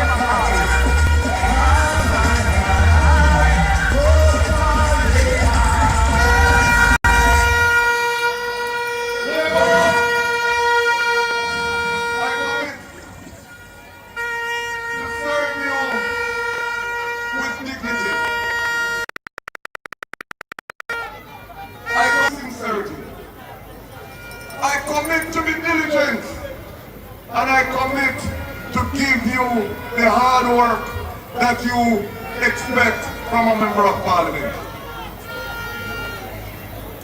I say to you, I am ready. I say to you that I feel positive. I say to you, 6 months ago, nobody thought that this was possible. But today, they had to run for their leader to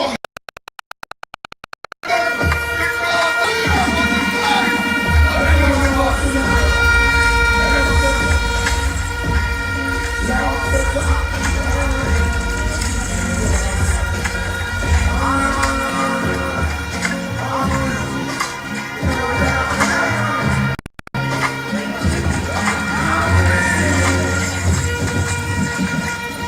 because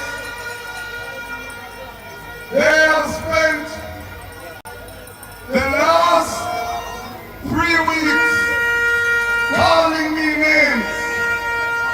But as turn the only name they can call me is member of Parliament.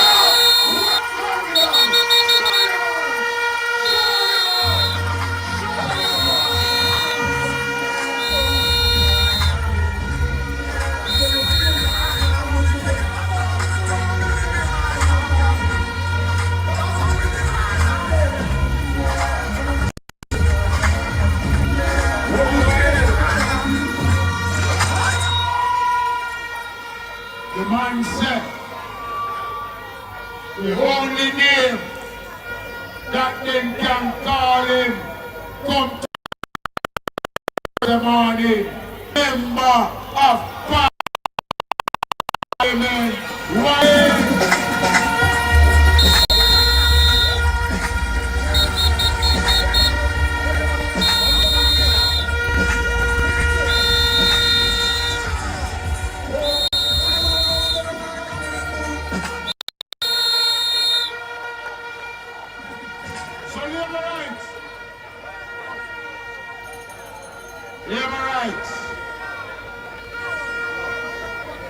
We are the Jamaica Labour Party. We have a leader that we are proud of. Are you proud of this? Hold on. Is there a time BC was elected leader? Will you share my him? So let me ask you something. What time is it? What time? What time? So hear me. Prime Minister 1 term. Minister 2 terms. Prime Minister 3 terms. Holness.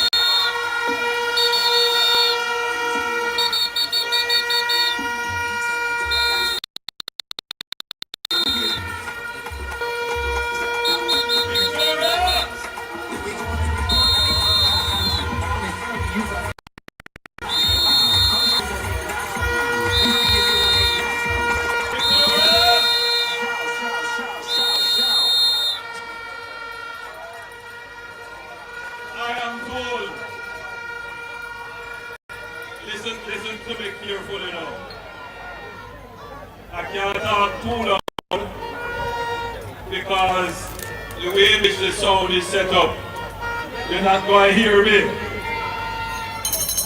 But I am told that this little meeting here in Victoria is bigger than the PNP meeting in Swansea.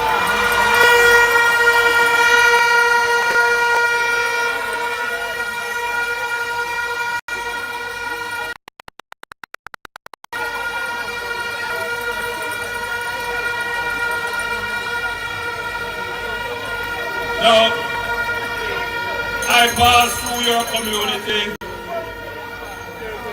about 9 weeks, and I stopped here, and I made it a point of duty to shake every hand I could find in Victoria Square. I go over there, I go south, I go over there, so I go down, and I meet the people. Lovely people. You are lovely people. And I am very proud to be your leader, to have had the privilege and opportunity to serve you.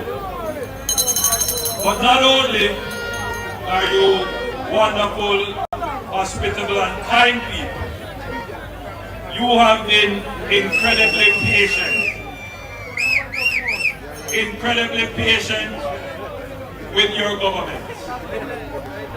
Because I know that you have had a road problem, not since you long before me. I know you have had a water problem, not since me, long before me. And I want to say it in this way. So for a moment, for a moment, all eyes on me.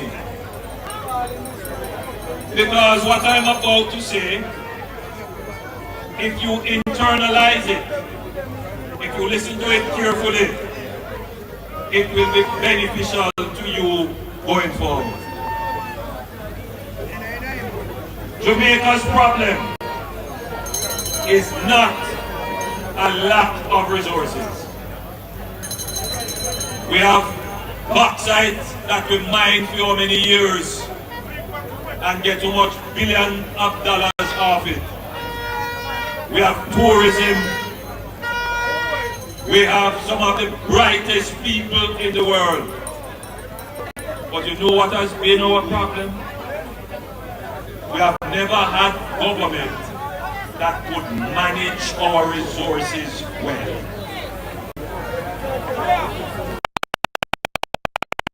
Has been of Jamaica's problem. And if you take all the governments together and you say which government totally mismanage the resources of the country, if you back it up as a lawyer, as an economist, any big name and big brain man who want to add it up and analyze it, it is the PNP that has mashed up and mismanaged the resources of this country.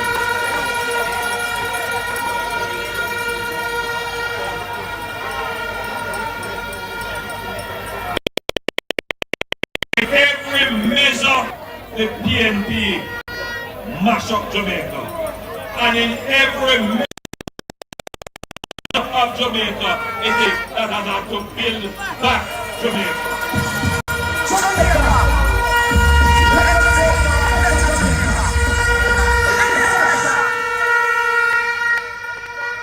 And if you don't believe what I am saying, just look. Beer campaign seeks to tear down Jamaica. Beer campaign was seeking to pull Jamaica. It is the Jamaica Labour Party who elevated the election campaign and kept our dignity, kept the people.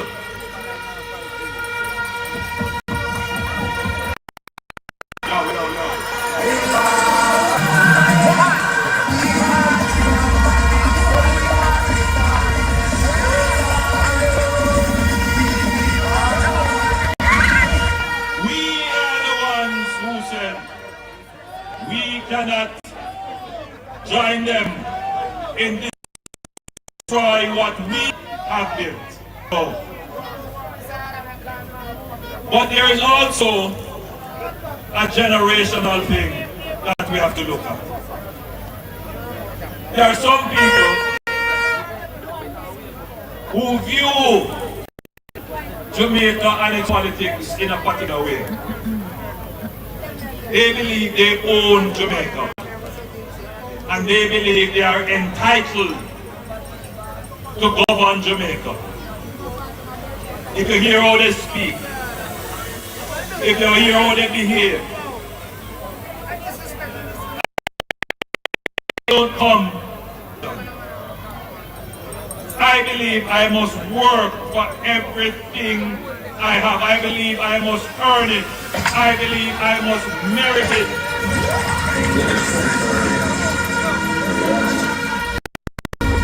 And so, when I came your Prime Minister, I said, I will earn your trust. I said, I will earn your vote.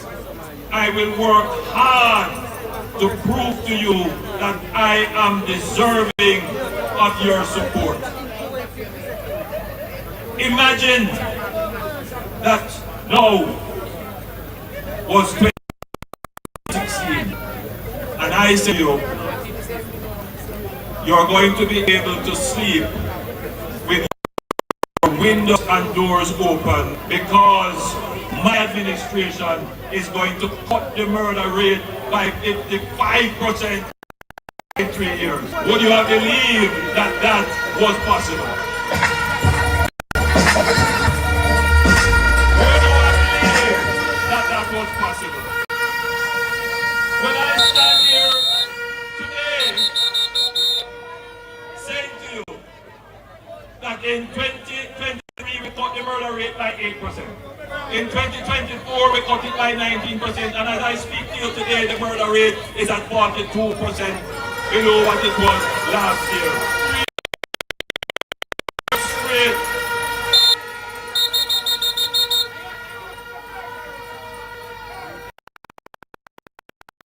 There is no question that my administration has worked and performed well.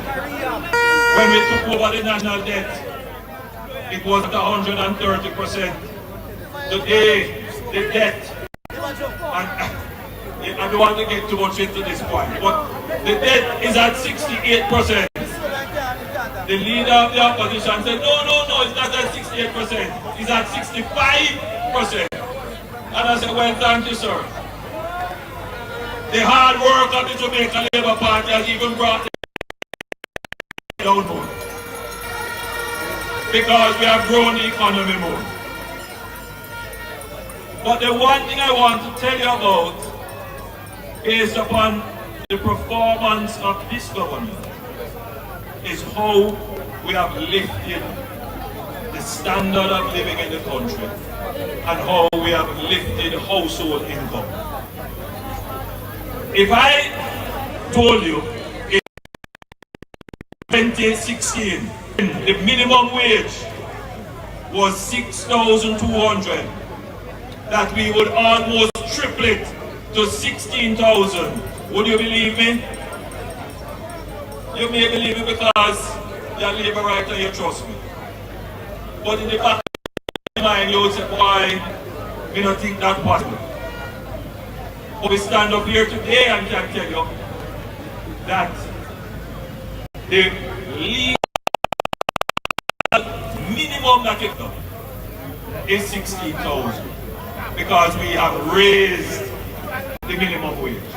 Now what that means is that everybody who work for minimum wage, their wage is higher. Higher. So if you used to do day's work and you used to get $6,000, now you get $16,000. Work in a bar and you get $6,000, no, you're getting 16. But it is even better than that, because under our administration, there's a thing they call inflation. And under our administration, inflation has been stable. So it's not eating out your income. So the real money that you have is even more. Now, on Sunday, I made a statement that Jamaica is going to look towards giving the people who are at the base of its society, the people who are working for the least amount of income, we are going to give you a living wage. Because we believe in decent work, and we believe in the dignity of the have to be struggling at the bottom of society. I believe in that. And therefore, we want you to have a wage that can give you the basics. If you live in a rent house, you should be able to pay your rent. You should be able to pay your utilities, your light and your water. You should be able to send your children to school. And you should be able to eat nutritiously. And you should be able to put aside something for emergency. That is what you call a living wage. A wage that when you get it after you work hard, you feel you can make something out of it. You feel that by the sweat of your brow, you can step up in a life. And that is why we have steadily increased the minimum wage over our government.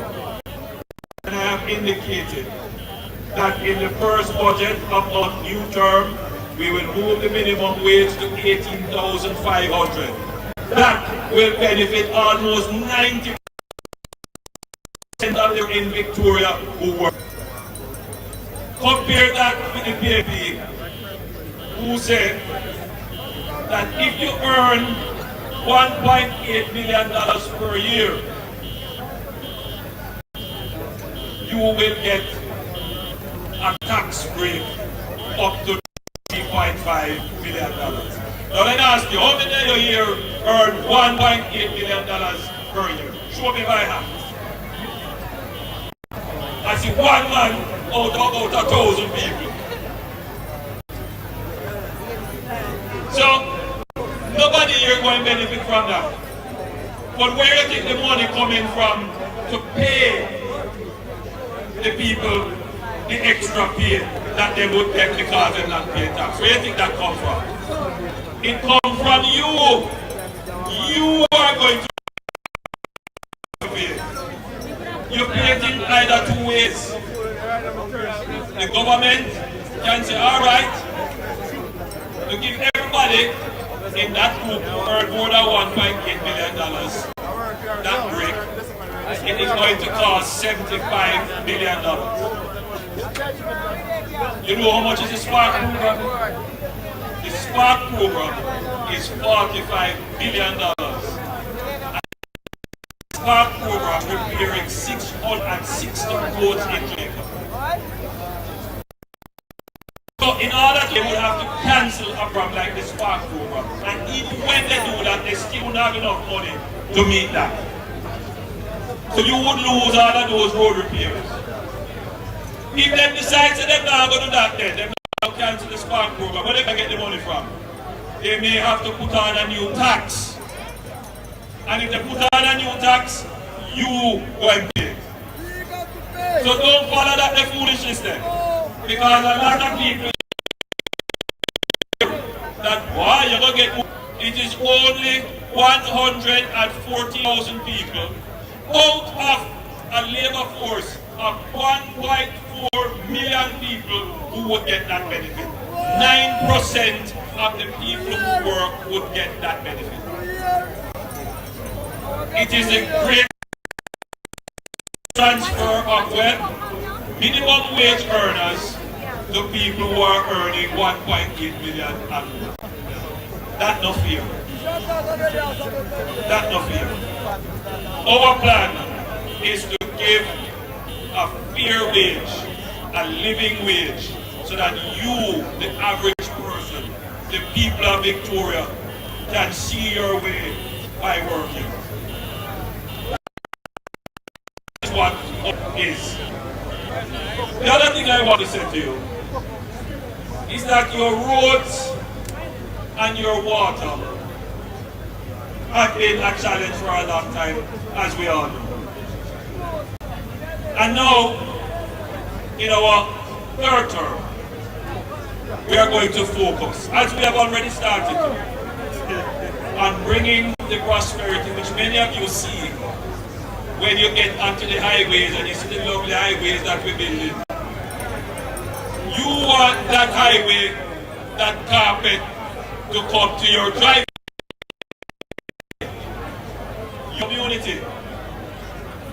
And as I drove around in Clarendon, I saw a few roads that were done under the Spark program, and them look good. Them lift up the community. Well, we're going to have a Spark too.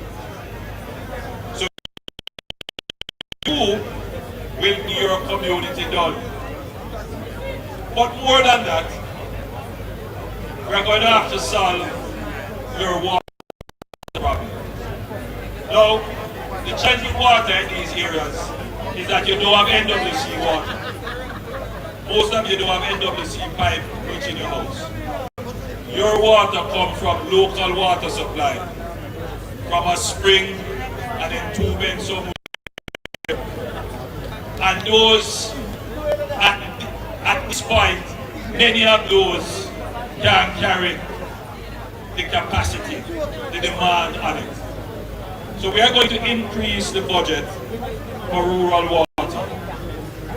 Yes, and we are going to improve those local water supply to increase the capacity so that we get more water in it. But the real solution is that we need a big source of water. And we don't really have too many big sources of water here in Clarendon. The other challenge is that there has been something called saline intrusion into the underground water, especially on the coast of Clarendon. So a lot of the water salted and can't be used. What we are going to be doing now is a big program which is called pumped hydro storage. We are going to use solar energy to pump water from the sea up to a hill where we are going to desalinate it, meaning we're going to take the salt out of the water. We're going to store it in a massive reservoir, and then we're going to pump it downhill to generate electricity. But it is also going to give water to all of Clarendon, even into parts of St. Catherine. It is a massive project, but it will finally solve the water problem in Clarendon and parts of Manchester. Massive project, but this administration is going to do it. Once that is done, then the little small water supply that we have that's not interconnected, we can now run pipes to your yard with water. That project, and I hear the question when, and I like it because it means this young lady is listening intently. The project has already started. It is in the development phase. They are planning it, and within 2 years the project will start. As I say that to you, I want to give you the confidence of how we have dealt with similar problems. In St. Catherine, they are short 15 million gallons of water per day. We are solving that now. You know what we just started? We started a project called the Water Supply Project. We are building a water treatment and distribution facility that is pulling from the rear core grid 15 million gallons of water per day. That project, already under construction, will solve the water shortage in Kingston and in St. Catherine. We are going to do something similar here with this massive project. So, under my administration, you can have faith in what the future will look like for you. A future with better wages, better roads, and more reliable water. A better future. Make a Labour Party. Believe in that future because you now have a better present.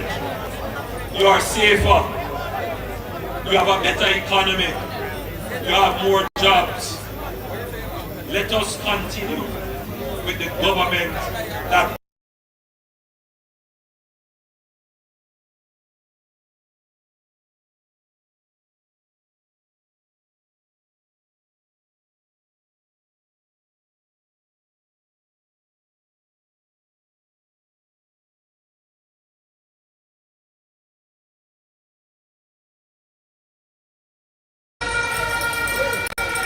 I want to have this young man with me in Parliament. Because all the big projects that we need to 10 people. We need good representatives who can ensure that the benefits reach the people. That Warren wants to prove himself as I proved myself to you, that he is deserving and merit your vote.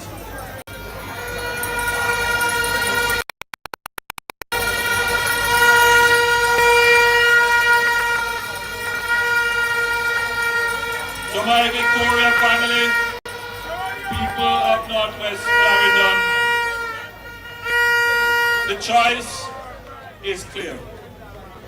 You can choose an empty promise from an unproven source, or you can continue the progress. You can depend and commit from a proven pair of hands, from somebody who has really made the transformation of the difficult problems, someone who has the capability to take on large and difficult challenges and have results.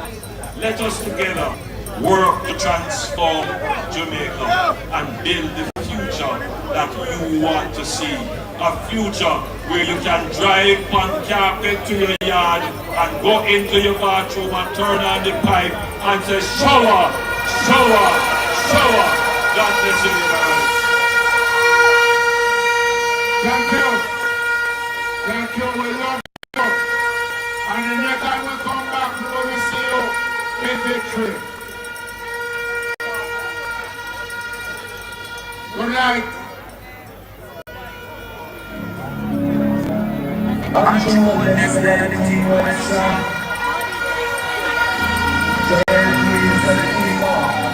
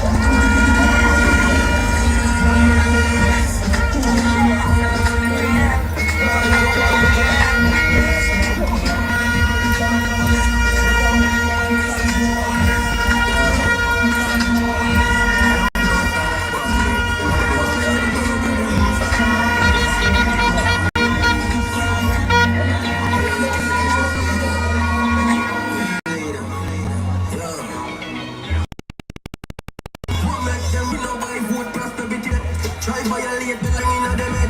Bad the body. Government badness and jewelness. Government badness and jewelness. Somebody dead, make sure, I know what path people take. Top rough, what's no, what them stress. Alright, must see through ya.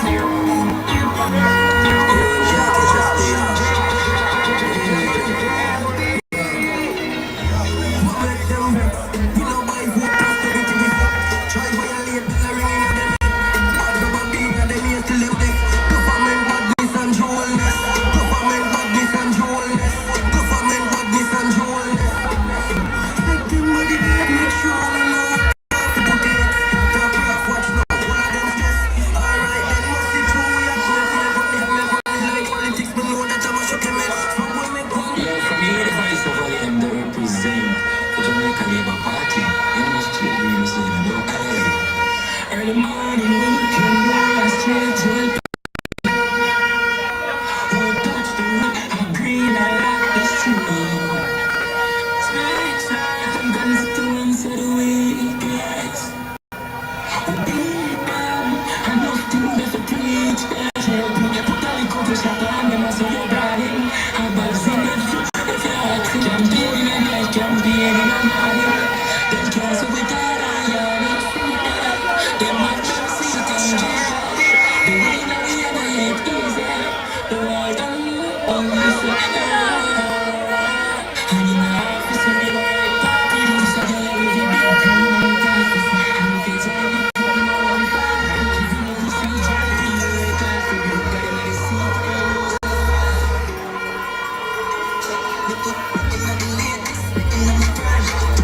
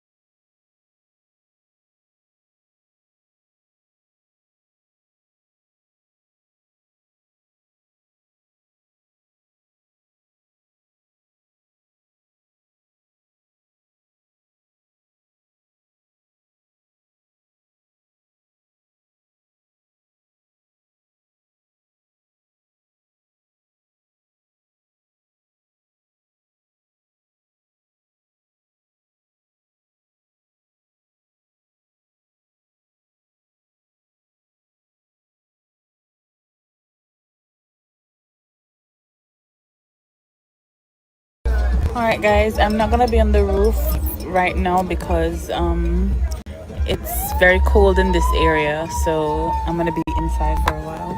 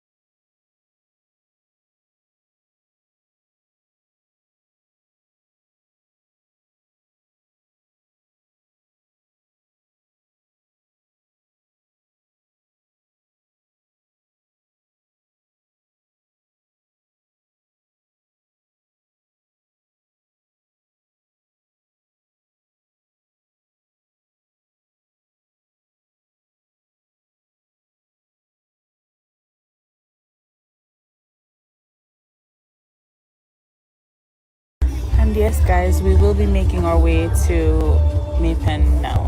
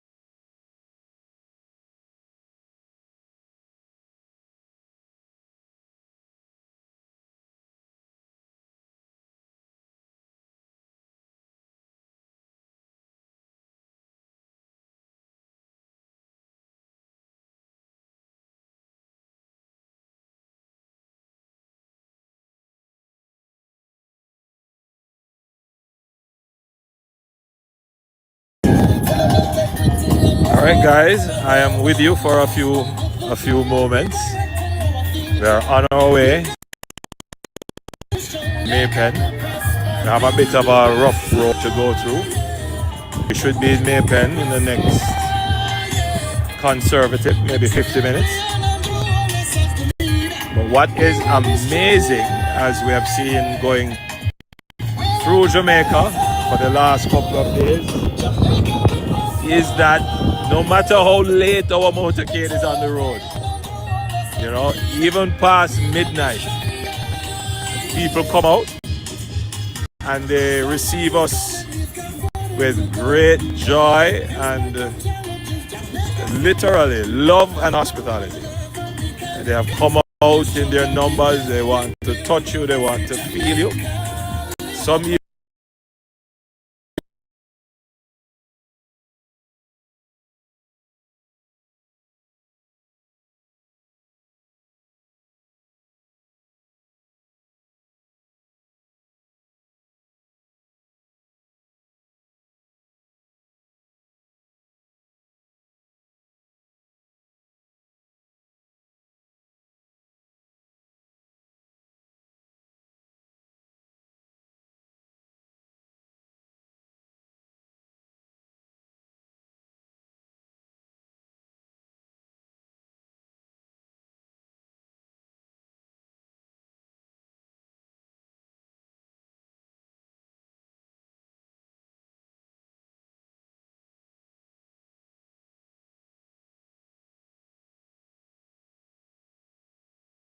Guys left the game there.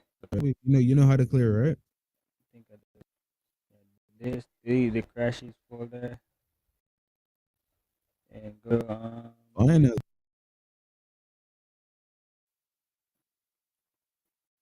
go again. Data. This.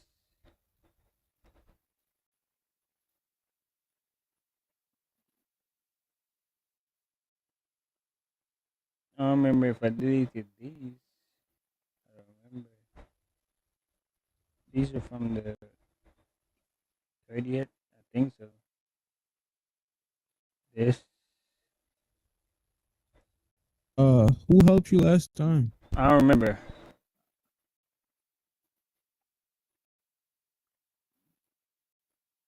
Like all this. All this was 30th.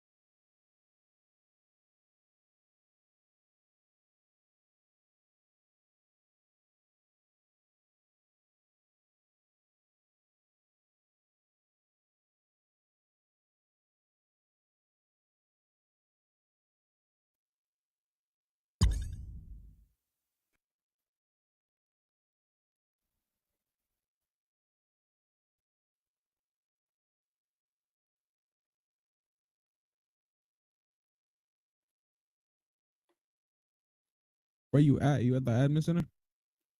Huh? Girl looks scary. Yo, this girl looks scary, bro.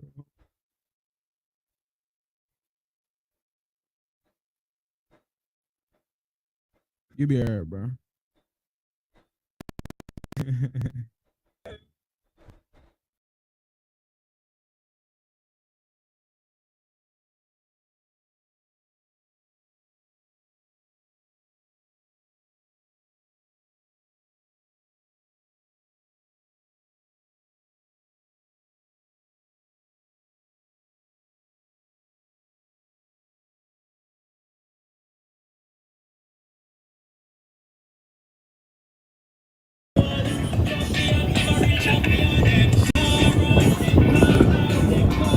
All right.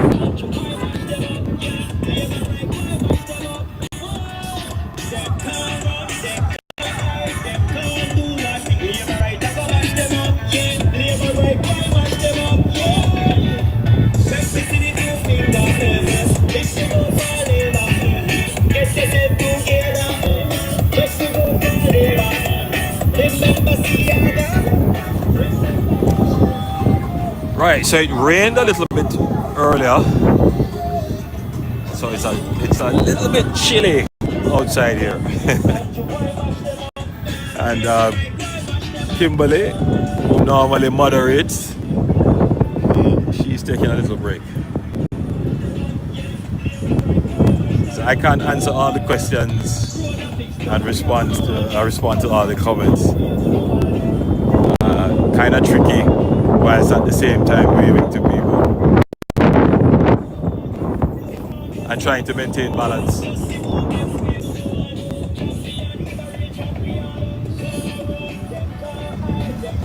But I want to thank all of you who have remained on the live with us.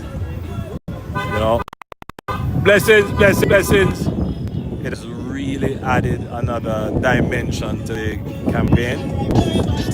I mean, I would estimate that, you know, when we do a tour like this, we probably see about maybe 3,000 to 4,000 people. And we probably directly interact with maybe between 500 to maybe 800, even 1,000 people. I certainly, in terms of just saying hello and shaking hands and hugging and, you know, general interaction. And then people who you see at a distance, you wave to, you make eye contact with. But to have an audience moving around with you that you can share your thoughts with and have their thoughts reflected, that adds a different dimension to the whole experience. I want to thank you for being with us, and look at this crowd. Bless up, bless up, bless up, bless up, bless up, bless up. Bless up, bless up, bless up, bless up, bless up, bless up, bless up, bless up. How are you, my dear? How are you, blessings? Blessings, blessings, respect, respect, respect. Bless up, bless up, bless up, bless up. Thank you for coming out. Thank you for your patience. Bless up, bless up, bless up, bless up. Thank you very much. Thank you for coming out. My respects up. Blessings, blessings, blessings. Bless up, bless up, bless up, bless up. Bless up, bless up, bless up, bless up, bless up, bless up, bless up, bless up, bless up. Respect, respect. Blessings, blessings.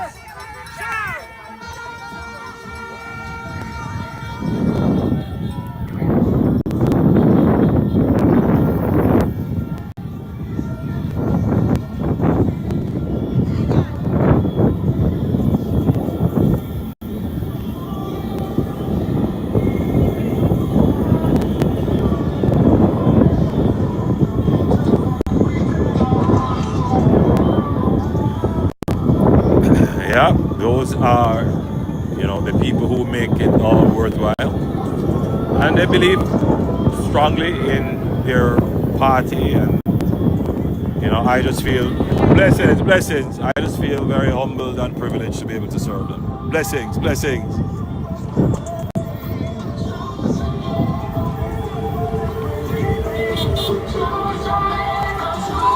Blessings, blessings, blessings, blessings, blessings.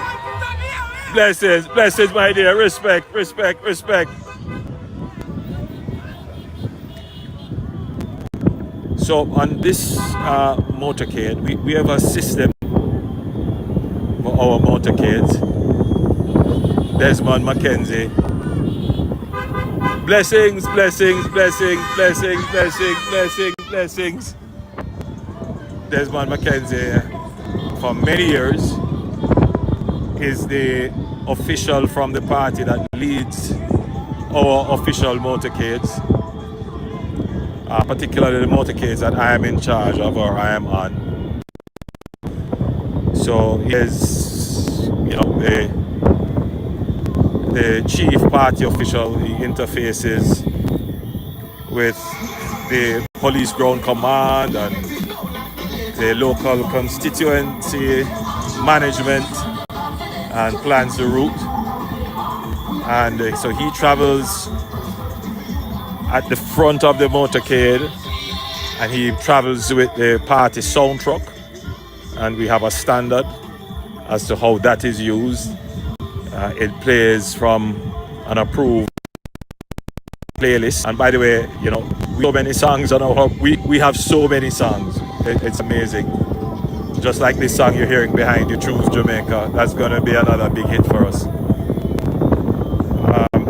And so he does the advance work. He goes ahead of my motorcade, and he essentially alerts that we're coming with the announcer. Blessings, blessings, blessings, blessings. And that tells people, hey, you know, the candidate and the Prime Minister, whoever else is in the motorcade, so they get an opportunity to be alerted and told. Blessings, blessings, blessings, blessings, blessings. And then I have a fleet of vehicles that are directly related to me. Security vehicles, I won't say too much about those. We have 3 vehicles where I travel in, and 2 for candidates, and those are together. And then directly behind us are security vehicles. We have a media vehicle with the media personnel who captures all the other things that are happening on the campaign and captures my speeches and does editing from the field and posting and does the news stories and that kind of thing, the press releases. And then behind that, we have a sound truck. Blessings, blessings. Blessings, blessings, blessings, blessings, blessings, blessings, blessings, blessings. Right, so behind that, we have a music truck. Then we have a display truck. And the display truck, essentially, I mean, all our vehicles are wrapped with messages, but the display truck shows all the candidates elections. And then we have a coaster which carries a team of campaigners, we call them. So when we stop, they come out and they give out pamphlets and armbands and hats and t-shirts, and they stop and talk to people and that kind of thing. And that coaster is wrapped with all the officers of the party. And then my office bus is with me in the event that we need to have a meeting place or we need to do some planning. And all of that is facilitated, blessed with internet and other amenities that are conveniences which are necessary for a campaign. And then behind that are other vehicles that are probably associated with the candidate or people who just want to join us. We try as best as possible to maintain the standards. You know, that's very difficult. At the beginning of every tour, we say to the participants that we must maintain the order of the campaign. We must look orderly, because that in itself is an advertisement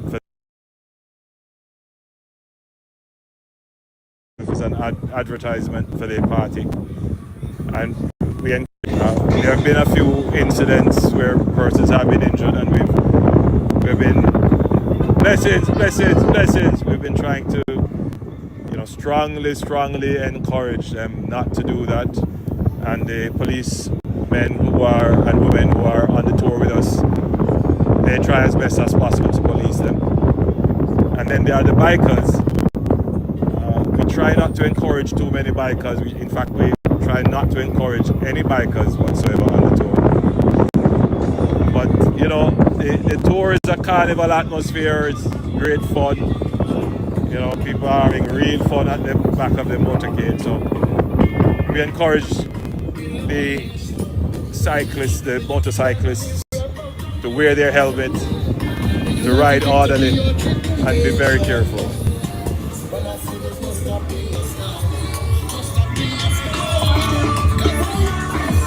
So this gives you a kind of sense.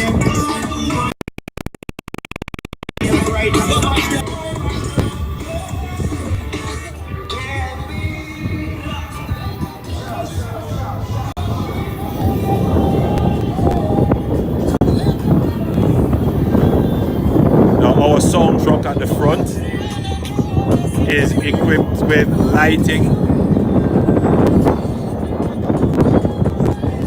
that we use for our meetings, and our display truck has a mobile stage. So we have a setup where the advanced sound truck parks in front, provides the lighting, the stage truck parks in front of that, and the sound truck is parked in proximity. So we can give a 360-degree sound at our meetings.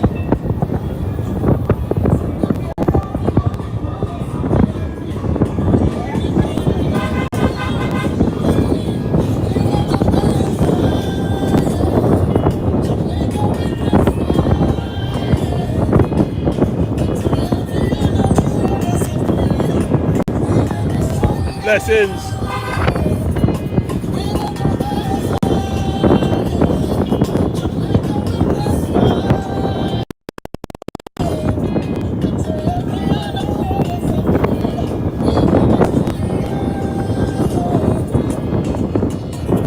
Listen, we are at, what's this, 5,000K? 5,000 people watching us. Welcome. Welcome to the live. If you're just joining us, welcome.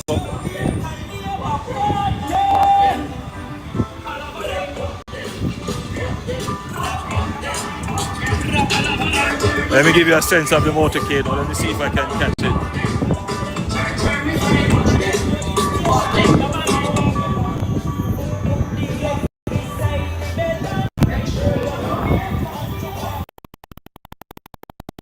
Hard to give you a sense. You know, I've been on, I don't know, maybe 10 campaigns. So I started politics in 1997. I would have been on the 2002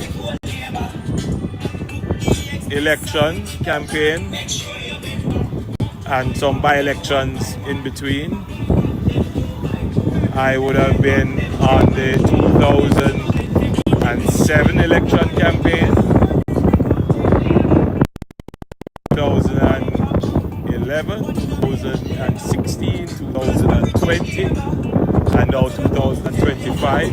Yeah, so I would have been on maybe, if you add local government campaigns to that, yeah, I've been, blessings, I've been on more than 10 campaigns. I mean, full campaigns, and I've led maybe 6 of those campaigns.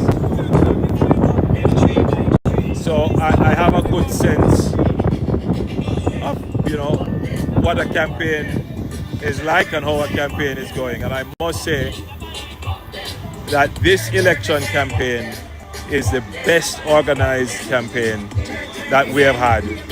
I mean, the 3 mass meetings that we have held were first class, first world, superb execution. I mean, we have basically brought the campaign to another level. Blessings, blessings.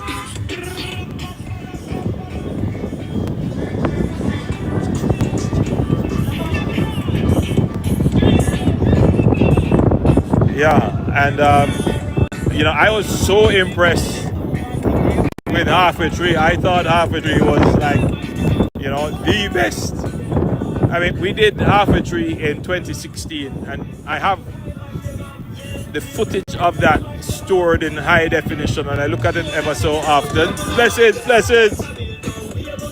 And it was a huge crowd then. You know, it was really huge. But we surpassed that with half a tree in 2025, which was huge. But Spanish Town, man, whoa, whoa, whoa. You know, I don't want to compare crowd versus JLP. It's not where the elections are, but you know, it is a point of discussion. And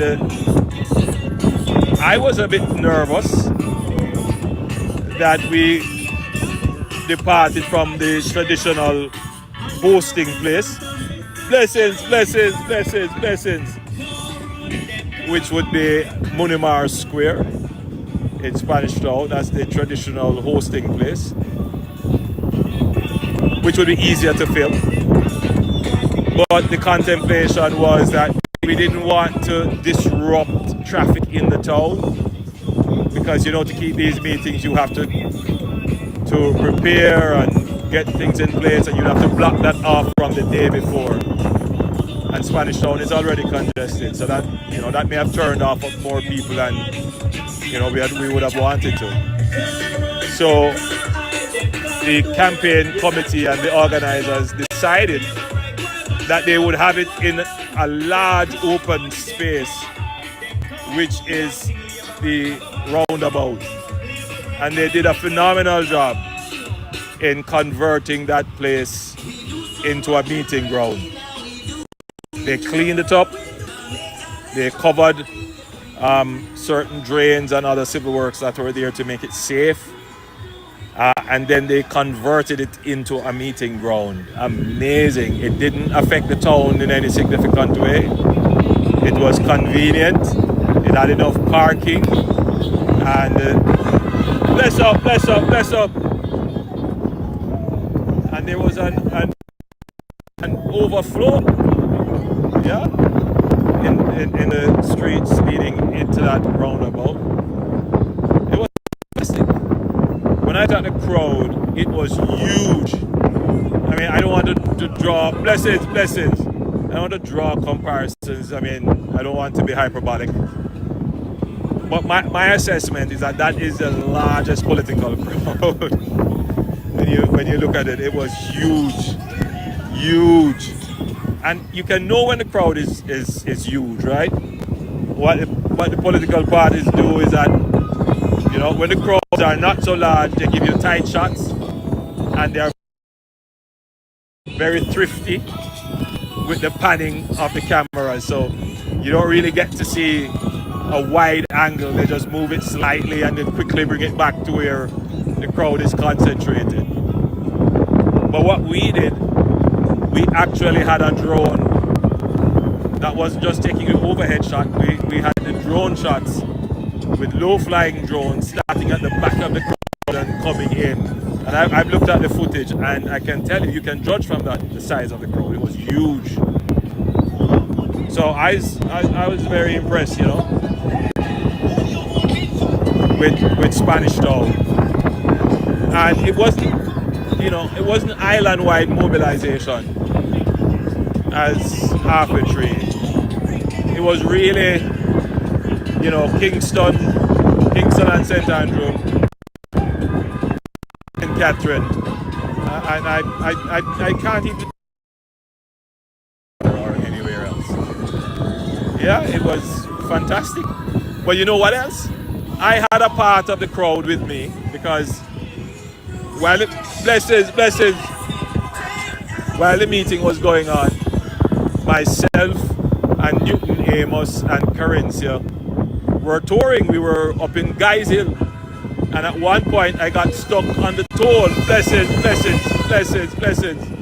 I got stuck on the toll coming in, and I was worried that I wouldn't make the meeting because they slowly, but luckily we got through, and I made it there just in time.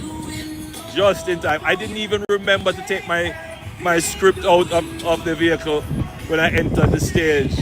So I didn't have my script with me. I had to send back for some notes that I made. But it was all good. It was all good. All good. I know some people were asking me, so why you didn't throw the jacket this time? Why you didn't throw the well? When I threw the jacket off stage in Samsha Square, you know, it caused a little fracas in the crowd, and I said no, I wouldn't risk that there. You know, I wouldn't risk that. The jacket is in high demand. I only had 2 jackets anyway, and I was thinking what I should do with it, and it came to me when Vegas was performing that I should really honor and acknowledge Vegas. Blessings. Blessings, blessings, blessings, blessings, blessings. They are our PMP friends.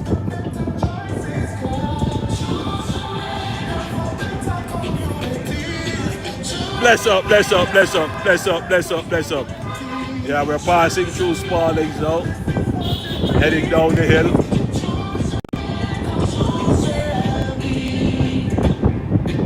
Yeah, the PMP had their meeting here, but you could tell that there was a meeting here. The place is empty.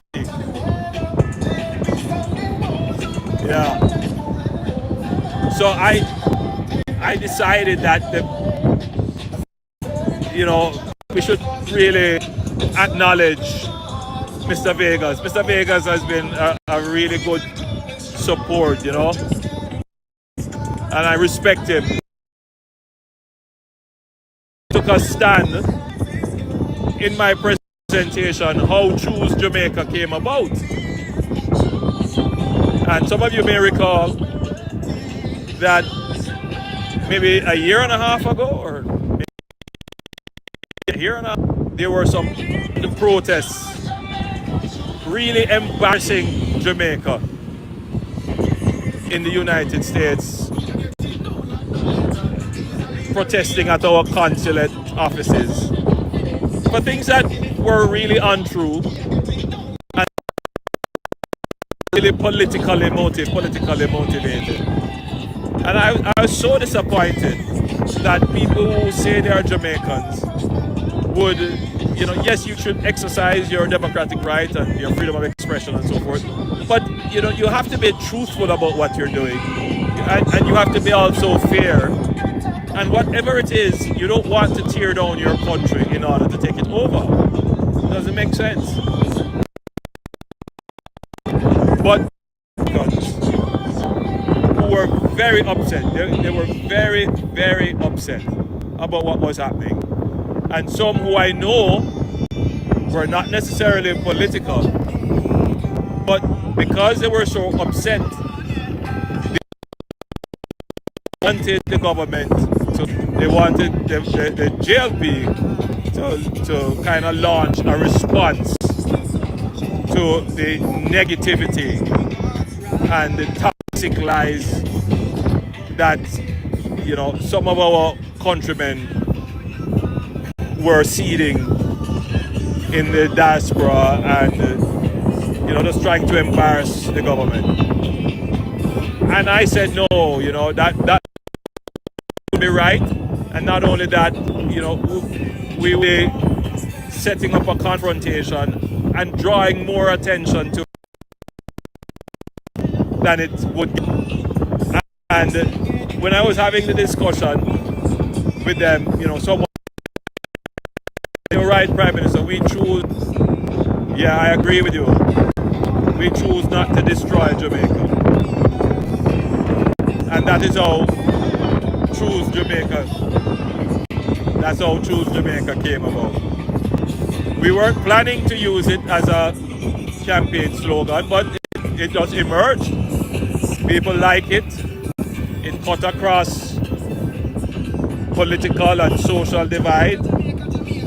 It gives us something around which we can unite, which is blessings, which is Jamaica. You know, there are some who say, you know, a political campaign is inherently selfish. It's about what you can get and what you want to see. It's about you. Yes, that might be a part of it, but political capitalistic. They are also about what is, in the national interest. And what people must reconcile is that Jamaica is a boat, and we are all in it. And you can't spend your time trying to bore holes in the boat in order to take over the boat will sink. So if we keep the boat intact and keep sailing in the right direction, everybody will be safe. Yeah. So let's choose to keep Jamaica safe. Let's choose to keep Jamaica growing. Let's choose to keep Jamaica stable. Yeah, so Choose Jamaica has turned out to be an exceptional campaign theme.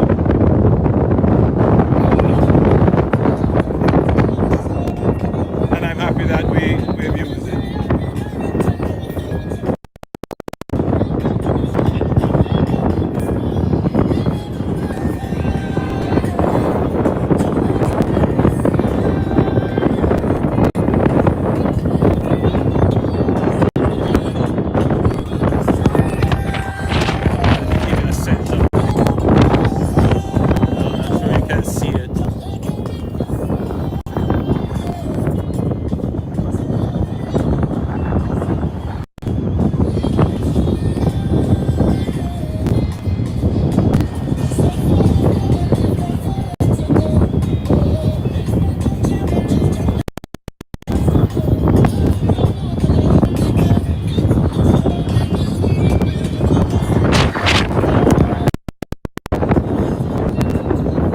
Right now, I estimate we have maybe between 80 to 100 cars behind us heading into Mayfair.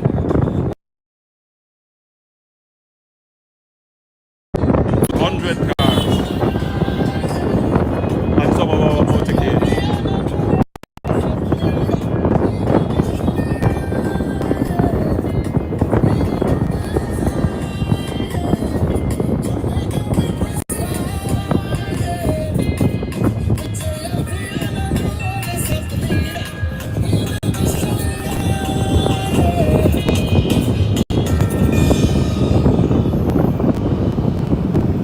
So there's a question, why are the police riding on the side rails? I generally don't speak about security protocols, but I believe I could say this. One, we have professional police officers who are trained in the business of close protection and protecting VIPs. And what they're doing is a part of their training. So they train to travel with their doors open. They train to travel on the running board and the side rails. And before they do, all of those things are checked. So they don't have any accidents. So they are trained.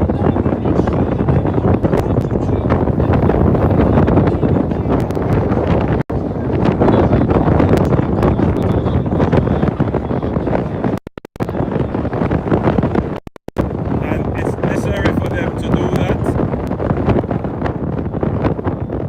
because they need to be able to respond quickly in the event of an incident.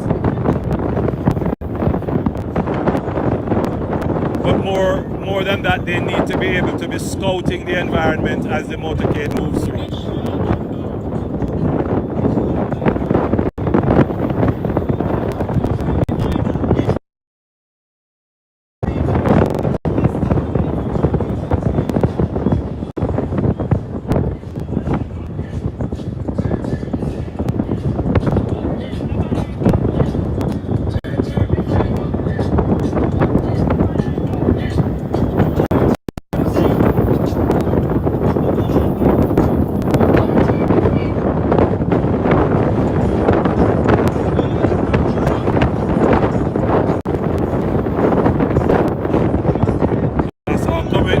everyone is security too much. I mean, I would say definitely there is an increase in security. There's a greater security consciousness. But that is also as a result of a kind of greater professionalization of the operation of the JCF in managing the campaign to keep the people who are campaigning safe. But not that, to keep the supporters themselves safe. And I think that needs to be stressed. The supporters might feel a little bit intimidated in seeing the security personnel and the close protection officers in operations, and some may even take offense. But their job is to keep everyone safe. So sometimes persons are so overcome with, their emotion and happiness, literal mirth in the moment, and they may have a flag, or they may have a bottle of liquor or soft drink, and just an innocent wave of the hand, and the liquor is spilled on someone, or the flag hits someone, and you could have an altercation, and that could just change the whole nature of the campaign.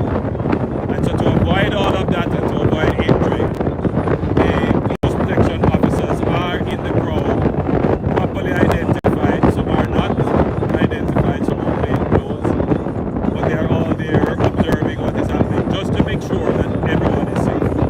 And thankfully, thank God, we have no incidents.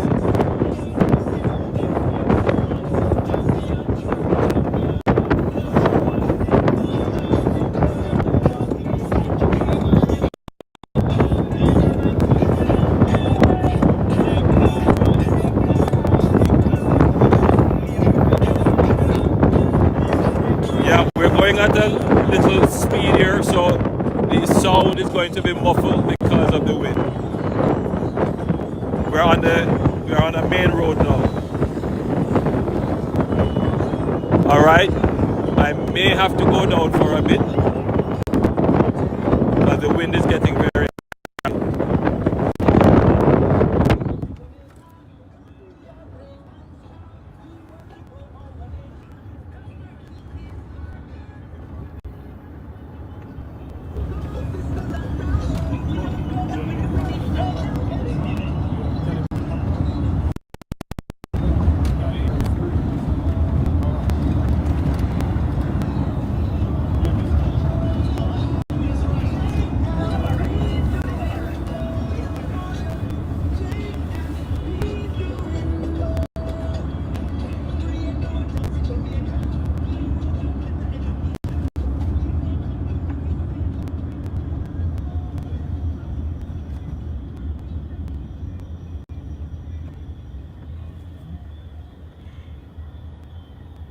And as I'm in, you see the security officer is getting into his vehicle because I'm not on the roof.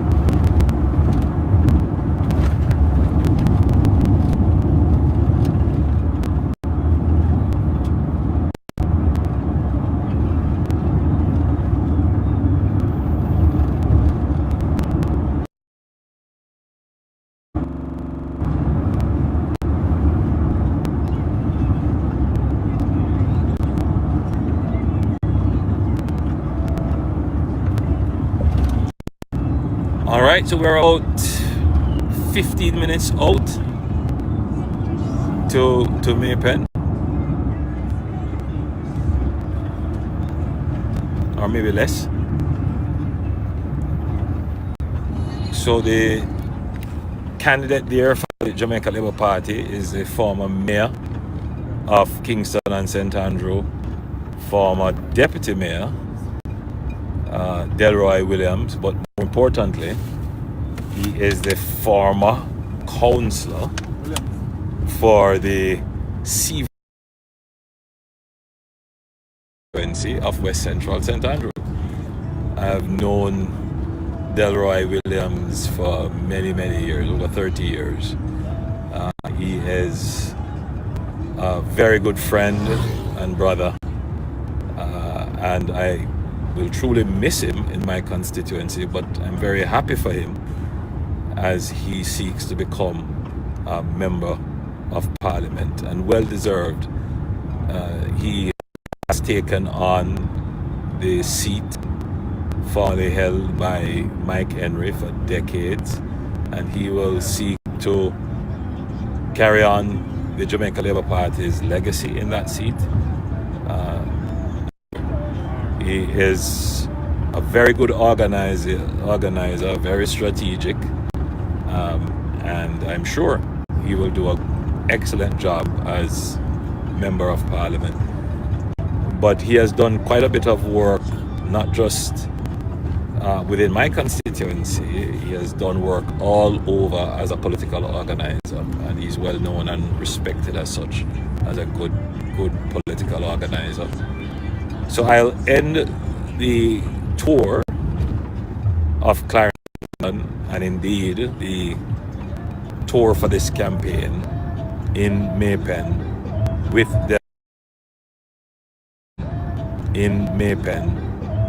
Delroy in his seat fully with him. But I'm confident that he has done a good job, a great job actually. So I'll be spending the final hours as we wind down with Delroy in Maypen. It won't be a tour, it'll be more of a line.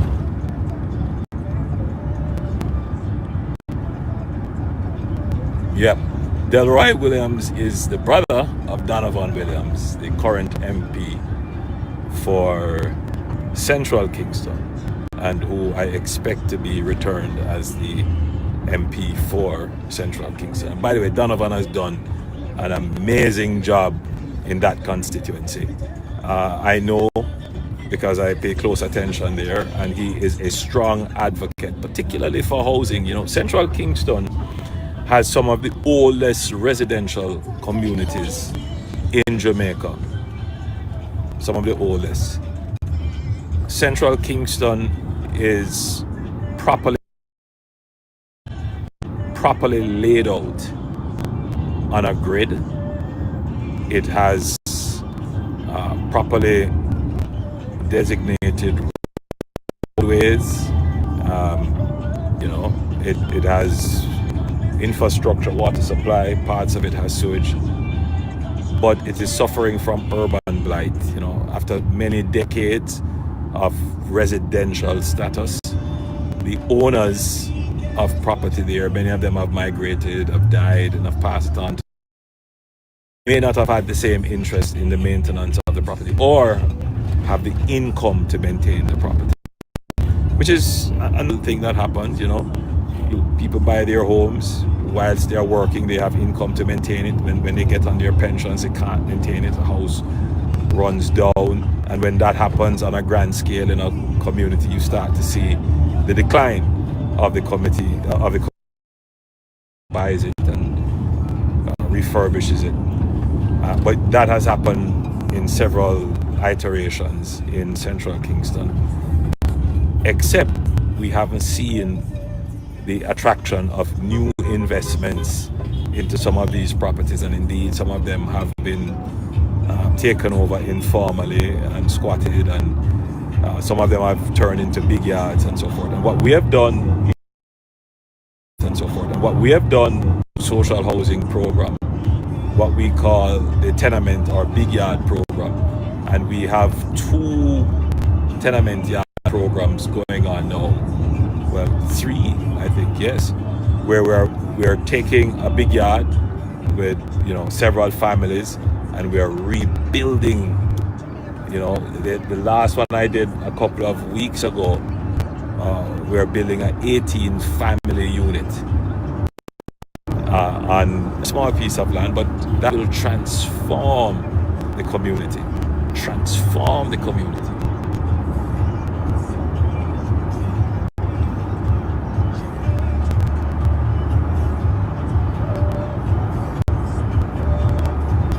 So we are on the Maypen leg of the East-West Highway, heading into Maypen now. So we'll be in Maypen shortly.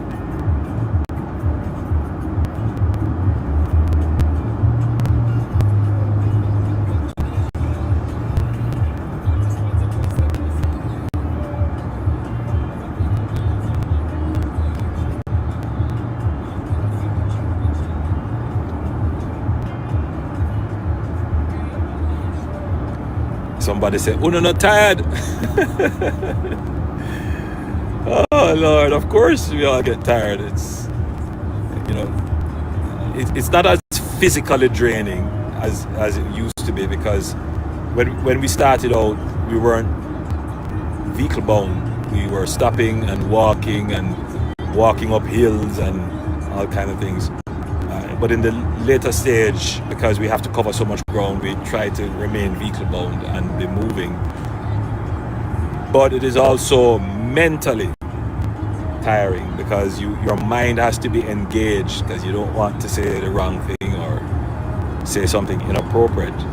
So you have to have the brakes, and that brake is to, you know, just control emotions, make sure that you have your thoughts properly collected, and it helps to write them down, double check and research stuff. It helps when you read widely, so you have things to speak about. It's important to be able to kind of read the audience and feed off the energy. So yes, your brain is working overtime.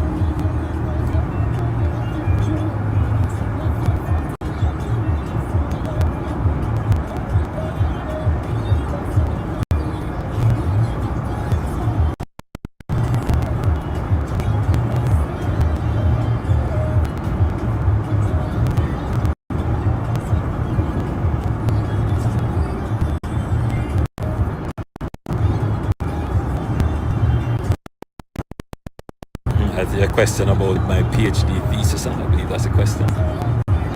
Oh, I did my PhD thesis on the impact of U.S.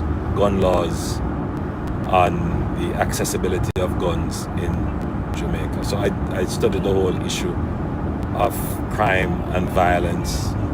You know, looked into whether or not it is an issue of a public health issue, or, you know, whether or not there are some other factors to consider, particularly, you know, legislative issues and so forth. And, you know, a part of the conclusion is that the accessibility and availability of guns in Jamaica are primarily due to the diaspora connection and gangs. I mean, there are some other issues, obviously, but, you know, that's largely the issue there.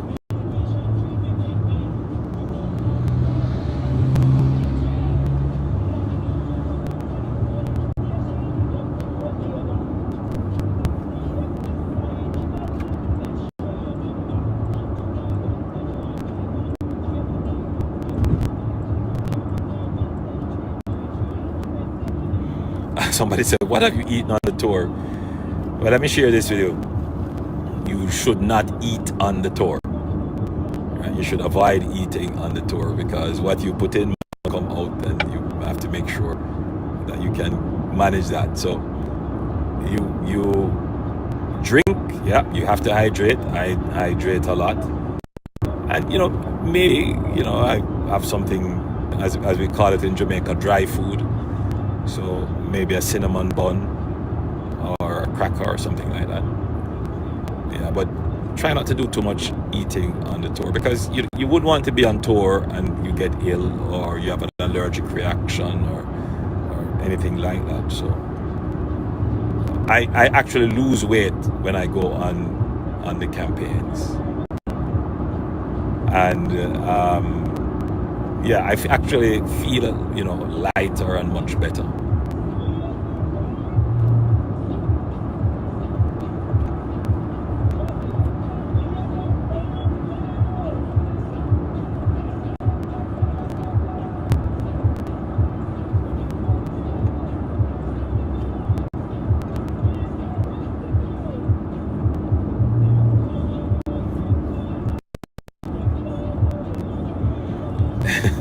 Yes, roast beef is my favorite.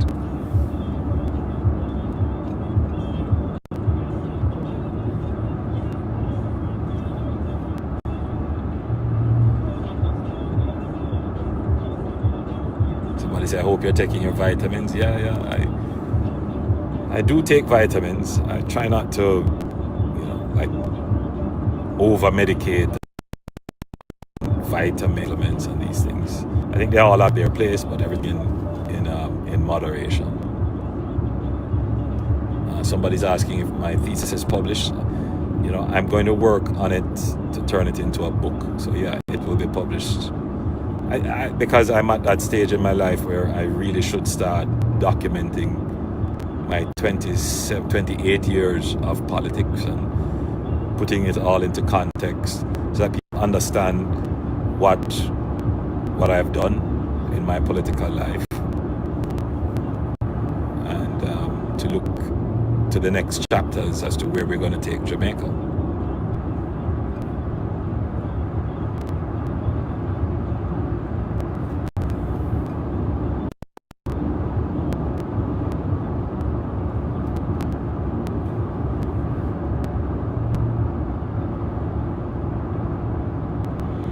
Or somebody says, explain the minimum wage, please. Yeah, that's a good opportunity. I did earlier explain what it is. So the government of Jamaica, like most countries in the world, because of the decent work agenda and to prevent exploitation of labor, most countries set what is called a legal minimum for which someone who is working should be paid, and you can't pay the person below that. So it's a legal minimum. In Barbados, their legal minimum, don't quote me, I looked at the statistics last night, I'm just not recalling it definitively, but it's somewhere in the region of about 30,000. And Trinidad is in the 20s. So ours is at the lower end amongst our peers, regionally and globally. Now, there is a reason governments have to intervene in setting a minimum wage, because sometimes markets, meaning the labor market, doesn't always get it right, because there are other social issues that the markets may not aggregate in coming to the wage. So for example,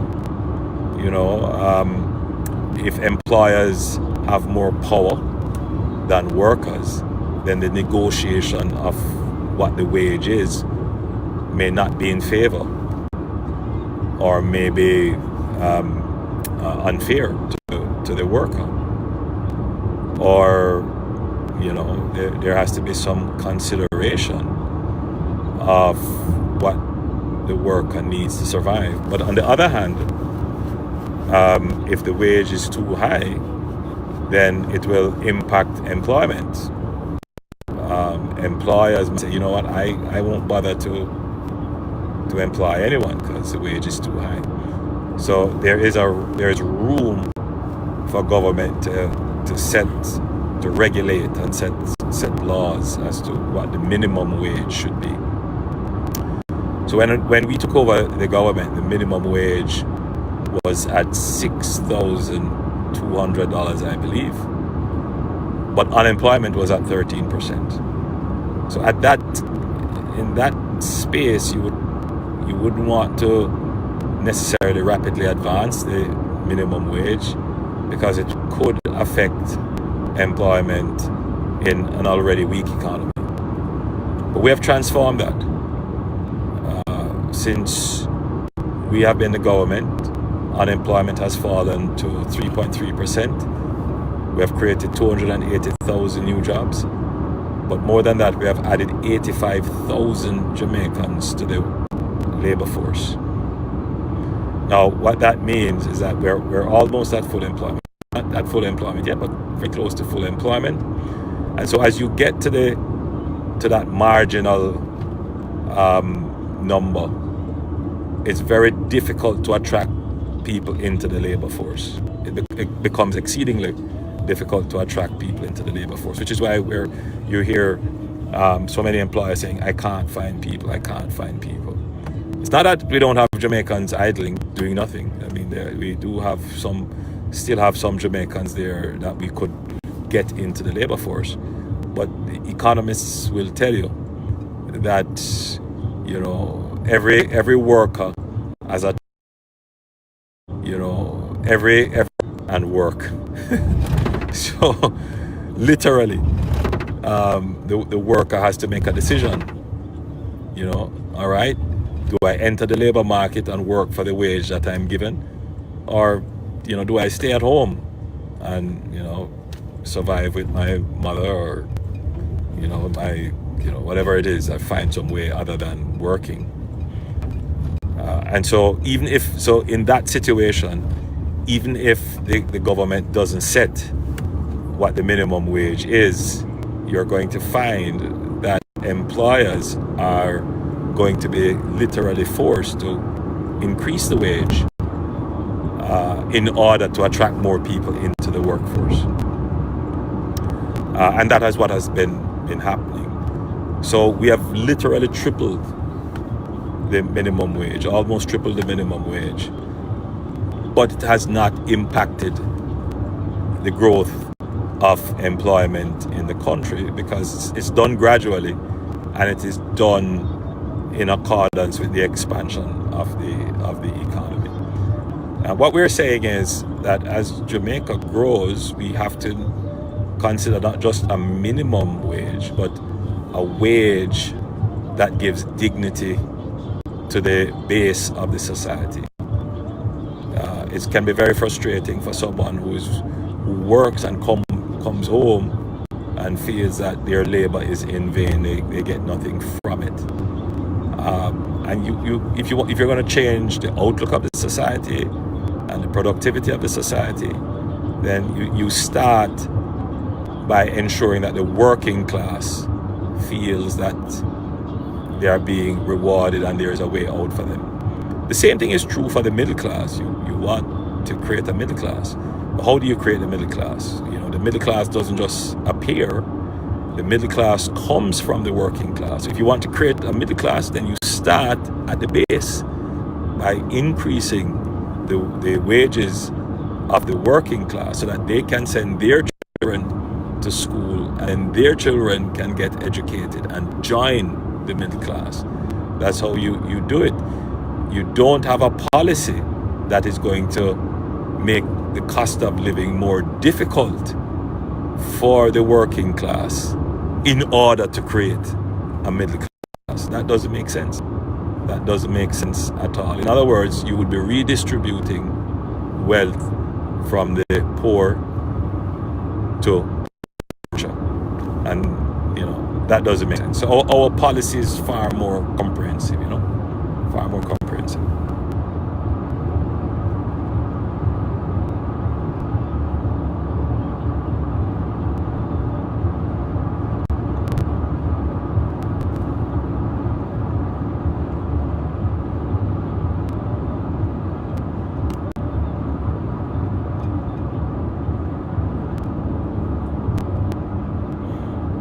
Somebody say, excuse her why schools don't start today. Schools, when we say the start of school, it doesn't necessarily mean teaching. So there are kids who are registering, there are all kinds of things that have to be done. So it's the administrative start of the school year, not necessarily the teaching start of the school year.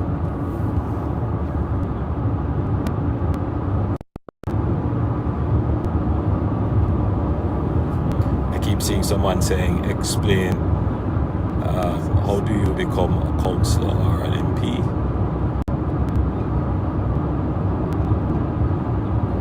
Well, first of all,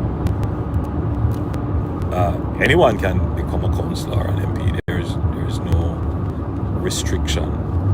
There's no restriction on becoming an MP or a councillor. I believe there are some age requirements to be registered to vote and that kind of thing for councillors. So there would be an age restriction. But I think the route that would get you there would be to, first of all, join a political party and make yourself known to the party and your intentions. Work in a constituency with a constituency organization. And then you apply to that political organization formally to become the representative. And I think every party has their different processes.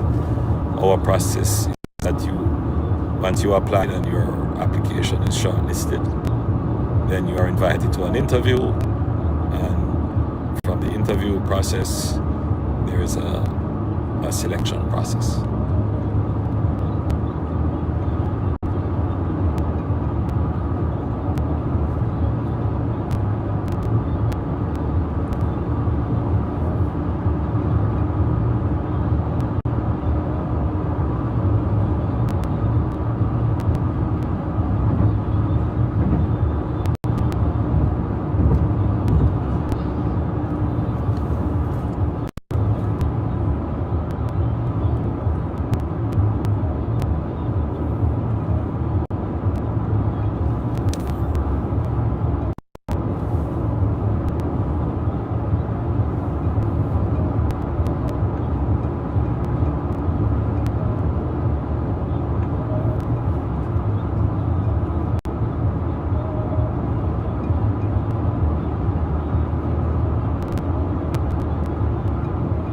Yeah, there are a lot of questions. I'm trying to read all of them.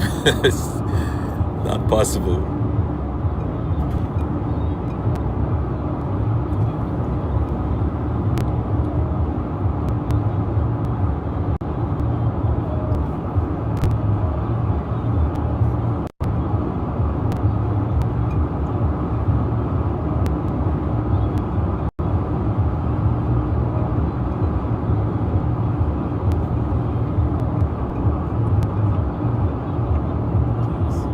Questions coming in fast and furious.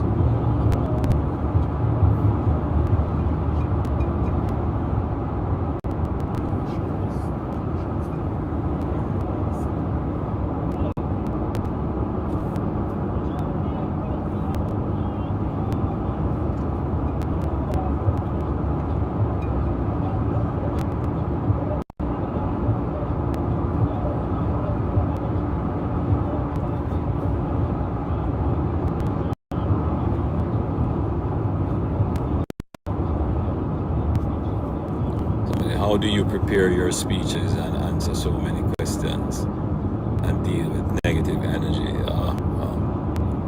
First of all, you have to read a lot, and I do quite a bit of reading. I don't read for recreation these days because I have to spend my time reading a lot of documents. So yeah, I read widely, and I read across many fields and many subject areas, and I have good people who help me to research and help me to write my speeches where they are written. Most of my speeches are not written; they are usually extemporaneously delivered. That has its dangers, but if you read a lot and you think deeply on things, then you should be able to handle speaking extemporaneously.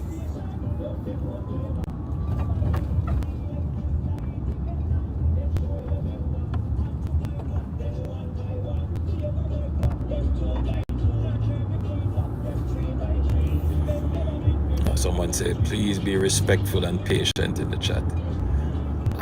I believe I've been patient, and I believe I've been very respectful. Being respectful is my nature. Yeah.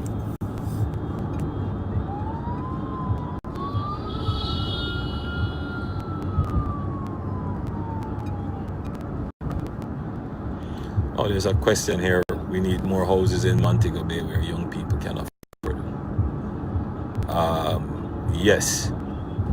So in my speech last night, I mentioned, Sunday, I mentioned that we're going to use the urban incentive legislation to incentivize the construction of affordable housing in proximity to certain urban. That St. James will be one of those areas. See, there's a big argument about the PMP's promise of 500,000 to young people, $1 billion, 500,000. So that's 2,000 youngsters between 18 and 39. There are more than 40,000 people who would qualify for that. How are you going to select 2,000? It doesn't make sense. The real problem is, as you have said, there's just not enough houses being constructed that are either affordable or achievable. And what we want to do is to deal with the problem from the supply side, from the construction side. And therefore you have to give the incentives to the developers and contractors so that they can build more of the houses you want to build, which is the affordable or achievable housing. So what we plan to do is to designate certain areas that we want to be redeveloped. And these could be in apartments and studios and so forth. And if someone makes the investment to, let's say, convert a property into studios or, create one-bedroom apartments, then their tax rate would be significantly different, if not zero, depending on what the final incentive is.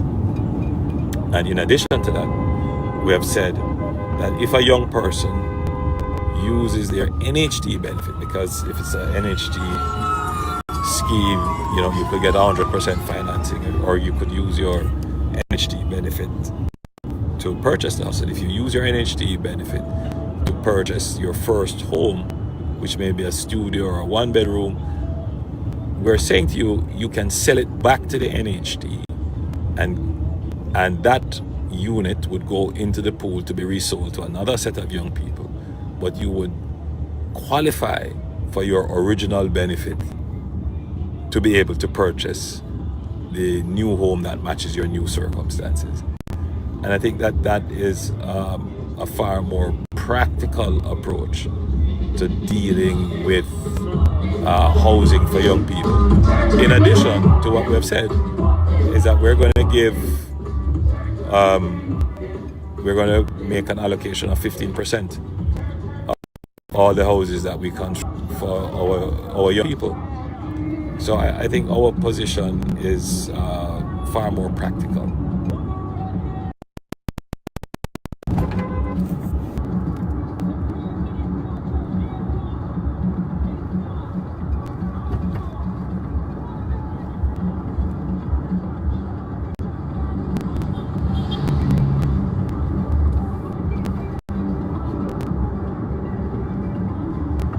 Somebody says too many people want to live in the town areas. That's the definition of a town or urban center. It's it's an area where the density and concentration of the population is high, and it's good to have, because it cuts transportation costs. It provides the labor that is needed. You know, it's better to have that concentration. But you know, I like suburbs and the rural areas as well. So yeah, we want to have the population, you know, properly proportioned throughout the country. So we are in Maypen, and there is a nice little crowd here to greet us. And this is just a line, not a big meeting or anything like that. It's just to say thank you to the people of Maypen who has been with us for a long time, and we want to show them some love and that we respect them. So I am going to be putting my head back out that sunroof. It was lovely talking to you, and I now turn you over to your moderator, Kim.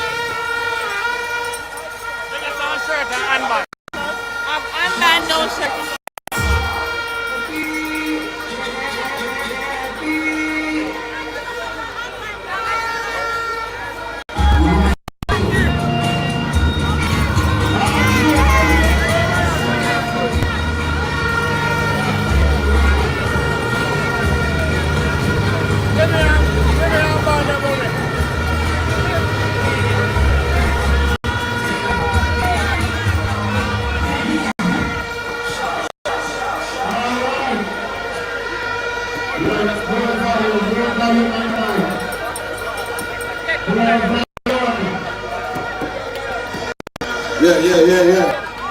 Check.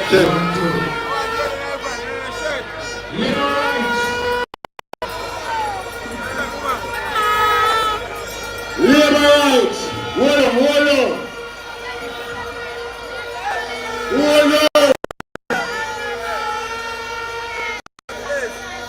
Listen to me. Hold on. Stop the blowing of the horn. Stop blowing the horns and listen. I beg you, please to stop blowing the horns a minute. We have to finish before 12 midnight. That is the law. So we need your cooperation. At this time, I am going to invite my friend, colleague, farmer of Kingston, and your next member of Parliament, Delroy Williams.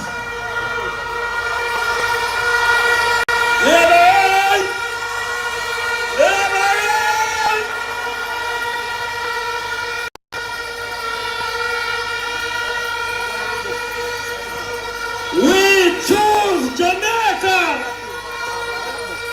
We choose Jamaica Labour Party. Guys, that's who come out. Labour rights, calm down. As you all are aware, we have to finish by midnight. No shirts. So we have to move quickly. Mic check. Really? Mic check. Oh my God. Are you hearing now? I'm good. How are you? Labour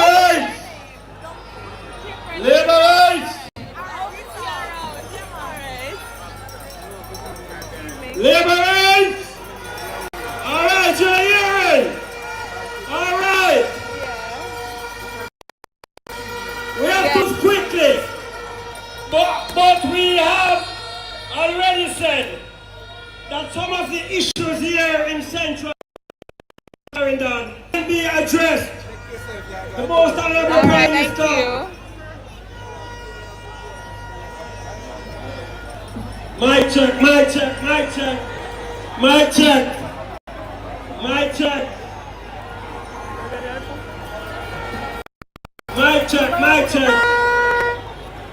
Labor rights. 1, 2. No shirts. Sorry guys, I was trying to distribute some achievements and manifestations. I'm coming out now. 1, 2. Oh, thank you. 1, 2. Alright, I'm going out and I'm going up on the shop. Yep. Well, here's the but we'll leave those. Issue will address after this election. We have the issue of water, reliable access to water. The Prime Minister has spoken about this over and over again. It's a big issue for us. For the people of Pleasant Valley, Sevens Heights, Brooks Common in Treadlight,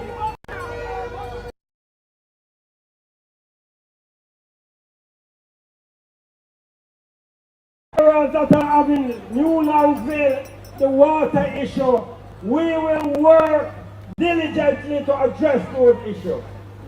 The issue of land ownership is another big issue. Those are issues that we have already started to address. The issue of the Maypen town.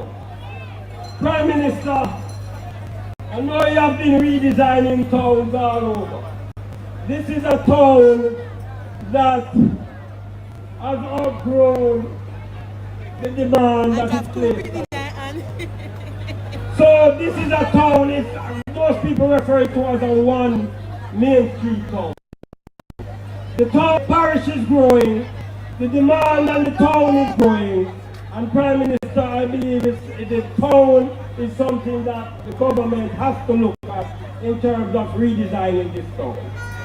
So the other right, I ask you, on election day, on Wednesday, come out in your numbers, put the X beside the day, for JLP, for General Williams, for the Prime Minister of Jamaica to continue to perform and to grow and develop and build this country, Jamaica. We are pleased with the government. We are pleased with the administration of the Honorable Andrew Holness.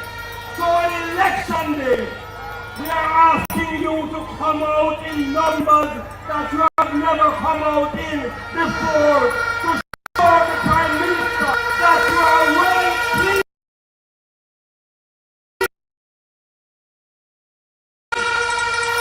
with his governance and management of this country.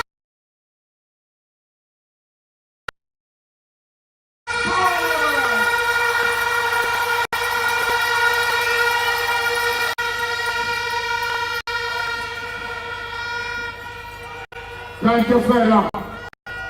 You have a right, I have one question to ask you. Are you pleased with Andrew Holness?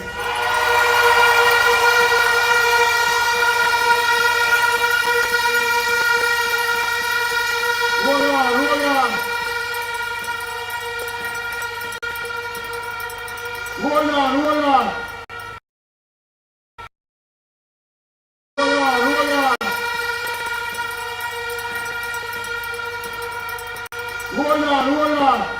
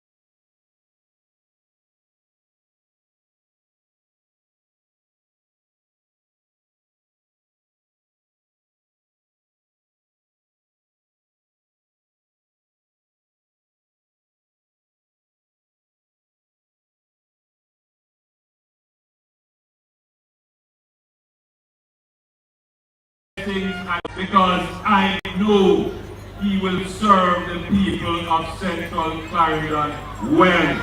I know he will be a good advocate on your behalf. I know he will pay attention to your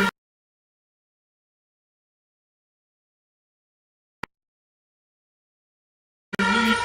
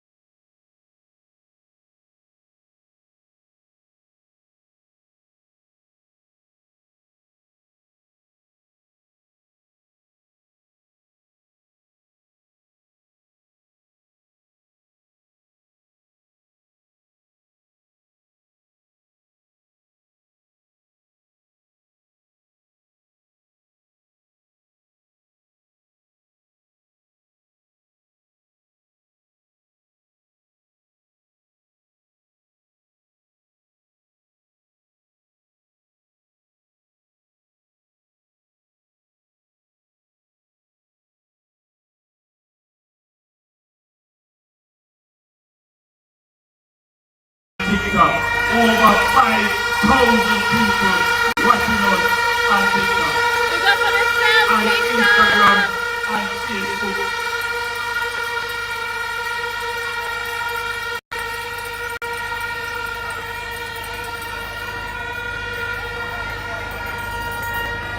Jamaica is at an inflection point in its history. That means that things are going to change rapidly for Jamaica in a positive way.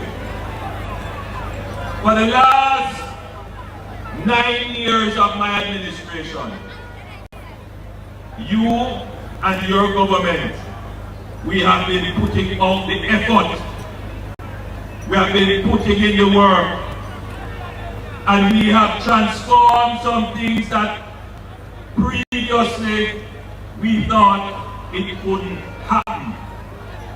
For a moment, just for a moment, imagine that today was 2016. And I said to you, I am going to ensure that every Jamaican will sleep with their windows and doors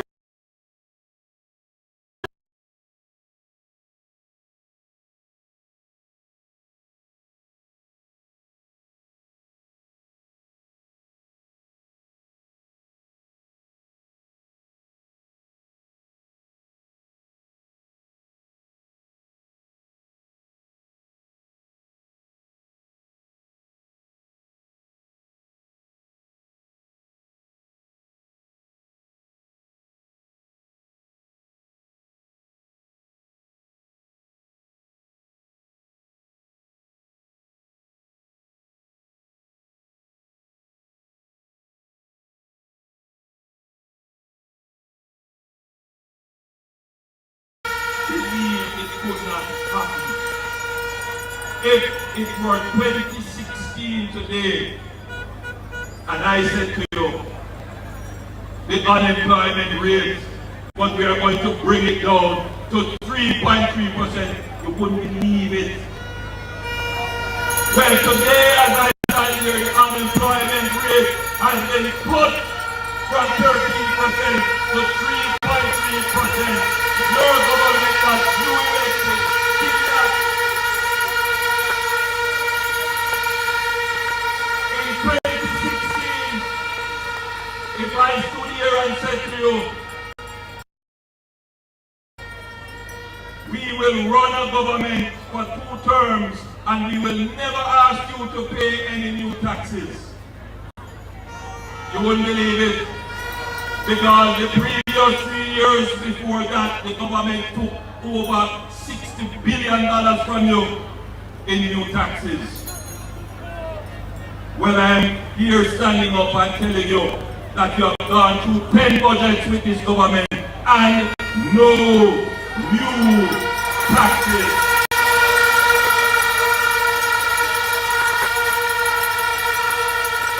In fact, we reduced DCT from 16.5% to 15%.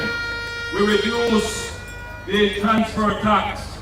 We increased the income tax threshold 3 times over the period of time. And for the first time ever in Jamaica's history, we had a reverse tax credit where people earning under a certain amount of whatever it was $3 million got back $20,000 in their bank account. We did that.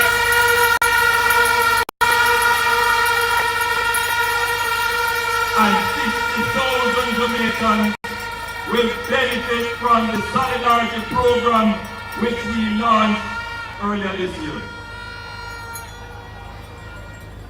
If I stood here and told you in 2016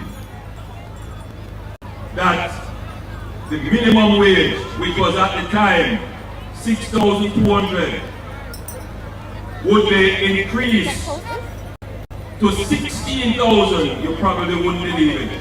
Well, today, we have increased the minimum wage. We have almost tripled it to $16,000. And on Sunday, I told you that we are going to increase it to 18,500, and we are going to move to a system of minimum wage, which will eventually double the minimum wage as it stands. So that all of you here, most of you here are working in and around the minimum wage band. You will get a better wage. I want to say something on that. There is a proposal to move the income tax threshold from 1.8 to 3.5.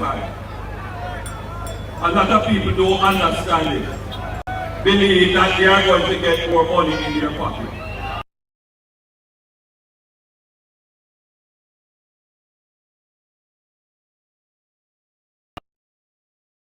Maybe about 4,000 people are here. And so how can you earn more than 1.8 million?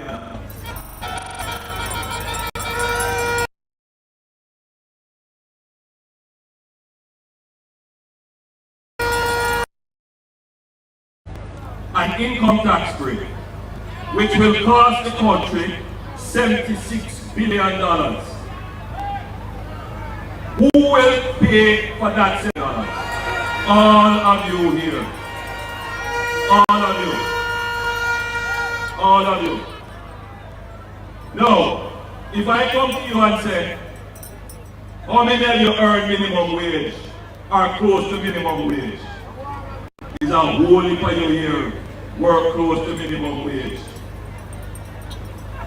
Domestic workers, bartenders, gardeners, people who work in supermarket, whole heap of people. So we are not into this business of giving only to people who are doing fairly well.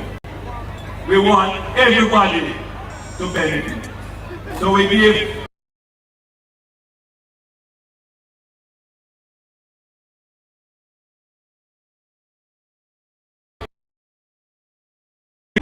people who are considered to be in the middle class, we give them some increase. And we also give to the retired people. Our plans are fairer, more equitable, and will not cost you any additional burden. So,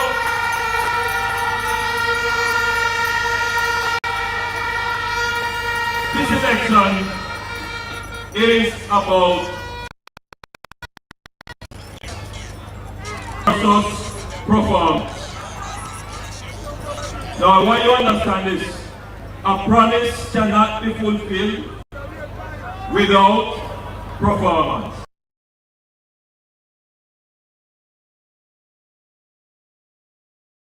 If a man a promise to you, and he never do it before, would you?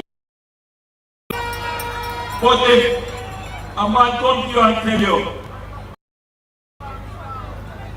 we have cut crime in half, we have cut poverty in half, we have cut the debt in half, no new taxes, we have given you back money, we put in place the Spark program, we have done so many things, and then we say to you, now it's time to focus on the other things that have been bothering you. Your road, your water, and we tell you that the carpets that we have been building on the highways, we need to take those carpets to your driveway.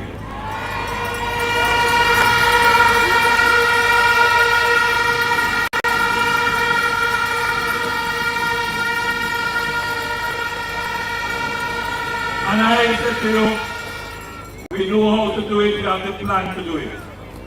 Make a decision.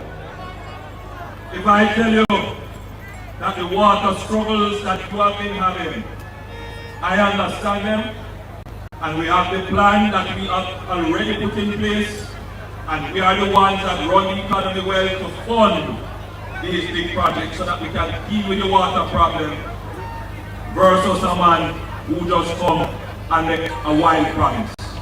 Who are you going to gamble on? Listen, some of the things that I hear the PMP talk about and the promises that they give, it sounds to me like they make the promise when the rum tell them is a big answer.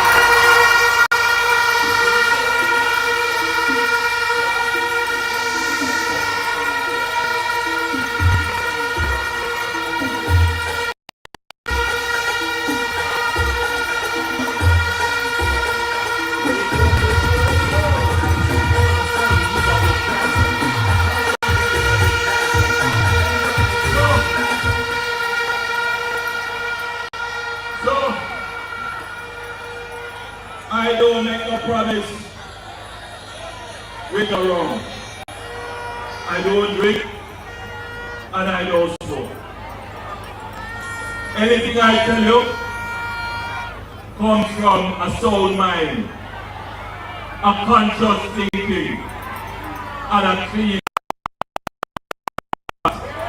I tell you how we can achieve what you want, and I show you my record of work and performance. I ask you tonight to make a choice for Jamaica. Make a choice for Jamaica. Make a choice for the benefit of you and your family. For the first time in Jamaica's history, a campaign can be run on achievement, on a record of things that we have done that you can see are real achievements. For the first time in our history, we are at a point where the efforts that we have made are going to be delivering results far greater than the effort made. It is called the point of inspection. Do not disturb that. Jamaica is on the taxiway to take off because of the leadership of the Jamaica Labour Party. Do not disturb that.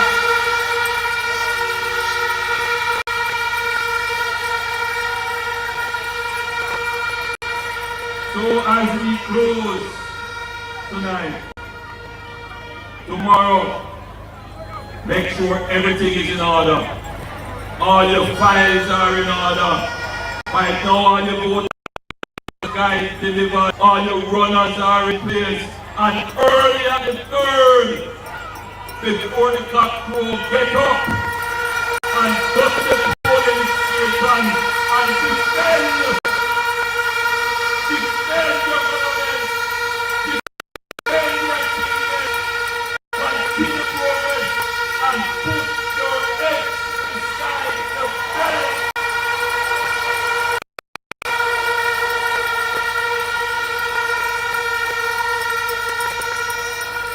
You are my people. I have dedicated my life to you. I choose Jamaica. I don't choose any other country. Jamaica is not a convenience for me. Jamaica is my only option. Jamaica is my only allegiance. I am you and you are me. We are Jamaica. God bless you. Prime Minister, remember, vote early, vote better, choose Jamaica, choose Jamaica.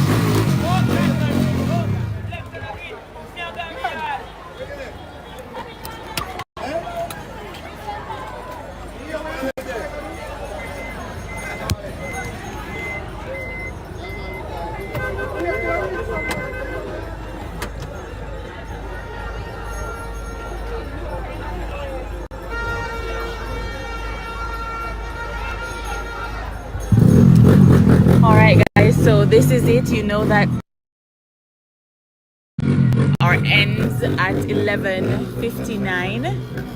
I wanted PM to come and say a few words to you in goodbye. Yes? Oh. Oh. I'm gonna ring myself. Yeah,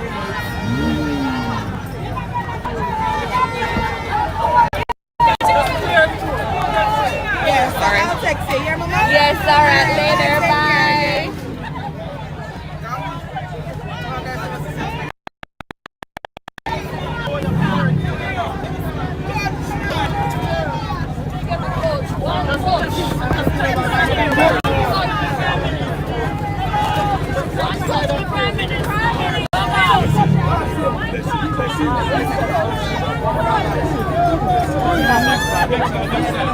Next side. Yes, man. Bless you. Awesome. All right.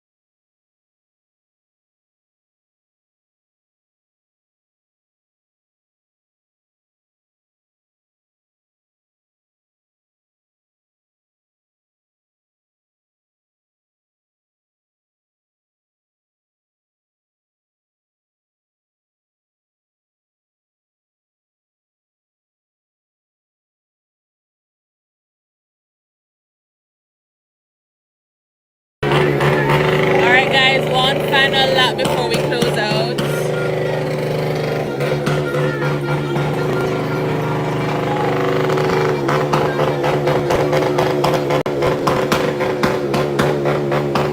Guys, I don't know if we will talk again until maybe election day or after, but it has been my great pleasure to bring the campaign to you. Thank you for tuning in faithfully every day. You make the lives worth it. You make the engagements worth it.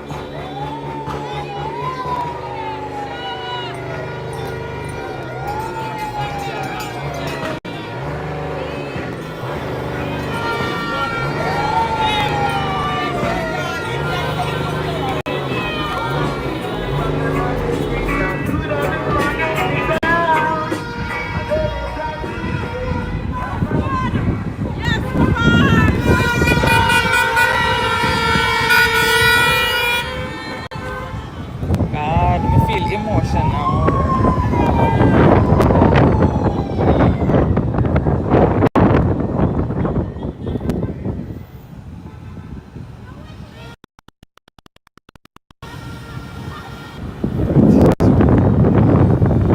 All right, guys. We made it.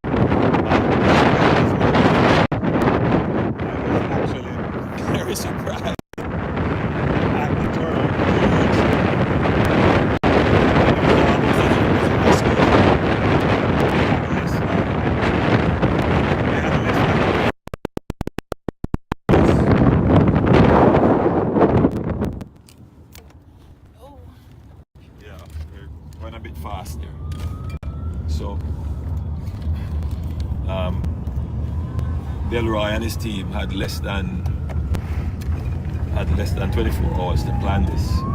Well, maybe less than 15 hours to plan it actually.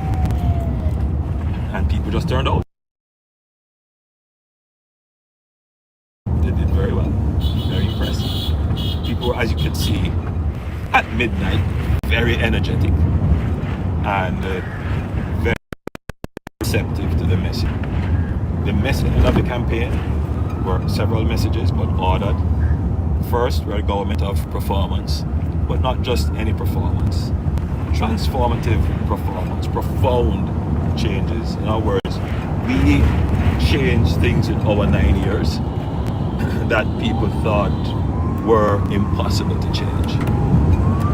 Then we pivoted at an inflection point. Meaning, an inflection point is when the rate of change increases. And so Jamaica's rate of change, of improvement, is going to increase relative to the effort that we put out. So in other words, growth is going to become easier because of the efforts that we have put out. So the economic stability, the institutional building that we have done, the movement towards social equity with the social pension, increasing the minimum wage and increasing path and all the other kind of social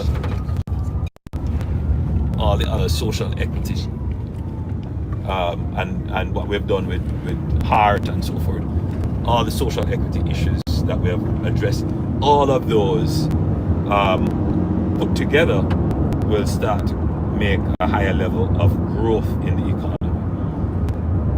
And therefore, a higher level of growth will mean a higher level of revenues, which will mean a higher level of potential expenditure on public services that were neglected for decades, roads, water, and so forth. Seeing that happen, we're able to make a projection, allocation of expenditure on spark roads, and you see for yourself spark roads being done as we drive around the country. So we then pivoted to say, listen, is this great point where we're about to take off. We're on the taxiway and we're gaining momentum and we're about to take off. Don't disrupt that. Don't change that. Don't put that at risk. And then I close with my usual closing statement. This election is really about two things. It's about promise and about performance. One political party is just making promises, and I mean, it might be funny to say it, but it is really true. It appears that these promises were made when the rum was telling them they are a big dancer, obviously, because a lot of these just don't make sense, and I've gone to great lengths to explain why they don't make sense, particularly this massive proposed increase in the income tax threshold, which will amount to the greatest transfer of wealth from the poor to the rich. They defend it by saying, we are trying to create a middle class. You don't create a middle class by redistributing wealth from the poor to the richer classes. No, you create a middle class by increasing the wealth of the working class, by giving them more income and more resources so that they can begin to own assets. They can send their children to school and get an education, and it is on that basis that you have a more equitable society when your middle class grows out of your working class base.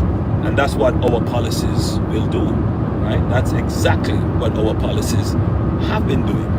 Under our government, the middle class has expanded, not by any redistribution, but purely by growth.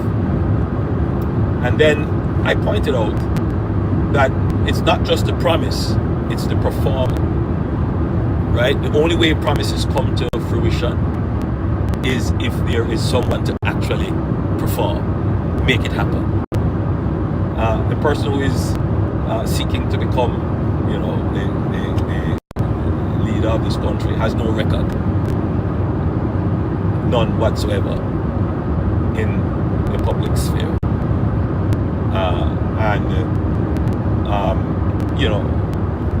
it's not proven. So I have a proven track record. I have worked hard, but more than that, I have dedicated my life to Jamaica. 100%. I have not chosen any other country as the country of my allegiance. From day one, it has been my mission and vision to serve Jamaica, and I have done so honestly, earnestly, and from the bottom of my heart with all sincerity. And I have to the people, ask of the people. People will decide. I believe I have worked hard. I believe I have merited the support of the people to continue as Prime Minister. But as always, this is a democracy and it is in your hands. I ask you to choose wisely and to give your support to myself and the Jamaica Labour Party. God bless you all, and I'm sure we'll have other lives where we'll get to meet up again and talk. But until then, have a good night. All right, guys, and that is it. We are signing out until such time. Take care of yourselves, and we'll speak again soon.